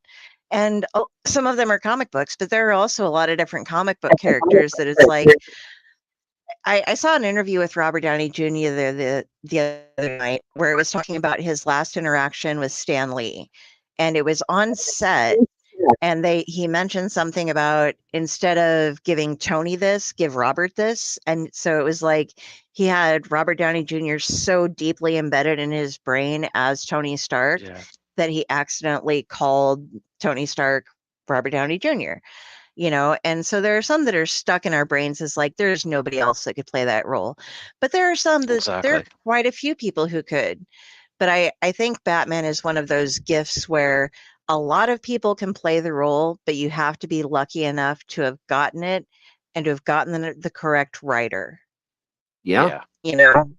Because it can make or break you that like you were saying, there were so many people that were like, this guy's never going to be a good Batman. And it's like, oh, actually, they are. And the Joker is another one of those roles. But if you fuck up the Joker, you have ruined your career because you get nothing after that. And so far, knock on wood, there has not been a don't you say it terrible Joker. Yes, there has. I mean, at least from I can't imagine anyone thinking that the Jared Leto Joker was good. At no fault of his own, in my opinion. No fault of his own. He got bad makeup and bad writing. And the most of them we even got to see was in the Justice League Zack Snyder cut, where he had 10 times more lines and interaction than he even had in Suicide Squad. And it didn't fix it. It made it a little bit easier to swallow with him being Joker, but the look and writing for him was so bad that it was a bad Joker because of them, not because he's a bad actor, because he's not a bad actor. He's not. It's the writing. It's like with Morbius, the writing for him was really bad. Yeah, we can all agree on that one. I mean, to me personally, I haven't watched it. What, Morbius? Morbius, because I was a huge fan of Morbius, and then I saw the reviews, and it was like it just was not written well, and so I'm like, I think it's on Disney Plus right now. I'm sure I can find it. It's just a matter of do I want to see a character that I really enjoy just destroyed? Here's the thing. From what I've heard. If anyone told you they destroyed Morbius, they're morons. They didn't destroy Morbius. That wasn't the problem. The backstory was there. The concept of who Morbius is there. Morbius is there. But there was just so much extra bullshit and the complete, utter absence of everything Spider-Man related who partially defined Morbius that it hurt. It was painful to the true Spider-Man / Morbius fans. That's what made it. The first thing that I read with Morbius, the Living Vampire, I started collecting Ghost Rider Volume 3 right before Rise of the Midnight Suns, and Morbius was brought into that. So I grabbed some backstories from Morbius and some other ones. And it was him kicking Spider-Man's ass, which was like, at the time it was like, oh, he's a nice little guy, so maybe he did get his ass kicked by a bad guy. But then you read up on I've learned over the years so much more about Spider-Man. I'm like, dude, Spider-Man is fucking sick. Like, he is Peter Parker and the nice little guy, but Jesus Christ, is he a strong motherfucker? And like, to defeat Spider-Man was a pretty big goddamn deal. And Morbius did when he was first released. And he's not just physically strong. He's mentally, emotionally, and physically. Like, you think fucking Captain America is the paragon of good? Sorry, no, he's not. It's fucking Peter Parker. So when he goes dark, he fucking makes everyone look like morons, like in 2 seconds. Like, he's... without Spider-Man, there is no Marvel.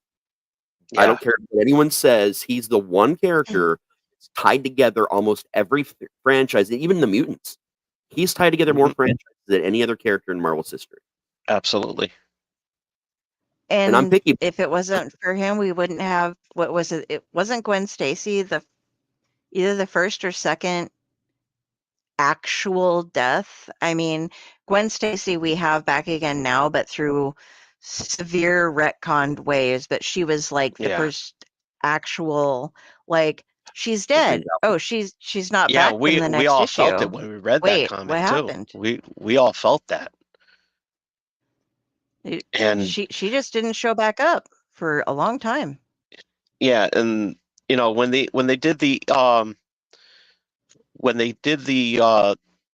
the saga for the Black Suit Spider-Man, you know, the Alien Symbiote saga. Mm-hmm. It's one of the most best things. And when they tried to replicate that in Spider-Man 3, it was a disappointment. And also with the death of Gwen Stacy from the Amazing Spider-Man, and then when they tried to replicate that in Amazing Spider-Man 2, it was another disappointment. The payoff for that finally happened in Spider-Man. Was it the last Spider-Man movie that Marvel made, or the one Far From Home? Yeah, the last one. No Way Home. No Way Home. Yeah, No Way Home. No Way Home finally fixed that ending of Amazing Spider-Man 2 and made it as poignant as it needed to be. But it took that many years later with a crossover movie to make that happen. Spider-Man 3 was fucking garbage. Honestly, Sony, sorry, the first 3 Spider-Man movies, I don't care. I love that Sam Raimi helped produce them. I love that, you know, my favorite man himself was a cameo in all of them. But those were disgustingly bad. They were fucking terrible. Your casting was bullshit. Tobey Maguire, even at the time, got picked because he was popular. His name was hot. And obviously, J. Fox, that ship had already sailed at that point. He should have never been Peter Parker. He should have never been Spider-Man. He was the worst out of all the Spider-Men, including the black and white Spider-Man back in the day. He's the worst Spider-Man. Physically, the looks, the attitude, the everything. And then, Mary Jane. Sorry. Yeah, she was Claudia in Interview. Yeah, she did a couple things. She was in Crow 3. She did this and that. Yeah. She was not anywhere near what Mary Jane needed to be or deserved. All the villains, though, up until before pre-3, all the villains casting was perfect. J. Jonah Jameson was perfect. Then 3 happened. They get the guy from Wings to play fucking Sandman. Okay, cool. Let's see how this goes. And then the writing for him was so disgustingly bad. I wanted to shoot myself in the face. And then the casting for Eddie Brock. Don't get me started on that. Topher Grace. His mom's basement in that 70s show. Not that he's a bad actor, but he was a tiny, thin little thing that was just not much. He was taller but skinnier than Tobey Maguire. I just couldn't understand why they couldn't give, you know, I wouldn't mind a different kind of Venom other than Eddie Brock. The guy who played the fiance in the second Spider-Man movie, the throwaway should have been the one to play. The guy from Wings who played Sandman, had he have played Eddie Brock, because that dude actually has some acting chops. They just made him look like a little bitch with the writing. They made Sandman look like a bitch in that. But if they'd switched that and made him Venom, and then Topher as the way they wrote Sandman, I think they could have pulled it off. I did like that that actor who played Clint.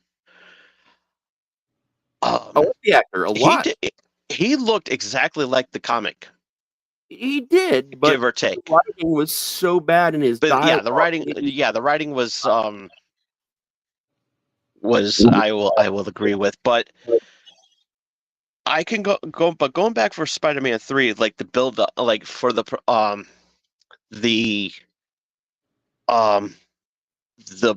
you know, the what the hell is that?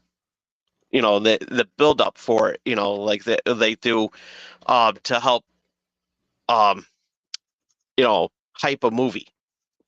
Yeah. Back when Total Request Live was a thing in MTV. Yeah. I remember seeing Tobey Maguire, Kirsten Dunst, and James Franco. Mm.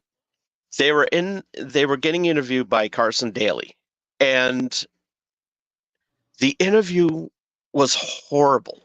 The interview was absolutely. It just seemed like they did not care to be there. And Franco was shit, by the way. And even Sam Raimi felt like he didn't care about this either. So basically, to be fair to them, they'd already been canceled as a franchise when they did that interview. Yeah. They knew Yeah. going into the release of 3 that there was now no longer going to be a 4. So a lot of that was like Yeah. depression and anger with the studios, and why are we even bothering to promote this because the series is over and we're all fucked. Yeah, because Marvel wanted, Sony wanted to do another, wanted Sam Raimi to do another Spider-Man film. Sam And wanted to do one, but they fucked him, and they decided not to move on with the franchise. That's what Yeah. happened.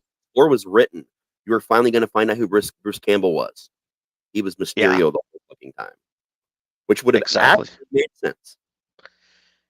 because the original lineup, there was going to be six Spider-Man movies. It was going to be 7 right there. The fourth one was going to be Mysterio. The fifth one was going to be Shocker. Was going to have like either Shocker or Rhino, or both. Both. They were doing double villains from 3 on was all double villains because they were doing 6 movies, and then the 7th one they were actually going to do a Sinister Six movie. I heard that Sinister Six was going to be the 6th. Nope, that was going to be the 7th. At the end of 6 was going to be the union of the 6 of them. That's when they were all finally going to get together. But the 7th one was going to be the actual with them together. So like 6 was like the intro, 7 was the actual movie. And then they scrapped it, and then they decided to reboot everything with Amazing. And Amazing Spider-Man did a lot better. Andrew Garfield, way better of a fucking Spider-Man. Way better. Like, everything they casted was worlds better. Even Dennis Leary was amazing in that fucking movie for what he played. Yeah, Like, he was. He they're was. great movies. In my opinion, those got canceled for no fucking reason. Mm-hmm. I really think if it was possible that I would love to see the MCU, if they could recast the same characters, to go back and do the Ultimate Universe and then the new Ultimate Universe. Because Jesus Christ was that good, and I want to see those characters in those roles playing some of the darker shit and things that went out through there. I mean, there's bits and pieces here and there that they could leave out. They could have a close relationship between Wanda and Quicksilver instead of what it ended up being there, but that ship sailed. That could actually happen it could be after an they finish the alt-universe. multiverse. I mean, the Yeah. thing is, though, they fucked up doing this multiverse too much, and they know it. Bob Iger knows it. They all know it. So they're actually trying to end the multiverse saga and close it and wrap it up and move on with a new plan they've got going forward. I would like to actually, I would really like to see them tackle the 2099 They already did. Sony already did it. series. We're not going to get it any more than Into the Spider-Verse. That's as much as we're going to see of 2099. And Spider-Man Noir is getting his own spinoff with Nick Cage. So that's a whole. Yeah, that's going to be on. That's going to be on Amazon. Mm-hmm. But no, that a lot of those ships have sailed, man. Like, we're not going to see any of that now. But moving forward, I'm excited though, because that last Spider-Man video game where they brought Venom in, and the way they did that was actually one of the most beautiful interpretations of that story I've ever seen. And we already know that Venom from the shitty Sony movies dropped a piece of himself off in the MCU, and the rumors right now looking pretty heavy is that Holland said that he's not saying he was done with Spider-Man, but he needed there to be a good reason. He needed a good section of Spider-Man's story to be told for him to want to come back and not just more superfluous bullshit. And if you want to pitch the hardest edge for an actor to play, it's during the night suit, which transitions into Venom. Like, if you think about the multiple versions of his personality he has to play at different times to pull that off, like to really finally pull it off. Yeah, that's a big acting stretch right there. And we know it's coming, but it seems like this is the perfect time because right now no one knows who he is anymore. Like, obviously Doctor Strange knows who he is and a couple other people, but generally, I mean, everyone knows that Spider-Man exists. They just don't know it's Peter Parker. So he's now back to that secret identity, back to certain things and maybe getting to know certain people again and doing things, because this was a period of its time. They've screwed up all the timelines to the point. Like, they've got pieces of Ultimate in some movies already. Pieces. They've got elements. Did you see the trailer to the new Venom movie? Yeah. That's coming out soon. I'll watch it because I like Venom, and I like Tom Hardy. I just don't like what Sony did to Venom. Really? Yeah. I don't love it. I don't hate it, but I don't love it. The Carnage, I was disgusted with entirely. I was upset by. Yeah, I Carnage. didn't see that one. I haven't even seen any of the Venom movies, to be honest with you. Venom's an important character. Yes, I mean Venom, and I like Venom. He's a good anti-hero. He's an awesome anti-hero. And Carnage, he's one of my favorite Spider-Man villains. And but I think we'll get that Venom. I think we'll get the Venom we've all been deserving and wanting in MCU level, with this new MCU Venom, however they do it. Absolutely.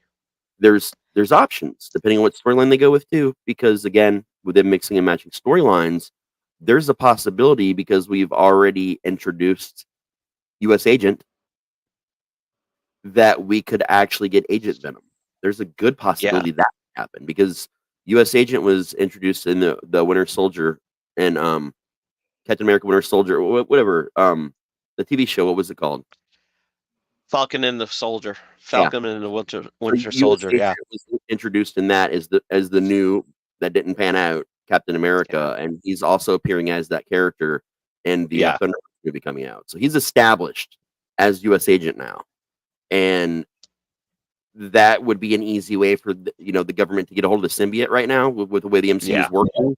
It would make almost more sense for an agent to get a hold of it instead of doing Eddie Brock.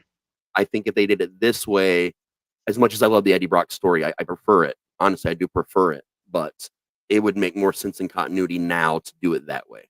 Yeah. I wish we had time machines because there's so many people that I would have had cast for some of those characters if they weren't now like 70. Like, yeah, I know, right? And Clancy Brown totally needed to have been born like 30 years later so that he could be all across the universes because he's so amazing. He is, but a Clancy Brown Dr. Doom. He could still do that. Oh, he could. He could definitely still do Dr. Doom. And they're releasing new things with new Dooms, so maybe we'll get a chance to see that. That would be fucking awesome. We're supposed to get a glimpse of the 4 in the Deadpool movie. Word is, anyway. Yeah, but Clancy Brown would have been amazing, and a couple others that you're just like, oh, why couldn't Malcolm McDowell? Perlman. Jesus, he can still How play. about Ron Perlman? Ron Perlman, Malcolm McDowell, I say, and he can still play a really good bad guy, but he can voice a bad guy well, like a master bad guy. McDowell will make a good Vulture. He actually would. He would. Vulture was supposed to have been a much older man than older man originally. Yeah. He went from being really hot to he didn't age quite as cute as he was. Yeah. He aged hard. An alcohol, man. I want to see Arcade on the big screen. Really? I actually haven't like read Arcade. much. I haven't. I've read like one or two things where he was a peripheral character, so I don't know much about him. He could really be a really sick individual, and they could really do something with him, and where like maybe he comes up with a device and puts Peter Parker into a video, simulates him into like a Tron-esque style video type game and everything like that, and that would be pretty cool. It's so Mojo. Mojo. Okay, you'll have to talk to Chris Claremont. You're coming up for Terrificon this year, right? I'm gonna try to, yeah, because I know my father wants to go there too because Watcher Keoning is going to be there because he always wanted to meet Chekhov. He likes that, and Claremont will talk your fucking ear off, man. From what I've been told, like the reason his line goes around the corner, well, he's that good that his line deserves to go around the corner. But if he's signing a piece of work for you, he will then tell you a 30-minute story Nice.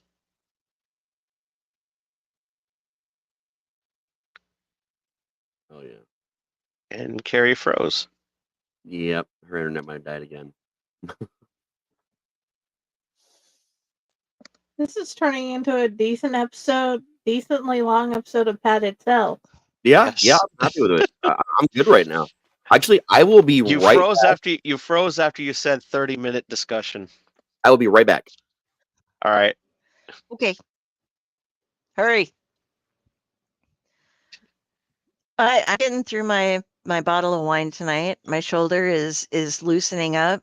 I've got, I don't know, when they say, MRIs are expensive, so let's send you to PT first and see Yeah. if that helps. And if you go through this many sessions and it just gets worse, then come and get that. But the PT people are like, don't overstress. We don't want you, if it starts hurting, stop. So you're hopefully not overstrained. But I go to grab a blanket from behind me. I'm just like, oh shit, I'm gonna die. It brings tears to my eyes, and I have numbness going all down my arm and like Oh little boy. pressure points that do hurt and stuff. And I'm like, I mean, if the only reason I'm doing PT is to see if I injure myself more, shouldn't I just get the MRI first? Because I can do most things. Like, it's like, okay, use a cane and lift your hands here and do these things and move here. And I tell them when hurts. And so we know exactly where I'm hurt. But Yeah. they keep trying to have me do things that I'm like, yeah, I can't reach behind me yet. I can't do this motion. I can't do that. And so I'm wondering if like, I don't know. I'm wondering if I'm hurting myself more going to PT Yes. than I The am answer is yes. fixing anything. You're hurting yourself more because the insurance is requiring you to hurt yourself more to prove to them that you're really that bad off going to pay for your shit. There's a way around this. I discovered it. I have not had Okay. to do physical therapy in years because of this. So I've done physical therapy like I think it's like 14 or 15 times just for my back alone. After a certain point, collect every time, like the paperwork for every time you've ever been. And if you've gone like a dozen times or more, take that to your neuro. Like make sure your neuro has all of it. And all your neuro needs to do when they ask reasons why, submit case file. I The last do couple have a of PCP now. yeah. Talk to them about that because I just got approved. I got approved for one for my neck. I've never had an MRI or done any physical therapy for my neck. Not because my neck's not damaged, it's because doctors only want to focus on my back. Although they've seen in X-rays and MRIs up a little bit higher enough to know there might be a problem. He literally just used all my past records for my lumbar thoracic to get cervical approved. Just nothing, just straight to the MRI. And the last few MRIs I've done on my back, they've skipped all the PT because they realize that I'm at a point where it's literally hurting me more, and I've got all the proof to say that of the dozens of times or whatever it is now that I've done this, it's never once helped long term, Okay. not remotely once. So it's just about having the evidence to take to the insurance company to get them approved with that physical therapy. I do have thoracic outlet syndrome in this shoulder, and the PT helps on that. Yeah. So I do the PT on that, at home. You go to a physical therapy office until you can get home to start doing the exercises left on your own. There's some you can't do unsupervised initially, like balance stuff or whatever.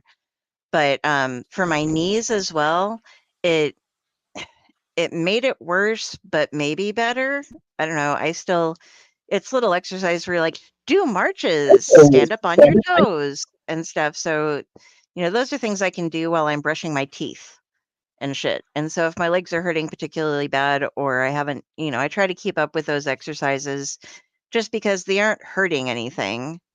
And it's not like I have to like go out of my way to do it. It's like, oh, the microwave is running. Time to do marches. Oh, I'm brushing my teeth. Do some knee ups, this, that, and the other. But this shoulder has fucked me up so bad. Like nothing else has been bad.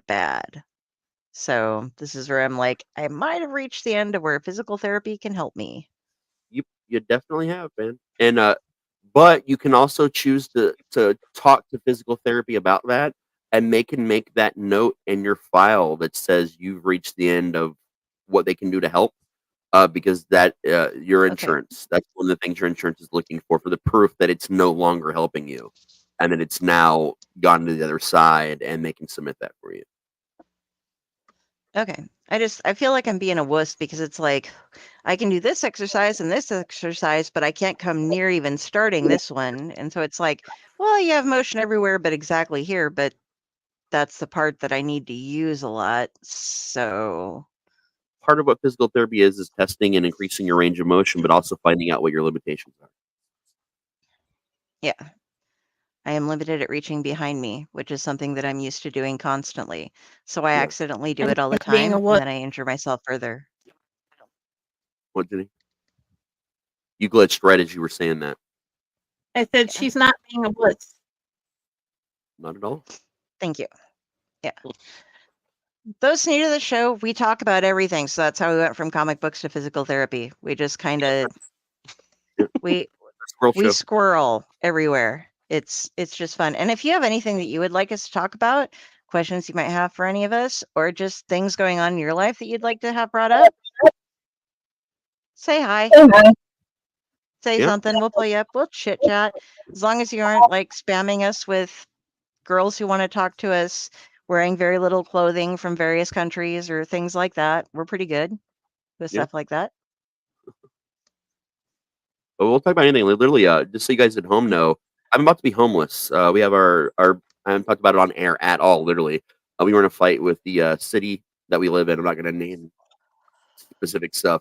And the city we live in, we had a fight between the city and trash not wanting to take trash, which caused numerous issues, which then our landlord got cited for. And although we were handling it, our landlord still gets cited. And instead of letting us pay to pay the city, which we were going to do, has decided that, yeah, you guys are on a month to month.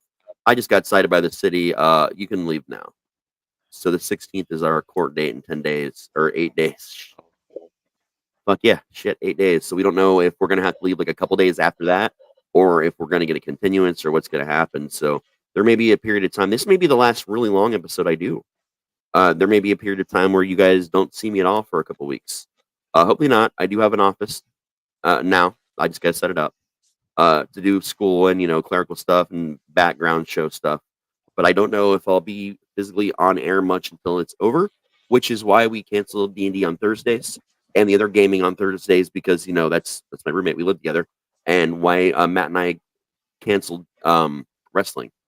So obviously Matt and I live together as well, so that's why a lot of our shows changed for this summer, and I apologize about that. But yeah, try not to drive myself crazier than usual. Although these things are outlets and they help me tremendously, and I love spending time with everyone. It's hard right now. It's really hard to be a human being and to have a social battery or a mental or a physical battery on top of a lot of big physical medical changes lately. So it's been tough. I do miss you guys. I know I'm not you guys that I'm talking to right now, and you guys at home. I miss everybody a lot, man. And I hope we're not homeless again. I hope we find a place and get into it. No luck yet, and we're running out of time. But I may post something about it for assistance, or someone in my family might at some point. I don't know. If I do, I'll repost it somewhere. But yeah, that's where we're at right now. Is just trying we're to. all here for you. Much love, man. I appreciate you guys. I always Absolutely. do. I try not to talk about it a lot because I feel like, you're gonna ask me how I'm doing. I'm gonna be like, I'm about to be homeless. I get my answer every fucking day. But rather than wanting to talk about it every day and all the time, oh, woe is me shit, I'm just trying to solve it. I'm just trying to figure it out. I'm having my moment where I get up and have my little breakdown every day, and then I'm big boy pants are on and I'm fighting and I'm doing shit. So that's, if I talk about it too much, I'm gonna get down too much. Other people are gonna get depressed or worried for me too much, and it just seems like every now and then I'll fill you in, and then we're good for a while unless something changes. Yeah. I've done that with you guys. Haven't done it on the network yet. Yeah. Overall, you got to do what you got to do. Yeah. Yep. Sometimes it's stabbing people on the side of the interstate for cash. Yeah, we're all behind you. Without a knife. Yeah. I'm hands-on. Hire a slasher. Okay, that was the one thing that I was going to say was fun. Oh, sorry. I have all types of sharp and pointies to help. My one happy thing out of 3 from Hell that I watched against the direct advice of my brother Rasty Slasher, just because it popped up when I'd watched something else, and it was like, I still haven't seen this. I want to see Sid Haig's last performance, which was just sad. Like, That I is almost part of why cried. that is part of why the movie got rushed and why it turned out that way. A part of it, Yeah. anyway. But the thing that I liked best about that movie was that they did stay true to how hands-on the 3 from Hell like to be. So when they had all these people show up with machine guns and shit, it was like, baby's got a bow and arrow and a fucking knife. And they go down to handguns and knives against, they brought a knife to a gunfight and fucking won kind of people. So that stayed true to the initial feeling. I mean, Otis uses a machine gun once, and it's just for effect purposes alone. Like, he could have done anything else, but they did stick with, like, Devil's Rejects, we fucking hands-on kill people. We're brutal in your face about it instead of just, like, killing 30 people in one swipe of something. But Otherwise, I'm sorry, that movie sucked. It felt like an anthology vignette format, and that's what I didn't like about it. Yeah. That's one of my biggest complaints of it. It did not feel like a movie that or had a place in the trilogy. As a side movie or like cut up into chunks, like and released as like a web series about their past and what happened between or whatever, or what happened after two. Like that would have been really cool to do. If they'd have done something like that, I'd have paid for that and I'd have enjoyed it done in that way. But as the third movie, I just couldn't do it. Yeah, it was too many lines that were recycled with like 2 different words in them, and then entire scenes that were filmed in the exact same format, just in a different brothel. It was like, saw that. Danny Trejo should have had a little bit more. That part confused me completely. Was he just being an idiot, or did he not actually remember the person that he probably was in jail for? Who knows? So much is unknown about the way that was filmed and things that are done, man. And like, it's what it was, and it wasn't spoken a lot about. Yeah, it made me. I don't support every single one of Rob Zombie's films, but it definitely made me go, I'm not so excited about the next thing that you're gonna do. Well, I mean, that multiple things have come out since then. I don't even know. Well, at least one thing. No, wait, I think just one thing. Munsters, and I thought that was really good. Oh yeah, I didn't watch that. I didn't see that either, but I did. One of my favorite Rob Zombie movies is House of a Thousand Corpses. Same. That I was like, I absolutely loved that movie. It had a nice little it felt like a nice little love letter to the Texas Chainsaw Massacre. Had a little bit of a feel with that, but it was so good, and it was so well done and everything, and the soundtrack, the soundtrack is amazing, and yeah, I really loved it. Saw it on acid in a theater. There was me, my 2 friends, and one other guy in the back. I couldn't say this the other night on Splash Pages. Well, I probably wouldn't have gotten in trouble, but it felt a little wrong. But they were talking about like, oh, I've seen this movie and this version of the movie, and it's always different. And I'm like, I went out with this guy one time, and one of our dates was he was taking me over to his friend's house so we could watch The Wall, Pink Floyd movie, The Wall.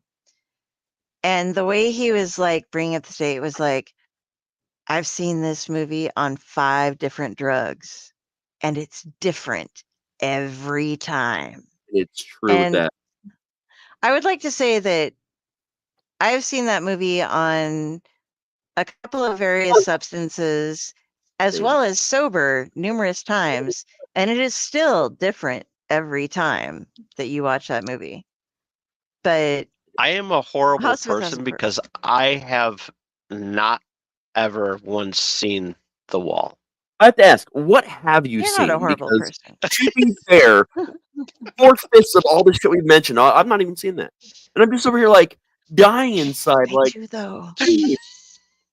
I haven't seen half the shit either, so don't worry about it. No, It's no, okay. you've certainly seen more than Tom. To be fair, you Okay, have yes. seen more than Tom of what we're talking about specifically. Like you could probably name a movie, Okay, and Tom. you've probably seen, and I probably haven't seen it. Yeah, Richard Pryor Like, movie. Vampire movie? No, I have. Richard Pryor. Oh, The movie is called Moving. I love that movie. Okay, see, I went back I love straight that. back in the day for you on that one. Yeah, because fun fact, it had Bam Bam Bigelow in that movie. Fun fact.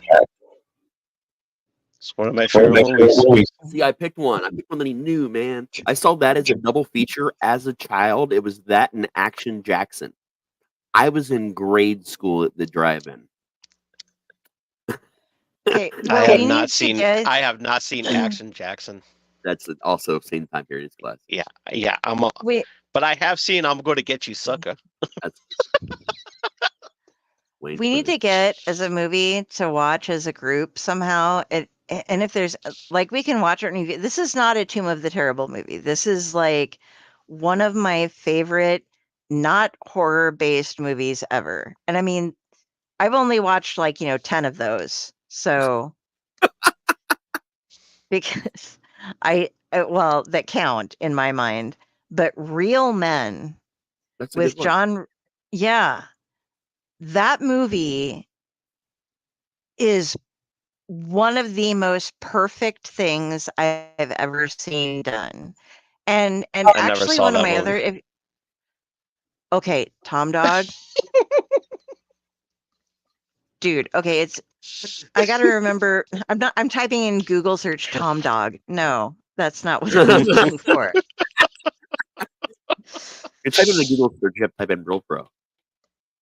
Yeah, no, it's Jim Belushi. I always forget which Belushi's which, but it's John Ritter and Jim Belushi, and it's like this kind of like Men in Black style thing going on where he's like a spy and like John Ritter's just pulled into it, and there's like, you got to get a glass of water to the aliens so that they'll save our planet, and all this weird shit's going on. There are times where like John Ritter thinks his finger's a working gun, but there's like the best it's one of my favorite lines in movies, and I'm gonna pull it up so that I make sure. Oh yeah, it's right here. It is the quote that's highlighted in IMDb. I didn't know you smoked. Just after sex, Bob. I'm trying to give it up. Well, at least that you don't smoke that much. About a pack a day. That'll kill you. Bob, it won't kill you, but it will make you very sore. This is the fucking brilliance that you get. And John Ritter, there was the other film that I highly recommend him in as far as like being hysterical is Noises Off. And really it's one of those it is so hard. If you're a theater person at all, if you've ever been a theater major or in high school theater or anything, the movie takes place during the film. Tom's just leaving. He's just like falling away. That's why. Okay, Noises Off is hysterical. Not many people have seen this movie, so you aren't alone. It wasn't a box office hit, but it's like it's a movie about a play, and it takes place front of the stage and back of the stage. And I really want to know, because I have heard that there are companies that will do a theatrical production of it where the stage is rotating back and forth so you can see what's going on in front of the stage and what's going on back of the stage, which to me, it just sounds like it would be dangerous. But Noises Off is quiet on the set, basically, if you're in theater. And so it's this whole thing. But it shows them running in and running out and doing their lines and getting backstage, and somebody's an alcoholic and they're like, these people are grabbing the booze from this guy and passing it to this person and he's grabbing it back, and everybody's doing their bits and doing their things, but the timing on everything is just done so well. It is another one of those nearly perfect movies that, like, I would say it was perfect, except it's older. When it was made, it was a perfect movie. Now there's a bit of stuff that's kind of like, not so great about it, but it's just chef's kiss. Most And recent production was November, towards the end of 2022 in West End in London. That was the And- last time I can see that it was shown. I can't imagine trying to perform that live on a stage, because there would be so much motion from the stage to get back and forth, because they're, like I said, maybe they do a half thing so that they're acting to this audience and this audience while they're Nope. running around. They separated into wow. acts. Act 1 is front of stage. Act 2 is back of stage. Act 3 is back to the front of stage at the end of show, where the actors just don't give a shit anymore. That's how it's separated into 3 acts. I've seen it. It's really good. Okay. But yeah, it covers, like, there's different relationships behind the scenes that are going on, and then the characters themselves. So you get to see, like, part of the play they're doing, and then, like, all of this stuff that takes place amongst, because theater people, get this, are dramatic in their relationships and everything else in lives.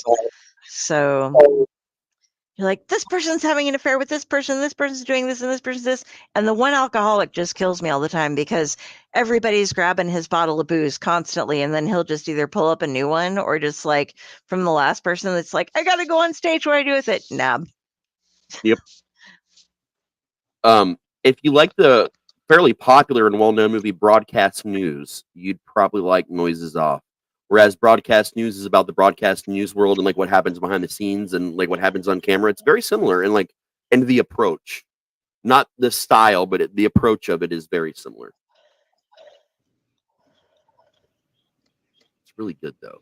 I watched a newerish movie that was I can't remember what it was called. I'm gonna have to figure it out now, but it was very similar to the concept of Noises Off. Very similar, right down to it. There was a lot of the actual production that was going on, a lot of all the crazy backstage. It was very similar to it. I think I just saw it within the last couple of years. I just can't remember what it was called. I can't remember. I watched 6 movies over the past week, and I can't remember all of them. So you're better off than I am. I forget names all the time. What was the one that I just saw that was Bodies, Bodies, Bodies? That was good. With the exclamation point. Yeah, but it's just, there's no commas. It's just Bodies, Bodies, Bodies. And I believe it's on Netflix right now, is where I saw it. And I was like, okay, this sounds really weird, but, it was my second movie of the night, so I was ready to just drain my brain of anything else. And it was listed as a horror comedy. And I discussed it with my family. We were just around for my sister's birthday, and she saw it. And she just thought it was terrible. She thought the acting was horrible and really didn't enjoy it. And I thought, like, I was going into it thinking horror comedy, and then seeing how serious they acted about everything and being like, well, where's the comedy part? Until I started paying total attention to the things that were inciting all of these people towards, like, thinking that somebody had killed somebody or defending themselves against being the killer and such. And it was all about, like, well, I'm on a podcast and she hates your podcast. It's a really hard thing to do, and you have to get guests and you have to do things and do stuff. She puts all these nasty things out about your podcast. That's why it was you who tried to kill her. And so did this. And it's like, but I didn't do this. And you are a toxic individual. But they're dead ass fucking serious, but it's all like, and I'm not saying that they aren't real problems, but it's the escalated issues that a lot of the newer generations have with things, where it's like, you didn't watch my TikTok, so that's why you're a bad person, and things like this were going on. And they deliver them so dead ass serious that it was like I had to realize that, okay, that's the comedy part of it, is that they're making like all of these things that they feel are very serious to themselves and the characters at least to be such a big thing, you know? Yeah. So that's one that I recommend, as long as you keep in mind, and it's what I call like it's the first time I've ever encountered slow burn comedy. Because the horror aspect is there as well. They're stuck in a house in the middle of a hurricane, and they have no power, so they're running around with flashlights and their phones or whatever that are dying. But it the comedy just kind of sneaks in there underneath everything. It just insinuates into stuff, and you're just like, oh my god, this suddenly became hysterical. I just wasn't paying attention. It's all in dialogue and little stuff, like little moments. Yeah, so that was a new one for me. Like slow burn comedy. Okay, I'll take it. It was good. From my opinion, I always look for haunted movies or for horror movies though that have houses that are cool in them, and this had a really cool giant house. So it's like my niche things, like skip some pretty good comedy or skip some pretty good horror movies, because I'd rather watch Rose Red again than see some new house that, like, and this took place in a ranch house. Fuck that. I don't care how scary it is. I'm going to go back to a big old house. I want something Victorian at least that I'm putting my eyes on. Even if it's full of cobwebs and shit, I'm going that way. Yeah. Have you seen any of the Amityville horror movies? We've had so many long conversations. Oh, yes. So only some of them are actually part of the series, and all the rest of them were just cheap name grab money pits. Yeah, but no, I am a big fan of the Amityvilles. And this is the deal. I was born on Halloween, and my mother introduced me to Universal monsters with Theater of the Macabre, with Mistress Macabre, who would come on in our area. Everybody had a Svengoolie of some sorts or whatever, and she would hop on and do those. And so my dad was like, oh, it's okay to let her watch horror movies. So I'm like, no, when did Amityville come out? I can't even remember. Let's see.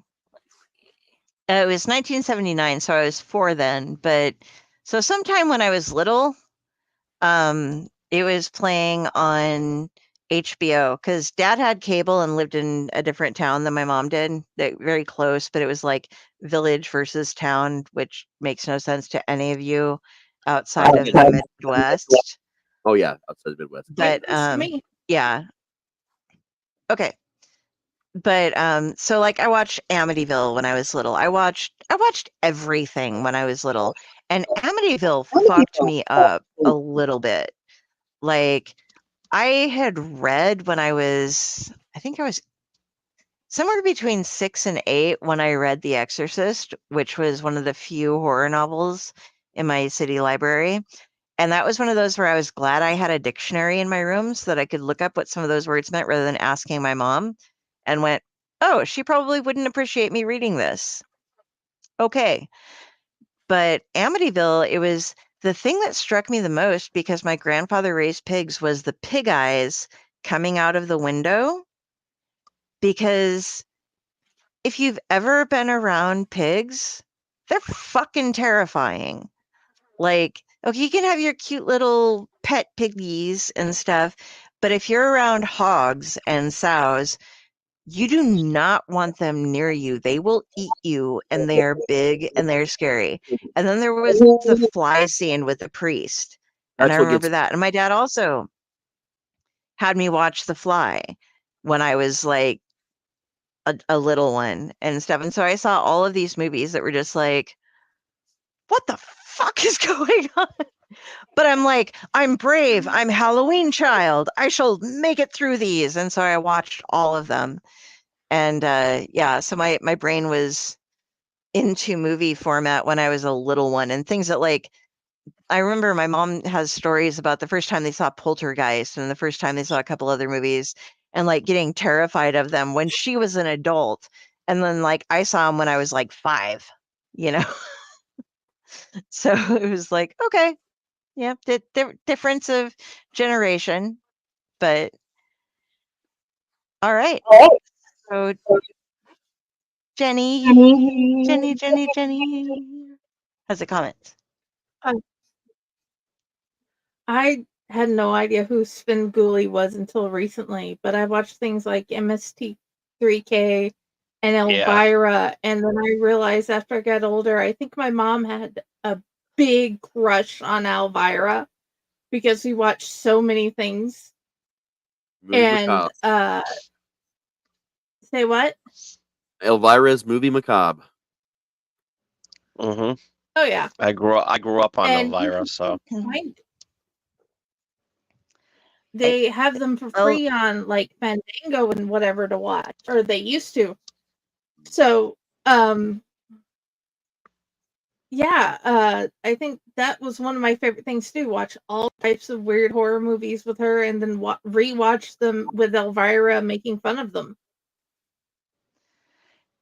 And Macabre was our version of Elvira, only she didn't really make fun of the movies. She just gave a like it was a really cool format because it gave you this like, and you are watching, you know, like this is Lon Chaney, this is Bela Lugosi, these are all of your, Bob you Drake know, style. here's I had to learn it was like quizzes from my mom, like who plays Dracula and who plays Frankenstein and who is the Wolfman, now who's the mummy, you know, and all these, and I had like the big 4 stamped in my head, and I can't remember them all right now.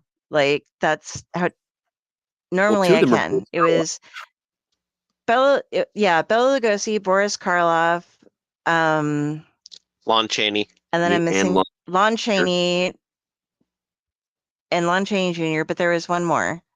I'll have to look it up. Oh, I know this.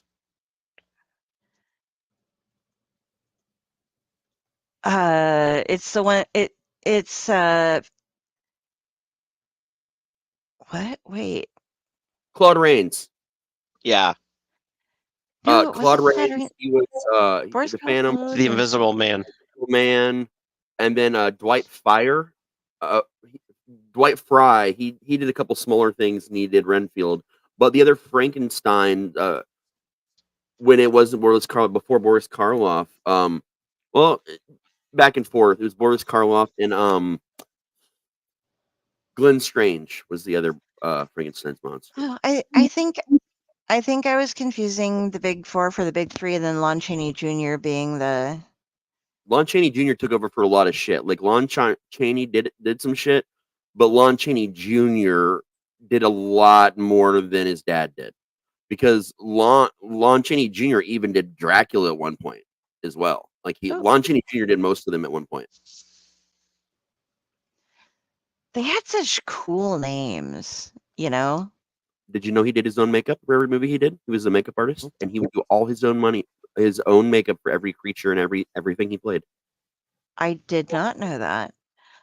I also then I got introduced to Uncle Necro. James and I were in the same school a year apart, and we had an instructor who had us watch all of the Vincent Price, Edgar Allan Poe movies.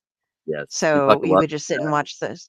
And it was more than just Edgar Allan Poe, though. There was Beatrice was in the Poisoned Garden. I can't remember. Rappacine's Garden, I believe, is what it was called. But it was this girl who this guy fell in love with, but she walked through a garden full of poisons every day. So she built up a resistance to them, and to fall in love with her was to die. Basically, very, very emotional, very in depth, but we have a town called Beatrice, and I know that people are called Beatrice, and hearing it said Beatrice to me was like, ooh, that's a really pretty name. I wanted to point out when we had the conversation about Vincent Price and Edgar Allan Poe was because of Roger Corman, because it was actually Roger Corman who died not long ago that created those Edgar Allan Poe movies with Vincent Price, and people often misremember which ones were Vincent, which ones were other things. But the 7 that they did together was House of Usher, The Pit and the Pendulum, Tales of Terror, Haunted Palace, The Raven, The Tomb of Ligeia, and The Mask of Red Death. Those were the only 7 that they did together. Is that how you pronounce it, Ligeia? I've heard Ligeia. I've heard it. Okay. I go with Ligeia. I wanted to use it as a name, though, and Ligeia sounded cooler to me. So. It does sound familiar. Yeah, those are the only ones they did together. But like, I grew up on watching those. But also, my favorite of the shorts, you'd think it was The Raven because I have Nevermore and a Raven tattooed on me, and that's my favorite of his poems. But my favorite short story of his is actually The Cask of Amontillado, and they did a made-for-TV version of it at one point in time when I was young, and we actually got to watch in an English class. And I already read this story a million times and loved it, but I loved the movie too. But it was the first time growing up when I read it that I learned the lesson truly about what an unreliable narrator was. And to this day, that's still one of my personal favorite tropes to write with and use. Okay, well, while I have you here at the nearly 5-hour mark, folks, if you've made it this far, you might know what I'm talking about here. I read a story, and I don't know who wrote it, and I can't find it anywhere. And it could have been fucking fanfic, but I've searched as many fanfic sites as I can as well for this. And it was a beautiful story that was told about 2 boys, one named Edgar and one named Alan. And they met each other on a train with a girl named Annabelle Lee. And they could go in their imaginations in some sort of astral projective thing to a seaside where they would hang out with Annabelle Lee. And one of their lives went to absolute shit, like what ended up happening to Poe. And the other one was really successful and doing well. And like he and Annabelle found each other connected and were trying to save the other. Like they weren't brothers at all or anything like that in real life, but they were basically each other when it came to souls and how they interacted. And I've looked it up and I've tried every single author that I can think of who wrote it and looked everywhere. If anybody knows what I'm talking about, please, I will give you e-copies of all of the books that I'm in, or I will buy you the next thing that Rough House releases, whichever you want, something like that. Let me know, because it's been driving me crazy because it was so well written. It was glorious. And I haven't been able to share it with anybody because I haven't been able to find it. And everybody that I've asked has come up empty-handed as well. So yeah, I'm looking it up right now and I'm finding nothing. And you know how deep I can search for shit and I'm seeing nothing about this. I thought for a while it was Fritz Lieber, but there's something that he wrote that I think involves Poe, but it had nothing to do with that. And there were a couple others. I think it was, like I said, it was intended to be like a sci-fi horror because it crossed like time and, it was like a multiversal horror type of thing, but I have never found it since I read it one time and I was all about it. So I will literally buy you things if you can find this for me. We'll like go through a list of like all of our friends of the network stuff that's up and coming. And it's not that I'm saying that because they give it to me free. I will pay for it for you. I just want to support the friends of the network. So, if you're watching, you know what's going on. We have some great friends. If you buy me a house, I'll find it for you. Oh, yeah, no, just I'll let you stay in my spare bedroom if you can clean it out. How's that? Well, I'm looking at the time, and it's 2:05 over here on the East Coast. Oh, damn. Yeah, and sorry, I'm about. Yeah, that's okay. I'm about to tap out. You're good, man. Get the So, fuck out. yeah. Because right now looks like we're going into the 5-hour mark in about like 45 seconds and everything. So. Yeah, we're doing that. But look at it this way: I stayed as long as I could. You know. Well, we appreciate you, man. Yeah, And we're anytime. glad to talk with you. Anytime. Yes, absolutely. I'm just glad to be well in order to come back on here and everything, because last week was a total disaster. My father got hit with COVID last week. He gave it to us, and then my mom and I tested positive on Monday, and so they were in the hospital. My mom and dad are in the hospital. They went to the convalescent home shortly after. They're currently there now, so I'm pretty much handling things over here and everything like that. But so on Thursday and Saturday will be my apology tour. So I guess you could say, because like I said at the beginning, I had some stuff lined up last week, and because I was sick and everything, I couldn't fulfill that duty and everything like that. So I have to scrap the double review for Wrestling Prime, and I'm going to be talking about some. I'll briefly talk about those for a little bit, and then but Thursday, what's coming up on Channel X, going to be a laid back show. Pretty much talk about some of the stuff that I missed, and excuse me, while I was absent and everything, get a little bit caught up.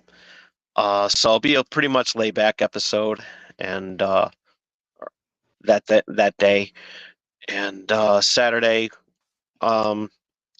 do some laid back wrestling news, and with Wrestling Prime, you can look on the Brill Pro channel at Tom Arcade 69. I'm on Facebook. You can find me on there. Twitter, TomDog247. Still, I like to throw some hijinks in there and everything like that. Keep the fun going without all the drama and everything like that. So I keep it fun in there, and like to give Elon Musk a hard time sometimes and everything, just like busting his balls sometimes. And so it's all in good fun. But and He likes to so torment me. yeah, and so, but yeah, and then while you're at it, while you're on the Brill Pro channel at Tom Arcade 69, be sure to face hug that subscribe button, and we'll have a good time. And I'll chat up with you guys on Tuesday with Splash Paces. Shout out to everybody over there at the Dorkening and everything like that. Shout out to them. See you guys on Tuesday, and I'll find a good one for Drew to say "get out" if I can.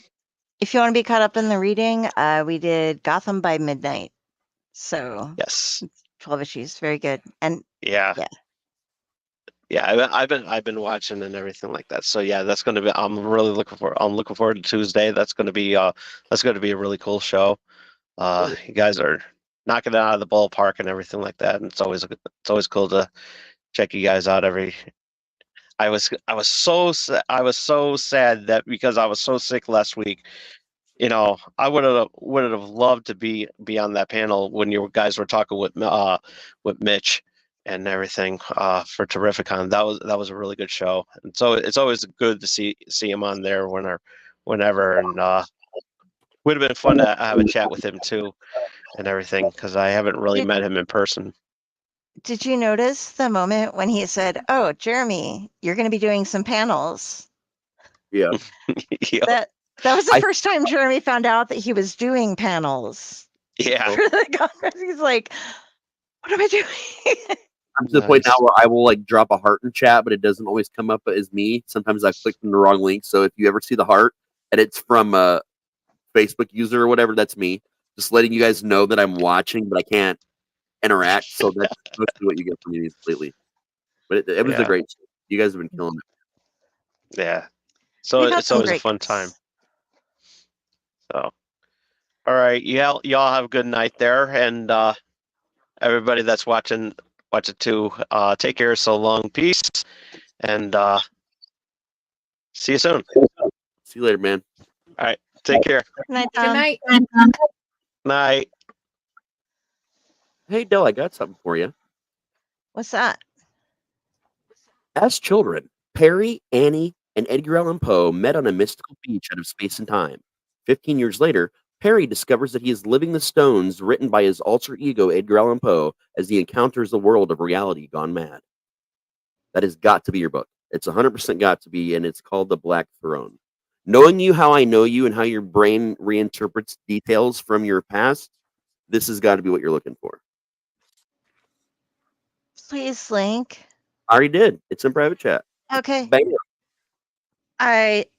I'm sending you some presents, Raz. You're in everything that I've published, so You're not going to send me nothing. I don't want nothing.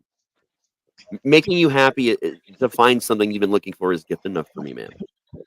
And if you look, it's Goodreads, but there's a link to the buy on Amazon, and it's a legit link to buy it on Amazon. I checked before I sent it. Actually, I'll just send you the Amazon links. That way, you don't have to go through random links to get to it. holy wow.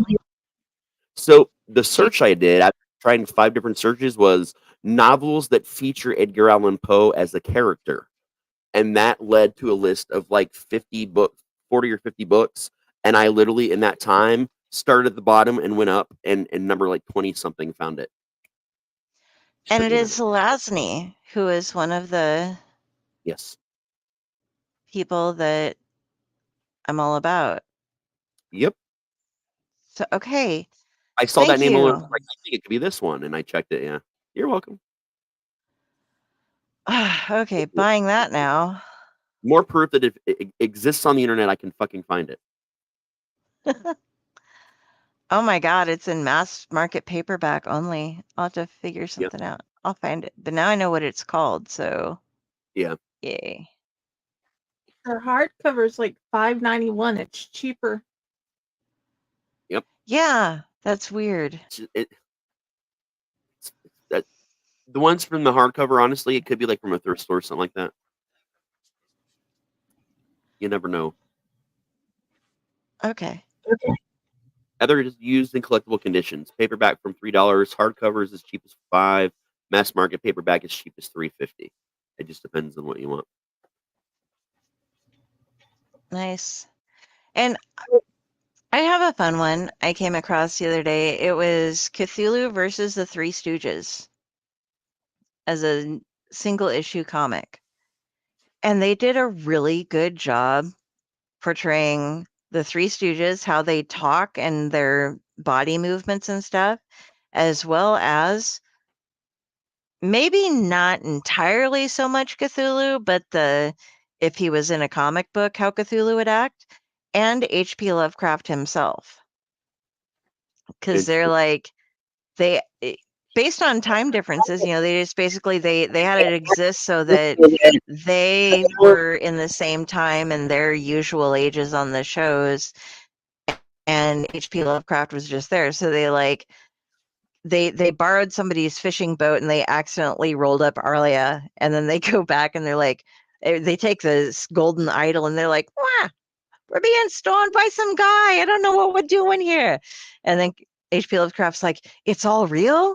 What I've been writing? It's all real?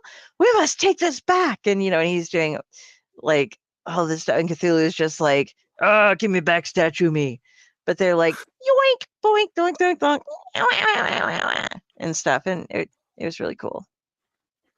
Oh, yeah. So I've always thought it would be fun because they had like, it wasn't just the Three Stooges. There were a couple, Laurel and Hardy meet, Godzilla, but different things. I always thought it would be fun to like grab a bunch of the old clips and make them into new movies. Like even if we just did fan films of like the Three Stooges versus Jaws, or Yeah. or Freddy Krueger would be super fun with the Three Stooges going around like yoinking, and he could like yoink out eyeballs and shit or something. I'd be like, oh, this works. You know? Oh yeah, that'd be cool. Shit, yeah. So yeah, I'm jabbering because we're 5 hours into this shit, and What we do? Hey, I can get you a signed copy of that book for $2. First by edition Roger signed. Zelazny? Seriously. Apparently, that's what it says here. Yep, condition good, no jacket, signed by authors. Nope, sorry. This one's $20. It's only signed by. Yeah, okay, never mind. It's only signed by Saberhagen. It's 20. The $2 one is a version of it that's signed by both, but it's so destroyed, I don't even think it would survive shipping. Okay. Don't worry about that then. I'm working on collecting comics up right now because got Terrificon next month, in the middle of the month, and I want to get like I'm totally bribing every comic creator that I want to interview or pay homage to that's there. But I don't want to carry everything on the plane with me. So Drew's going to be getting, since he's my ride and my roommate, he's going to be getting all these random fucking things in the mail that I have to warn him about. Like, okay, you're going to be getting the tiki mugs now. You will be getting 4 issues of this comic now, or like. And we're picking up craft beer at this place along the way so that we can give these guys this and these, because I keep asking, like every time I see them on anybody else's show or we get them on our show, like, what do you like to have behind your booth at a con? Mark Wade likes Diet Coke. So we're going to get Mark Wade Diet Coke every day, but we're going to do something special with it. I've Brian Azzarello, who had a whole tiki display, like a fucking shrine behind him, and then a goat head just hanging there on his wall that I'm getting a really cool tiki piece for. And some craft beer because he likes craft beer. Actually, we, as Tom Dog was talking about, we had Mitch, who runs the con on the show last week, and I'm like, can we bring alcohol in the fore, please? Because all of these people that I want to interview like getting drunk. So I'm giving them presents that are booze, and I need to make sure that I can legally do that. It's like, yes, you can. Okay.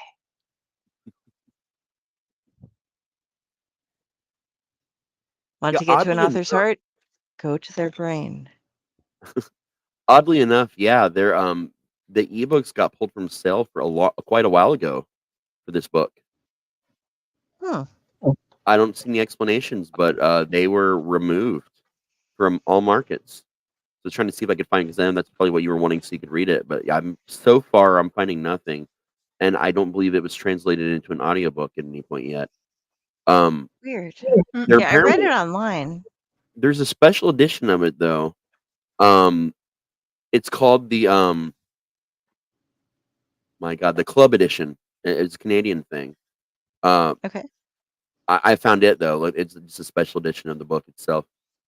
It's the same damn story, but if you want the special club book club edition, it's $10 Canadian. Okay. Yeah, well, I will look and order one because it really, I was really wowed by it when I read it, and that's why I've been looking for it ever since. That's like, there are very few books that I've been like, I will spend over 20 years looking for a title until I finally get it. And then when I get it, I have to save it on a sheet that I have of like things Dell forgets. And it'll be like a list of the same thing because I will constantly forget the name of it over and over and over, which includes things like some of my favorite actors or some of my favorite authors. I always have that moment of, oh, fuck, who is that again? And so I just have a list of things that I forget frequently. Yeah. things that I forget semi-frequently, going down. Yeah. So Clancy is an Ohio native also, so I read a lot of his. Zelazny is solid, man. His stuff is fucking great. Love it. It's cool And I'm shit. glad that I was right on that because it's okay. Like I said, for someone that knows how your brain works, when you give me details, I know how your brain works. So it's not that hard for me to go and find them based on weird short descriptions that you give me. It's just finding the right search combination to get there is what stumps me for a minute or two. That's what I'm starting to. And okay, guys, when it comes to things like book covers and shit like that, for me, I find an artist. If it's me myself and I pay for a cover, I have some that have been waiting for years to have been used, but I go for actual artist generated art. I'm going into AI here, is why I'm prefacing that. You can use AI for a lot of fun things. It will make pictures for you. It will write stories and things for you. If you try to turn it into your English teacher, they will probably pull it up because they will get 15 out of 20 papers that use very specific lines in them that are all stolen from the same AI site that happens to use those very specific same words in them. So don't do it. Just fucking read a book and write about it or whatever your subject is. It's not that hard to write 5 pages. If you need to write 20, you're in a class that is giving you half of a year or more to do that. So do it. But the thing that I have found AI to be helpful in that I don't think it's abusive in, or not even abusive, but stealing. I feel like it's non-threatening. To use it as a source for research, you have to double check every single thing that you are told by it to make sure that it's actually real. But it will teach you how to phrase a question properly because you type something in and it'll start answering you. And the way that it answers you phrases it in this context, this is what would happen. So you can be like, okay, if I wanted it in a different context, I would look, so it teaches you how to ask questions better, how to research better. And that's my thing. Like AI has its place, but I it's a think it's niche cool. place for me. I think it's cool for story prompt ideas too. Like, Yeah. what if a werewolf drove a taxi cab? Type in weird random shit like that and just see what it says because some of it's really hilarious and some of it goes, oh, that's wait a minute, which will spawn your own original idea based on what you just read. So some of it can be a useful tool. It's a tool, not a solution.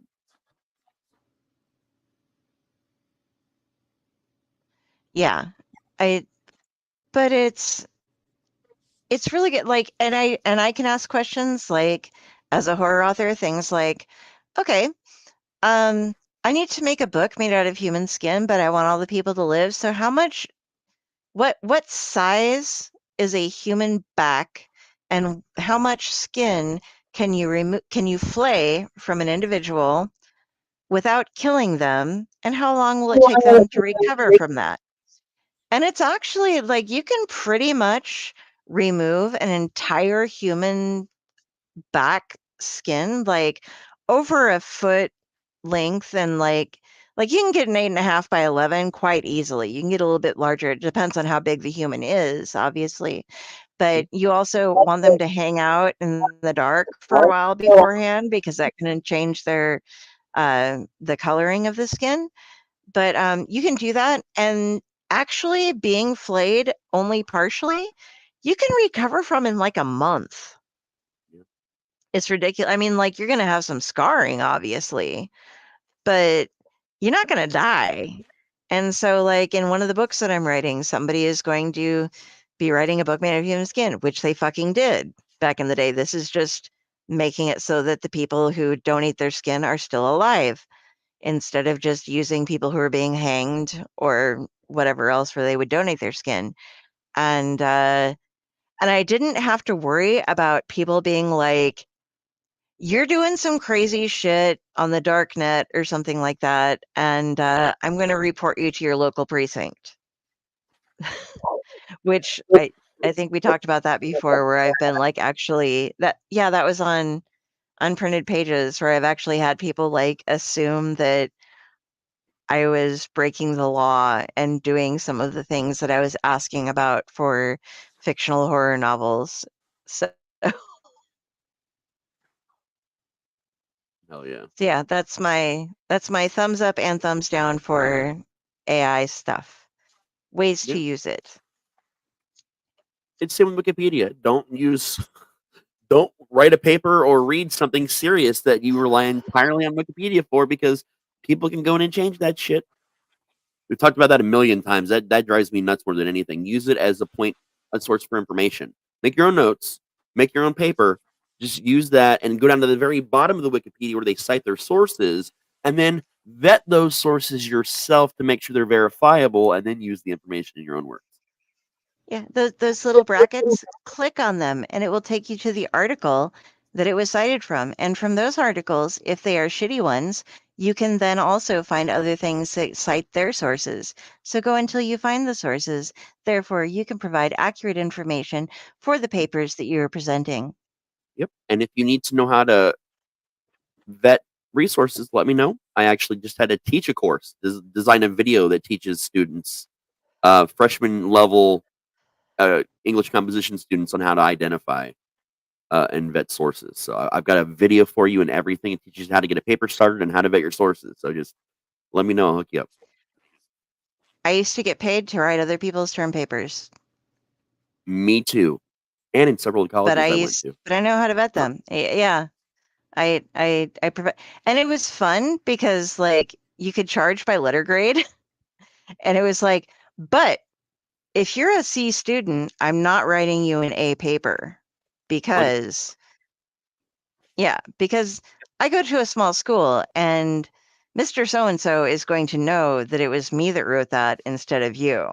So give me your grade average and I will write you a paper just one level above your average grade average. You know the Unless weird you absolutely need it to pass, and then we'll go just up a little bit more, but it costs more. I required two things from people when I did this for them, and got they would pay me for it. One, I needed a sample copy, a copy to sample their last three papers, and I needed to have a conversation where I asked them a bunch of random questions and recorded it. That way, I could go listen to how they spoke. I could I could look at how they wrote, and still use the style in which they, the teacher was normally, used to them writing and speaking in, and personalize it to make it really seem like it was that person. I got paid a little more than the other people that did it. I was worth it. I got really pissed off because I wrote a paper once for a C student, and I wrote my own paper for the same thing, and I was an A student, and the instructor and I did not get along. I was an A student based on tests and everything else, but anything he could downgrade me on or argue my opinion with in class when we were having discussions, he would do so. And I wrote her a C paper, and I wrote myself an A fucking plus over the top paper. And like, I know essay writing. It wasn't hard back then. It's not hard right now. And he gave me a B minus and gave her a B plus. Jesus. And I was like, do what now? Did you seriously just do that? And I mean, like, I know it's B minus versus B plus, but I still, wrote her a C, and I wrote myself something that went way beyond what the paper asked for. And it wasn't one of those Hermione Granger, like, I wrote 10 extra pages that he had to suffer through reading and taking more of his time that made it a messy essay. No, I wrote a good fucking paper for mine. Still don't like it's that crazy. guy. Professors sometimes, man, or teachers, whatever. It's weird. I've got a couple that I've had. I haven't had too many teachers that I would call bad or just were out for me for no reason. Just a couple. And the second one, the second one made it seem like he was, like, made it very much seem to everyone, even the dean, after a bit, that he was. It turned out though that he was actually a really nice guy, and me being like cool and calm about the situation and sending an email to him privately while it was all going on, and the dean got. I didn't involve the dean. Another student did. Uh, we actually worked it out, and what it boiled down to was he thought I had a lot more potential than what I thought I had, and he was grading me based on the potential that he thought I had and wanted me to live up to. So, but it turned out he was actually a really nice guy, and like after I got out of that class, it was a college class. When he was no longer my teacher, we actually shared drinks a couple times. We went out a couple times. He was a really nice guy. It just what he was doing didn't exactly equate to his actions, and he thought he was doing something, and then other people thought it was something else. But the first guy that was my first college, he was just a mean piece of shit asshole that hated his life, hated himself. He was an alcoholic, and I was the brightest and the youngest. That I was the youngest student that college had ever had or has had till this day. They made me wait till I was 16 to start instead of at 15. And he just really resented it and was angry. And that guy, though, he had his own problems. Yeah, you need to let your students know if you're doing that. And it, I always was an A student. I mean, like, I've had things where I've recognized, like, and sorry, everybody watching, we aren't trying to like just be like, oh, we're this great or anything. It's just high school stuff. It was just like I know my levels. History I sucked at until I got out of high school. Then I learned things that I was interested in, but English and mathematics, I was always like top of the class on everything. And having one instructor suddenly change all of that but not having a reason. Like, it wasn't like I had any grammar errors or anything like that, and nothing that could be brought down. Like, there were no notes on what I could have done to make this better. It was just Just the grade. this given grade, and we didn't get along. He was the only instructor I did not get along with, and it wasn't a teacher's pet thing either. It was just I knew what the fuck I was doing when I was in college. I was tutoring classes at or above the level that I was taking because I had to take the class to say like, okay, I'm certified to do this now. But I, I know how to teach. I know how to explain things. I knew what I was doing. And being cut down for no reason other than somebody is an unpleasant human being sucks. is just shitty. Like if I'd been told like, "Oh, I'm doing this because Mr. So and so and Mrs. So and so all said that you should be at this level," I would understand. But no, it was just I give you this grade with no reasoning at all behind why I'm taking points off. And if you ask me, I'll just tell you that was just all it was worth. Yep.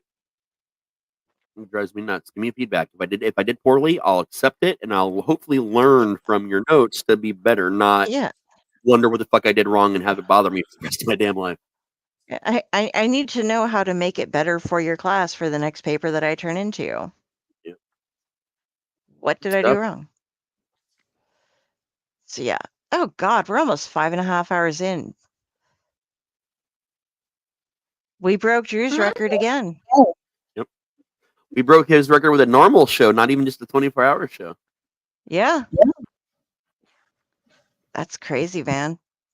And we are having some trouble on some of our channels. Apparently, I went to go find us, and some of them dropped. So, Really? Yeah, we apologize for those. Various social media sites have been changing some of their policies lately on how things are streamed to them, and we use StreamYard, and it is not just StreamYard that is being ignored by us. Or by those channels. It is every other form of social media also has some things where every now and then, and it might just be a droppage of some sort in this case. It might be you because we're live right now, still up to date on Facebook and YouTube. Oh, I'm finding this just fine. Yeah, we're fine. Oh, okay. I couldn't find us, but never mind. Everything's fine. Yeah, no, we're good. Nobody's fucking with you. Okay. Yeah, we have one person. When I logged off and came back on it, one of. I know we've had a lot of people on X lately. We've had at Yeah. least like 4 followers a show on the Dorkening and the Owlite X channels, and thank you. That's what we have right now. We have 2 on Dorkening X, 2 Allied Society X, 1 Hellfire Entertainment Facebook, and 1 Allied Network Facebook currently. Hey, come, dude, if you could do us a favor and like our YouTube channel while you're watching, if you like this or any of the other shows we do, we would love to get likes on the YouTube channel because we're doing all right. We could always use them everywhere, of course, but We're getting the over a Allied hump right Society, now. We're no longer just yeah, starting out with notice, but we need to get to that next level, and we're this close. yeah, we're trying to hit the moment. If there was a way to like call out like who is the person that hit the thing, it would be great. Yeah. It's weird too because like if you look, our numbers aren't spectacular if you look at our likes and views or whatnot. But all in all, we get usually a couple hundred unique people watching every show that we do. Sometimes as many as 300. So and we're in this weird thing now where again we're not the lowest numbers out there shows, but if we can get a little bit higher on the platforms, then we will start getting suggested to more people, which is where you see the big ratings jump, like the big like and subscribe jumps. And we're right in that hump where we're trying to break out of the small numbers. We're A little bit. literally at 99 subscribers on YouTube right now. Yeah. So it'd be like if we could just hit 100, that would be cool. The other thing is Twitch, because we're taking this season off of doing the D&D show. But when we come back, if we can get, it's initially 50 subscribers on Twitch, correct? Before you can start using special things like you get your points just for like being on the channel watching stuff. What we want to do for you guys is while we're doing our shows, there are a lot of different tools in Twitch, but the free one is if we have enough subscribers, you get your channel points that build up. And we want to let you do things like if you're watching our show and Calypso up there has been stabbed and she's down to 1 hit point. If you're sitting around and you have a couple hundred subscriber points that are just sitting there because you've been watching us, you can put into chat and make an announcement that'll be like, I'm spending 200 of my points to give Calypso a level 1 healing potion or something like that. And the more people we get going, you will also be able to start taking donations and stuff on there if you want to do bigger things, if you want to do things outside of what that goes with. But it's all this stuff that we want to do so that we can like let you guys be part of our games and part of our storytelling. But to do so, we don't need you to even pay for it. We just need you to be following us there. And how close are we on our Twitch right now? I need to check real quick because we had a decent bump for a little bit, and I'm finding us. In a while or interacted with it a bit. Yeah, I haven't been there for. We have 29 followers, so we're over halfway there, but we need 21 more followers on Twitch so that we can start including you guys in the gaming that we do. We will only be putting the gaming up on that channel, and we will also do some of our crew here at the Owlite Society is into gaming, and we play games and stuff, and we'll stream those on Twitch as well. Give you a little notice out there. But we aren't going to put most of our shows on Twitch just because it's not the best place for a podcast to rest. It's a good place for gaming and things like that. Well, I don't know. Some Scurryface does really well actually on YouTube. A lot of people do, but it's once you've built your audience in other places that the podcasts were. Whereas the gaming will catch on quicker once you've built your audience. You can bring it over to Twitch. It's weird how a lot of that shit works. It's all about what categories you're in, and you have to literally go in and change your categories every show to attract people, and it's a lot more work than what we're doing now. A lot more work than we were doing now for just one outlet. So it would be it's a little bit pain in the ass. Yeah. So until we get at least 50 people on Twitch, we can't do the things that we have planned for you, but we will be doing as much as we can do for you for the future. Definitely. I'm just wandering off because we're like 5.5 hours into it. So I'm like, Yeah, you're good. we should talk about what we have going on, what we have going up, what we, what we're laying back on and waiting for, because believe it or not, like this is our slow season, guys. We usually have a show almost every night of the week, but with me moving and stuff, we're a couple of shows are on pause, but we also created it a lighter schedule than usual for this summer because we're all doing a bunch of crazy shit over the summer. So we'll get back to a lot of much bigger, fuller production of slated shows come end of summer, early fall. But we do all kinds of weird shit, guys. Like go back and watch at least some of our 24-hour show that we did. That was fun. We'll do another one of those probably next year.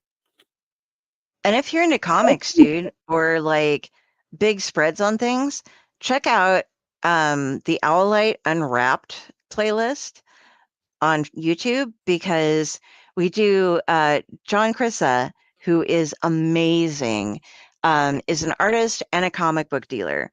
And so he will put together these boxes, and we call them John boxes because they're so fucking awesome. And you can get mystery boxes through Silverback Graphics, which is his thing, or Boss Kong. And he sells, like, he'll set up different things where he'll sell like 10 of these or something, but you can also just order one with a theme to it. And he sends you a questionnaire, and you like answer like which of the comics that you own is your prized possession, what you're looking for, what you have, what you don't have, things like that. And then he will send you a special box. And he will also do these boxes that have like, and one of these 10 boxes will have like the original 6 editions in great condition of this particular run.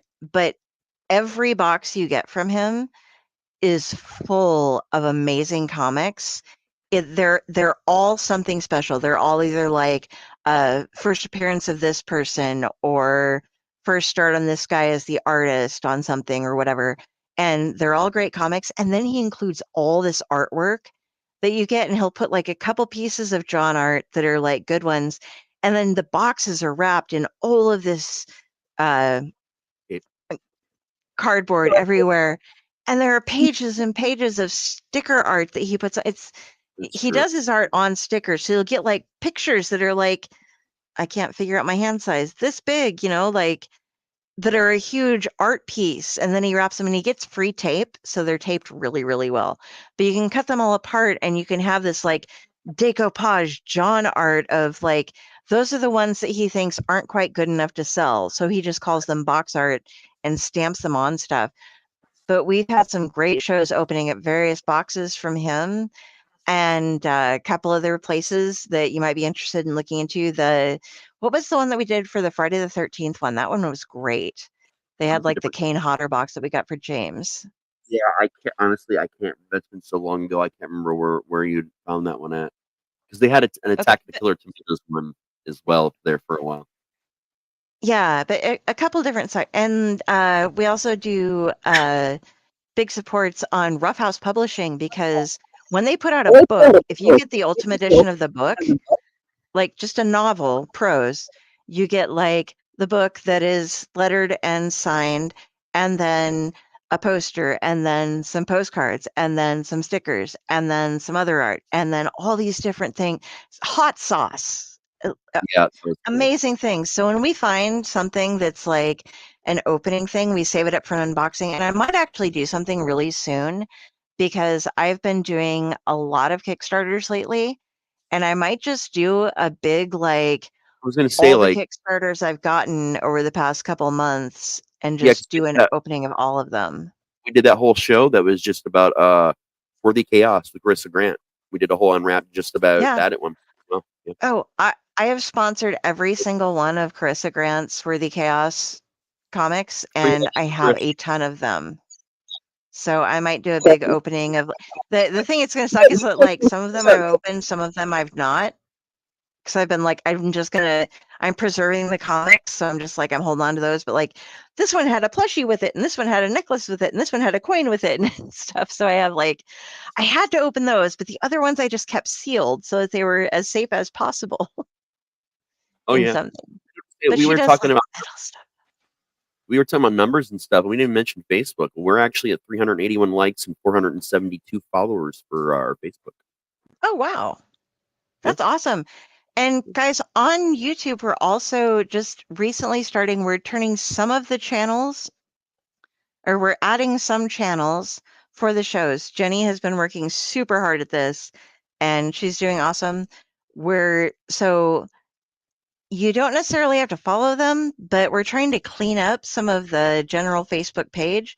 So in order to see, like, when we do the Owl Light Society, which is our campfire show where we get a bunch of people together and we tell stories, there's the normal show, and then we break it up. Raz goes ahead and does his awesome editing work, and he breaks it up into each story that is told, so it's focused on the person who's telling the story, and that is its own playlist. And we're moving all of that over so that we have it saved on one page.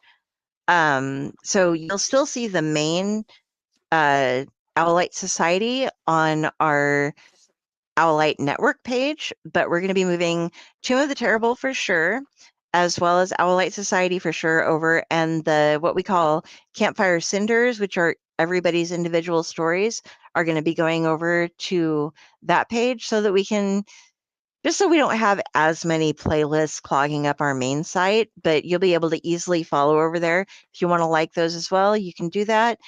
They will be, you'll get the live version of the show on that specific show, as well as then the broken down episodes as well on the playlists that will be showing up in those channels. So we'd love it if you like them. But if you want to stick with the main show, you can, and then follow us on the different channels. But I mean, I don't know. It takes a couple seconds to click. There's also Unprinted Pages and Corpse Garden Chronicles. Oh, okay. Sorry. I was unaware. They're not You've gotten the ahead main of me. page. I already had them set up, so I'm also transferring them over there as well. Yeah, they existed previously. Awesome.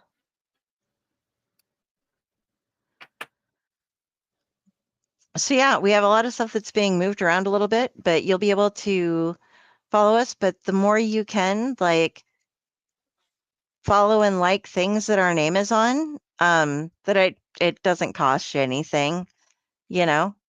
We would love to have it. There you go. The more you know. Tom Dog would face hug things. I can face squirrel things. I can be like, oh, so cute. Please love me. So I've been playing a prank on you for months. Jenny is the only one that caught it finally, and then Pyle knows about it now. I'm just gonna finally tell you because do what? I saw what it you at the said. beginning, but I figured it was something weird you did on somebody else because it didn't sound like my voice. So I've just been No, like, it's not your voice. It's okay. Dell's. It's Yeah, Dell's that's voice. why I said it. Yeah, Yeah. somebody else's. I'm gonna play part of a video, okay? Now I need you to listen closely as soon as it gets to Deadly Grounds specifically. I just don't have the individual Deadly Grounds up right now. I just have the intro one. So give me a second because like you just need to pay closer fucking attention, okay? I'm gonna stop it right after it happens, so that way people don't have to like watch the whole damn thing. I just have to figure out the best one to do. Where's the padded cell one? There we go. I'm gonna play the package, but I'll stop right after it happens and listen. Okay. Everyone thinks because you're a zombie, you don't know good coffee. Well, they're wrong. Did you hear it? Oh dear. That's you. What? That's you saying "oh dear" over the commercial, and it has been in there for ever. Okay. Defense.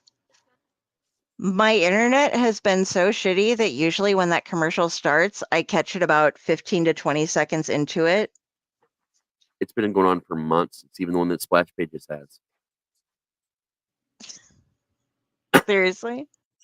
That's the level of prank I was doing here, and it's been months, and it's been so sad that you never noticed. I'm just finally just telling you. I don't hear it because I don't see the commercial because I lag so bad when it's playing commercials. It catches up like this, this far into the screen of it. Now you know. Now I know. No. So happy. I'm gonna have to tell Leo and be like, "Did you notice? You've been playing the commercial." I bet you no one noticed. Or Jenny. Jenny's the only one that's noticed. Good job, Jenny. I was sad because I didn't think anyone noticed, and Jenny was like, "I noticed it. It's right in the beginning." I'm like, "Thank God." Okay, someone. It wasn't too weird or obscure of a prank. It's a harmless prank, but a fun one. Well, I need you to do a number of video things or audio things for me soon. Maybe video as well. As soon as I move, we're gonna do the one we've been talking about for a little while. Okay. The Smells Like Teen Spirit esque one and some other stuff. I gotta finish this haunt stuff while I'm I got another job to do a dance recital video, and we've already shot it and everything. Just gotta put it together for this local dance company for kids. So I gotta do that and haunt stuff while I'm in the process of moving. And as soon as I move back to the creative stuff, I'm not even writing right now because my brain just won't do it. Okay. I just want to do the Cenobites versus music video, like for us. I think on Owlite. I think that would be a fun little just thing. Do you know how many movie parts I got by doing this monologue that was just a combination of different quotes from Hellraiser? I literally created I'm a assuming monologue. I don't have to feed you the lines. I literally created a whole like sensible monologue that made sense from beginning to end, just based on different lines from different Hellraiser movies. And like, I've gotten so many parts from that over the years. Well, that's why. And for those of you guys that might still be watching, I'm trying to do Hellraiser versus music, where like Pinhead says something and somebody else throws it up in his face. Like initially, I honestly wanted to do like "No tears, please. It's a waste of good suffering." To "It's my party and I'll cry if I want to, cry if like they just keep throwing back all of the things he says in his face. So I have this list of like 3 pages of Hellraiser quotes with potential songs to tell off Pinhead, but we need to make sure that we don't copyright violate anything by having like 30 Pinhead quotes. Yeah. But like I said though, if you have someone perform the quotes, because the voice is digitally altered, you have to know that after all these years. Yeah. No, I actually Drew does an amazing Pinhead actually. Nice. I've never heard him do it. He has that deep that he can, like Jeremy hits the really deep stuff, but Drew can hit like a deep baritone, almost basso kind of thing going on. So I'll have to do a Pinhead contest. That's probably one of the first horror like voices that I learned to imitate back in the day was probably his voice. But I also know how to digitally alter it to make it sound even more fucking like it. Like once you know how they digitized it and the way you can do it now, it's easier to do. Yeah. The important thing is so I hitting suppose the we right. can just put up little gifs. Yeah. The important thing is just to hit the right tone and pronunciation of things when you do the clean recording, and then come back with the layering. It's not even reverb. There's a reverb in it, but the way the reverb is done, along with the voice amplification and the slight tone adjustment, it's all done together instead of separately. So if you did it separately, the sound would be very different. Again, if you need any tips on video projects, contact Rusty Slasher. He's a doctor of things and stuff, and he can tell you how to do some of these things and stuff. The rest of us can too, but they're not the same things or stuff. We all collectively have a lot of knowledge at the Outlet about a lot of different things. Some of those things overlap, and some of them don't. I have 2 doctorates. I just don't list them because I don't feel like typing doctor in front of my name. I don't know.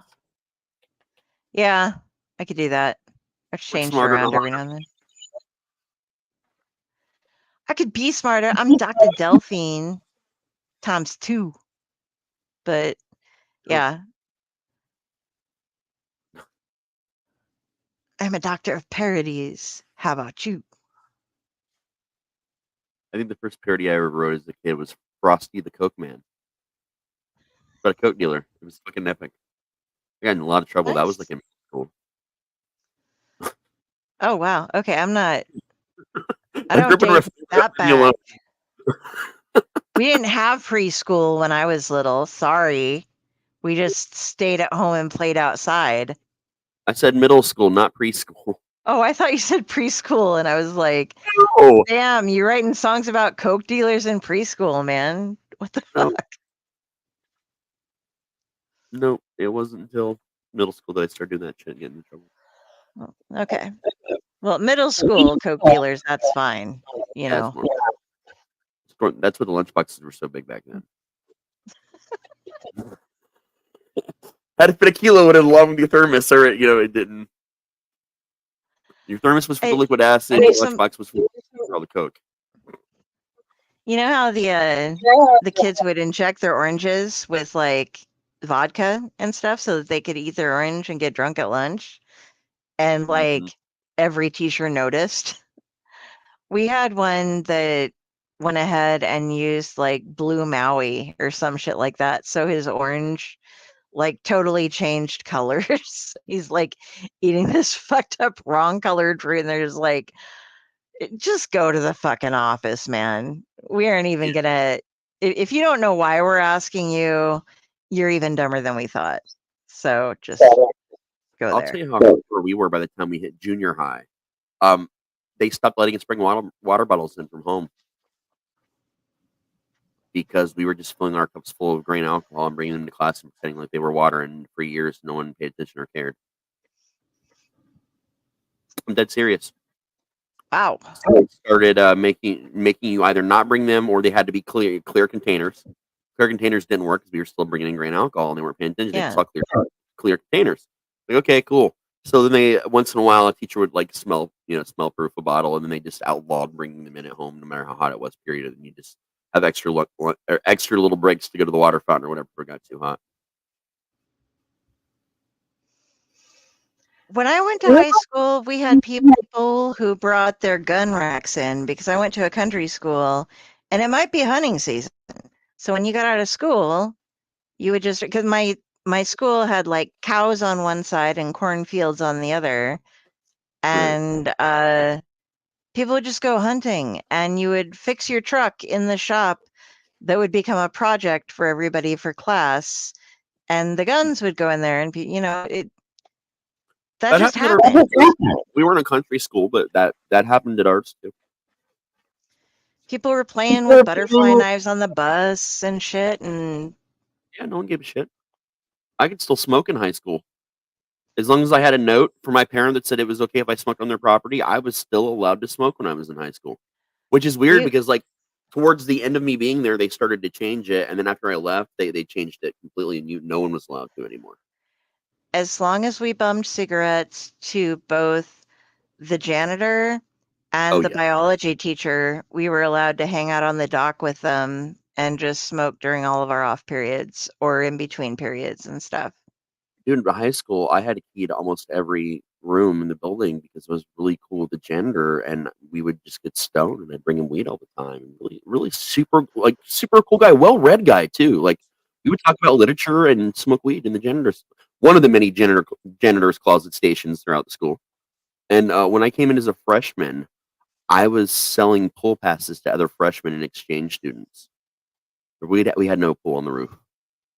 I sold them a key to the elevator, making them think there was a pool up there. So I charged them for the elevator key, and then I would charge them also for the pass to the pool. So it was a double fee. But the elevator key was really useful. Fortunately, I made it out of really thin material, so the elevator key would only work a time or two because it was the old like bolt style keys. And if you made them too flimsy, when you turned them, they'd break. So, they were short usages. I was aware that weed existed in high school because of the book Go Ask Alice. And I never smoked in high school because it just wasn't something that was on anybody's radar. I worked in a different town, and the people there smoked and stuff, but I had never used anything. It never occurred to me. So, it wasn't available. So it wasn't something, but I also assumed, because I'd read Go Ask Alice, I'd heard all these things about stop, drop, and roll. Don't move when you're in quicksand. This is how you turn a pen into a tracheotomy. That, like, all of these things were going to happen, that I was just going to, like, be walking around one day and somebody was going to be like, come into this room. I'm going to give you a pound of marijuana and a sheet of acid, and you are going to have fun. And that never happened. I grew They up were different, like, man. so I was like, all of that went into this place where it happens to other people, but not to us. And then eventually I got older and it was like, oh, that's weed. Okay. My discovery Oh, in a I lot can of those try things it. went hand in hand with my haunt career, because literally the summer before I turned 13, which when I started officially, because I was technically still 12, that's when I discovered how much, haunting and building. It's when I discovered acid, and it's the year I discovered weed. And I'd already been drinking for a couple years and smoking cigarettes for a couple years before that. So I was in high school, man. We would trip before school and try and hide it. It was a game. You'd get high as shit in the parking lot beforehand and spray ourselves down and have a change clothes and go to school. Like, this was normal. It's what That's a lot of people insane. did.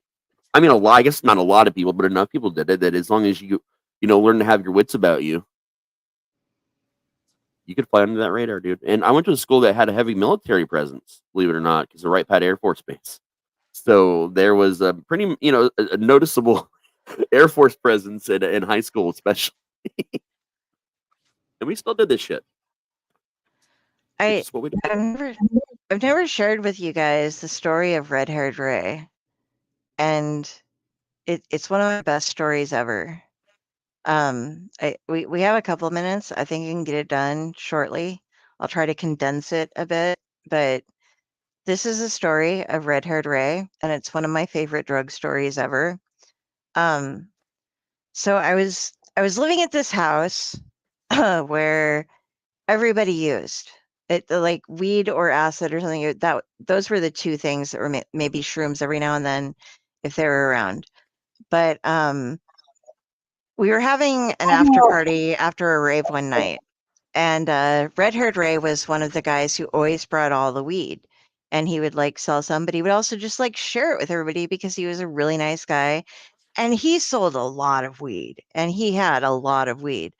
So he was going around, and he was like, "Okay, can you get every piece in the house and line them up?" And we're like, "Okay." So people are like grabbing their personals out of their pockets. We grab every house piece and we have this big art going on. And Ray's just like grabbing bags and like dumping shit out.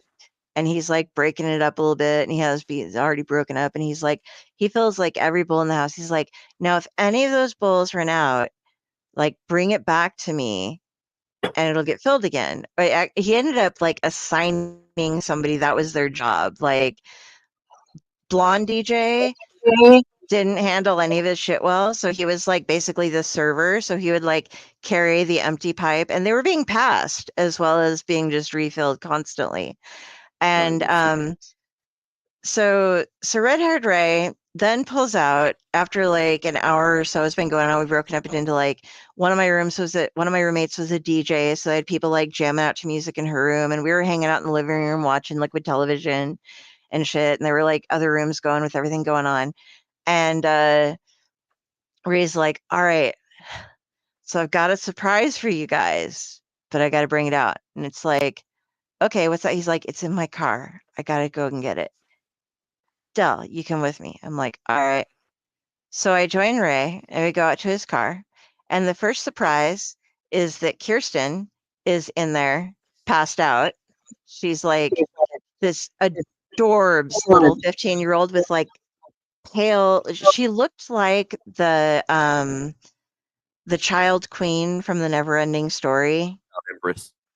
Yeah, the child empress, only with her hair was like shaved off all of her head except right in here, and it was the tightest little curly cues that you'd ever imagine. And she looked like her. And then he grabs this paper grocery bag and he's like, okay, I'm bringing this back. And I'm like, okay.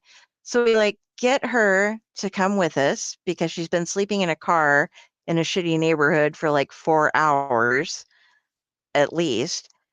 And drag her in. And he's like, okay, here's the deal. I'm going to light this and I'm going to pass it around. But you can't ask what's in it before you smoke it. You just have to smoke it. And at that point, like a number of people left. And I also forgot during this time before we went to go get the thing, Ray was telling us stories like, dude, do you know one of the hardest things about dealing weed? And we're like, what is that, Ray? And he's like, I can't sleep in my bed because that's where I sort and stem everything. And it itches so bad. And we'd be like, Ray, you could do that in other places. And he was just like, yeah, but that's where I go to do it. And now I can't sleep in my bed. And then he'd be like, another thing that really sucks about dealing weed. And we're like, what's that? And he's like, math. Trying to remember how much something costs and how to change it and how to do it. And we're like, that you could write yourself a list, Ray. And he's like, okay. So he's passing this thing around and everybody's just like, a lot of people, like I said, left, but we passed it around once. And I'm just like, what the fuck just happened to me after I take a hit off this? And we look at him and we're like, so Ray, okay, all of us who are in this room took the hit without asking you what it is.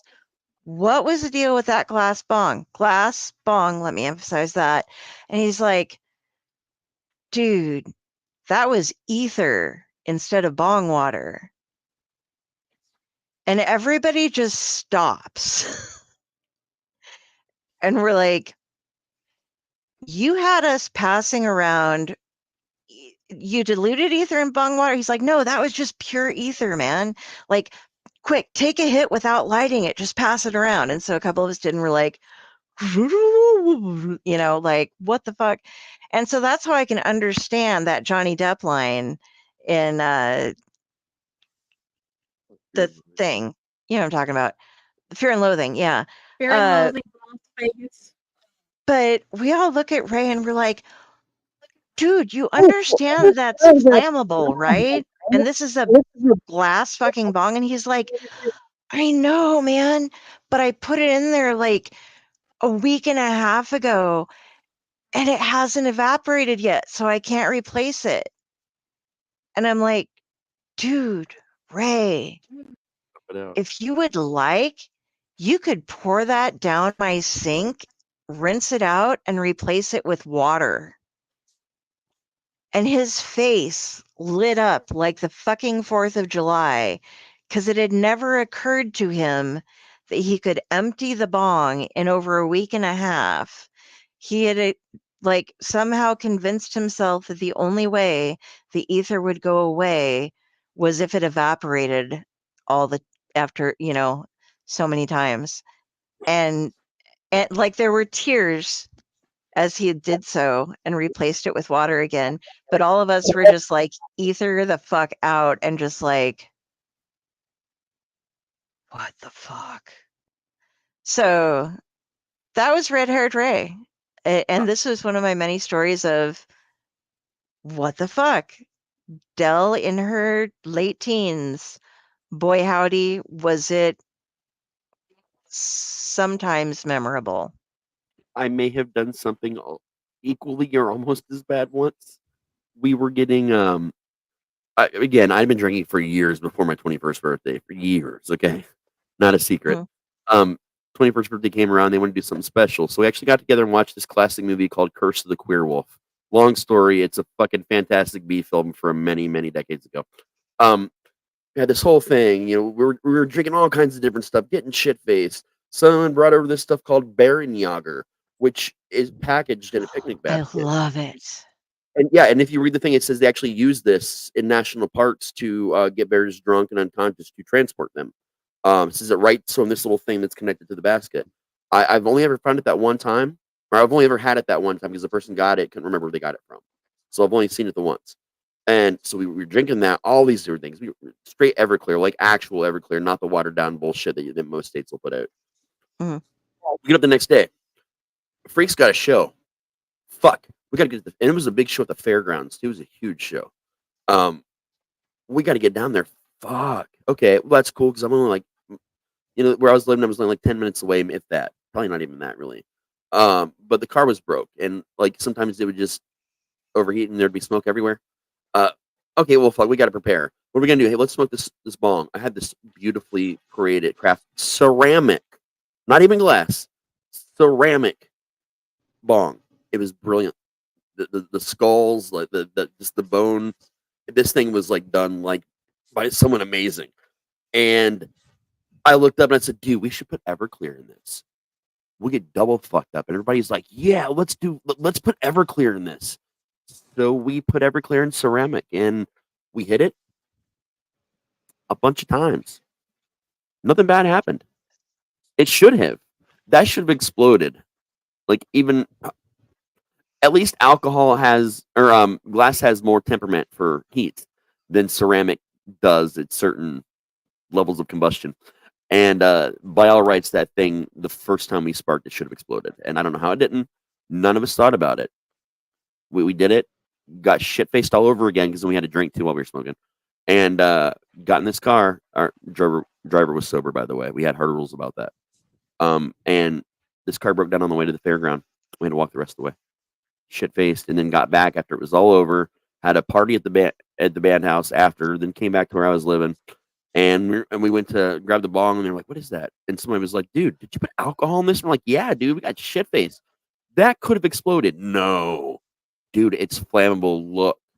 And they put it in a 5-gallon bucket and dropped a match in it, and the fucking ceramic literally exploded inside the bucket. Like, I mean, it fucking exploded.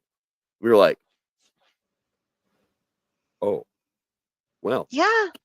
glad that didn't happen. And it was my idea. I was a moron. I've only been to one place that's ever had Baron-Jaeger, and it was catty corner from the asylum here in town. And it was a place that was known for they had like peanuts on the floor and shit. And like if you ordered a drink, it was automatically a double. So if you ordered a double, you were basically asking for a Tom Collins glass full of liquor. Yeah. But they had Baron-Jaeger and they got it as because it's a honey flavored liqueur, but it's potent. It's very potent. Yeah, but they could never find anybody who would drink it. But I tried it once and I loved it, and so they would give me like $4 for a quadruple shot of it until I drank the bottle for them and the stock that they had in back. And wow, I quite enjoyed it. Yeah, it's a blend of neutral grain spirit and real honey. Apparently, it's still sold. It's quite tasty.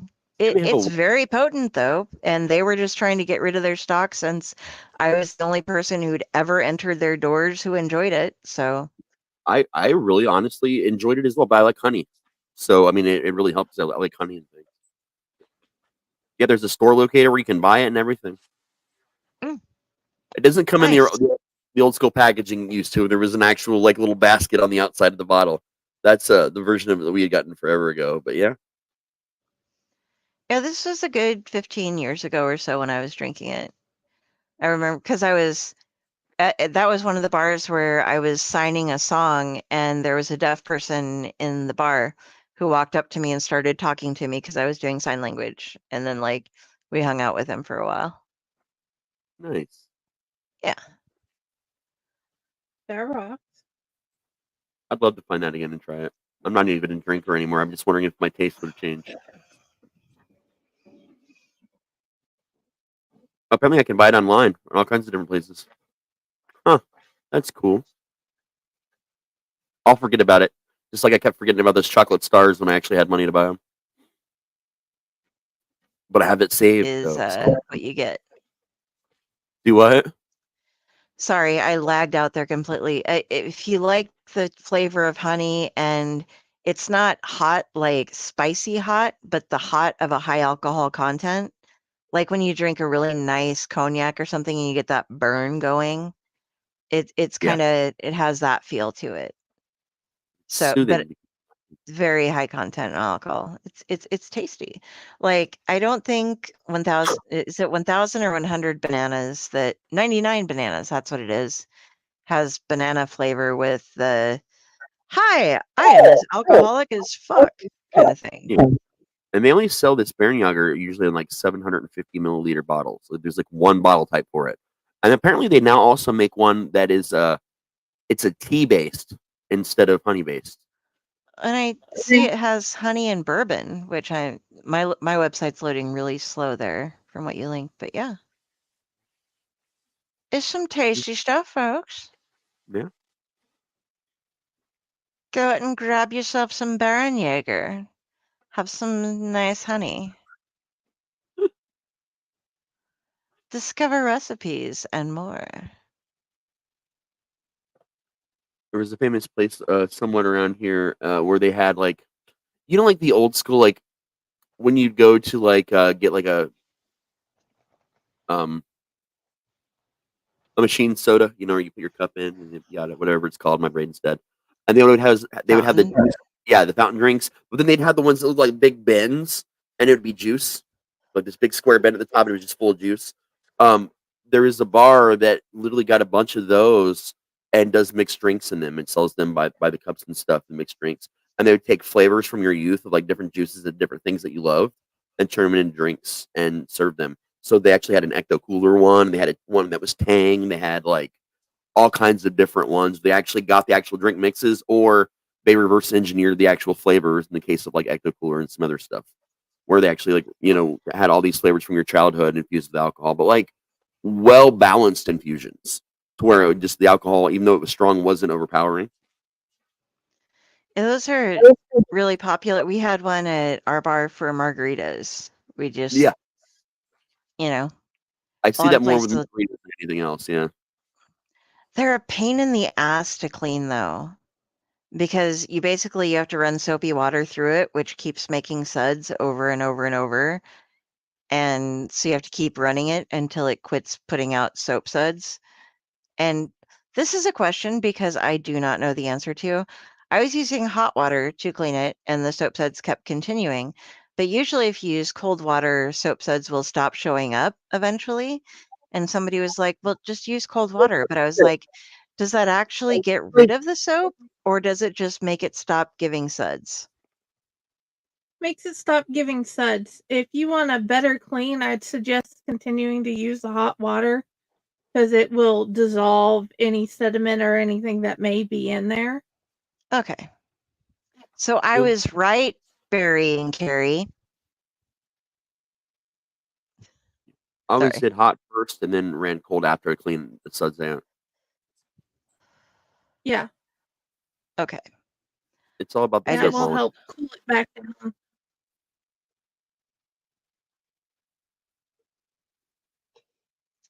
Also, word of advice, out of nowhere, because I drank a bottle and a half of wine and we've been doing this for over 6 hours.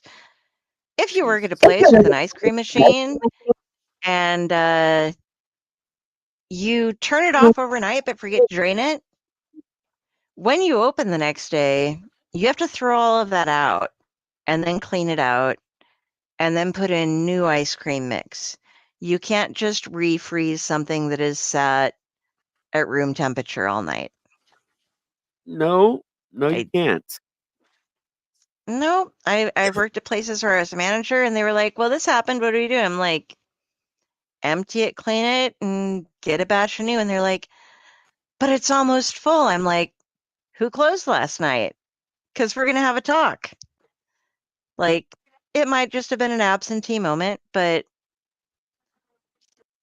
it's not going to be again because we had to throw out, like $200 worth of product or so, or whatever it was. It would have been more than that, but.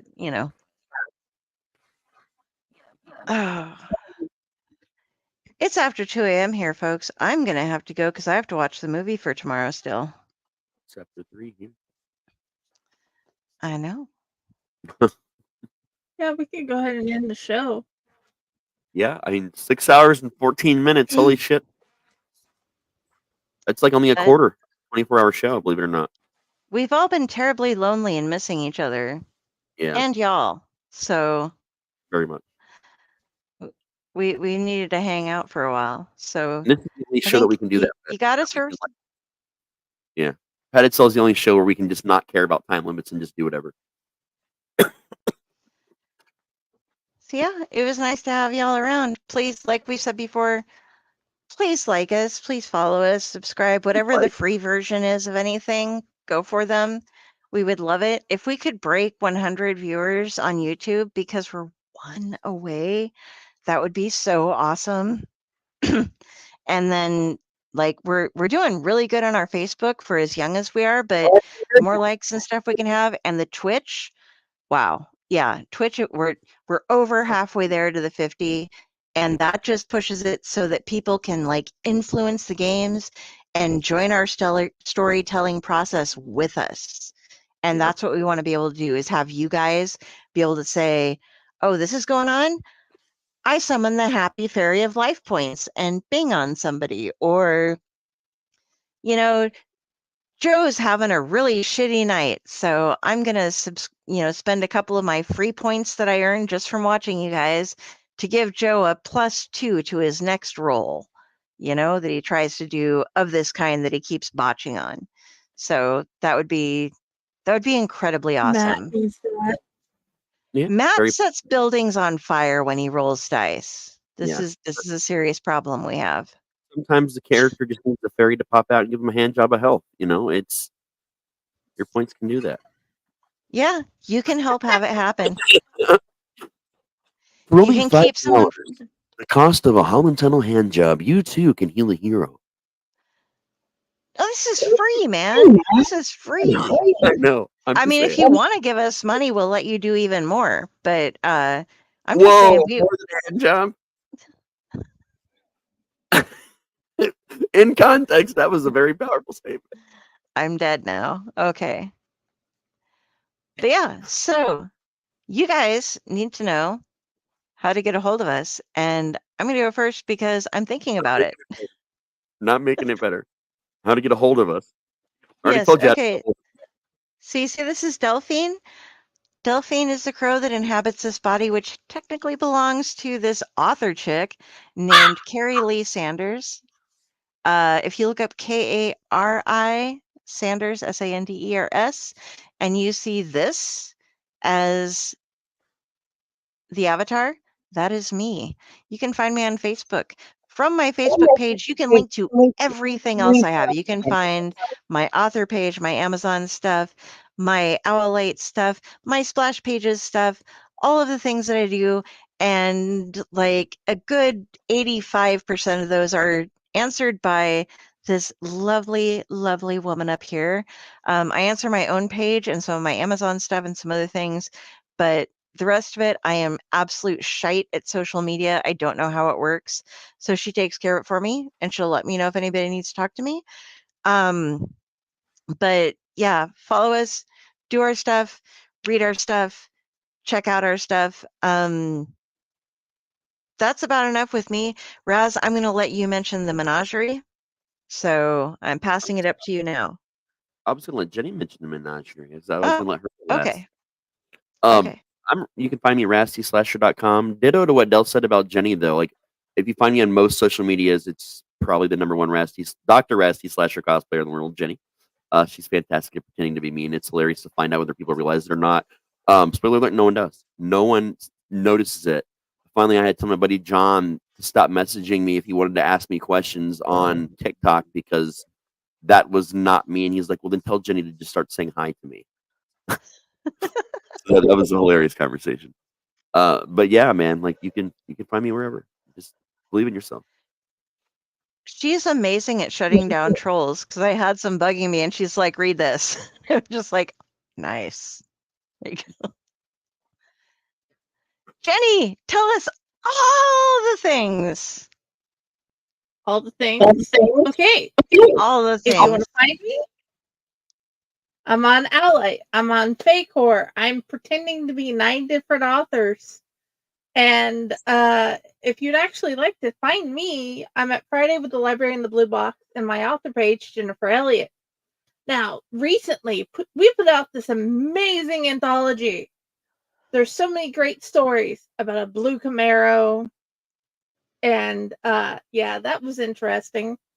And about a haunted house and so many other amazing things, including a multi-universe love story. Yeah.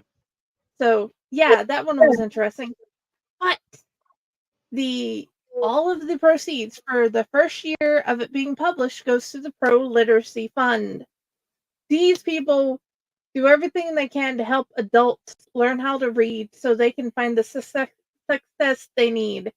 They're a great place. They're going to help so many people, and we hope we can help just a small, minute part of them get what they need. But either way, read our stories, because I'm in a book with so many amazing, great authors. And I don't know if I belong there, but they let me be there with them, so yay! That's exactly how I feel. I On a side know my note, ghost I mean, story is yours, but hey. Yeah, it is. yours is a great What did you story. say? And Yeah, it is. I was going to say everything that I'm in, Raz is now in. Like, we retconned because Oh yeah, I'm in Morlor that from the now. Mythos is getting a Kickstarter release soon. And we're redoing the book a bit and offering some great new titles or not new titles, a new story by Raz and new colors. It was a And great story. I loved it. that green on the side, this is what it actually looks like when you get it. It's all multicolored foily.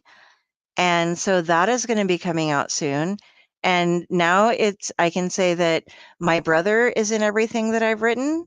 And my mother is included in everything that I've written as well, because she's either had something dedicated to her or she appears in the intro as somebody explaining the genre to people who have never heard of it before.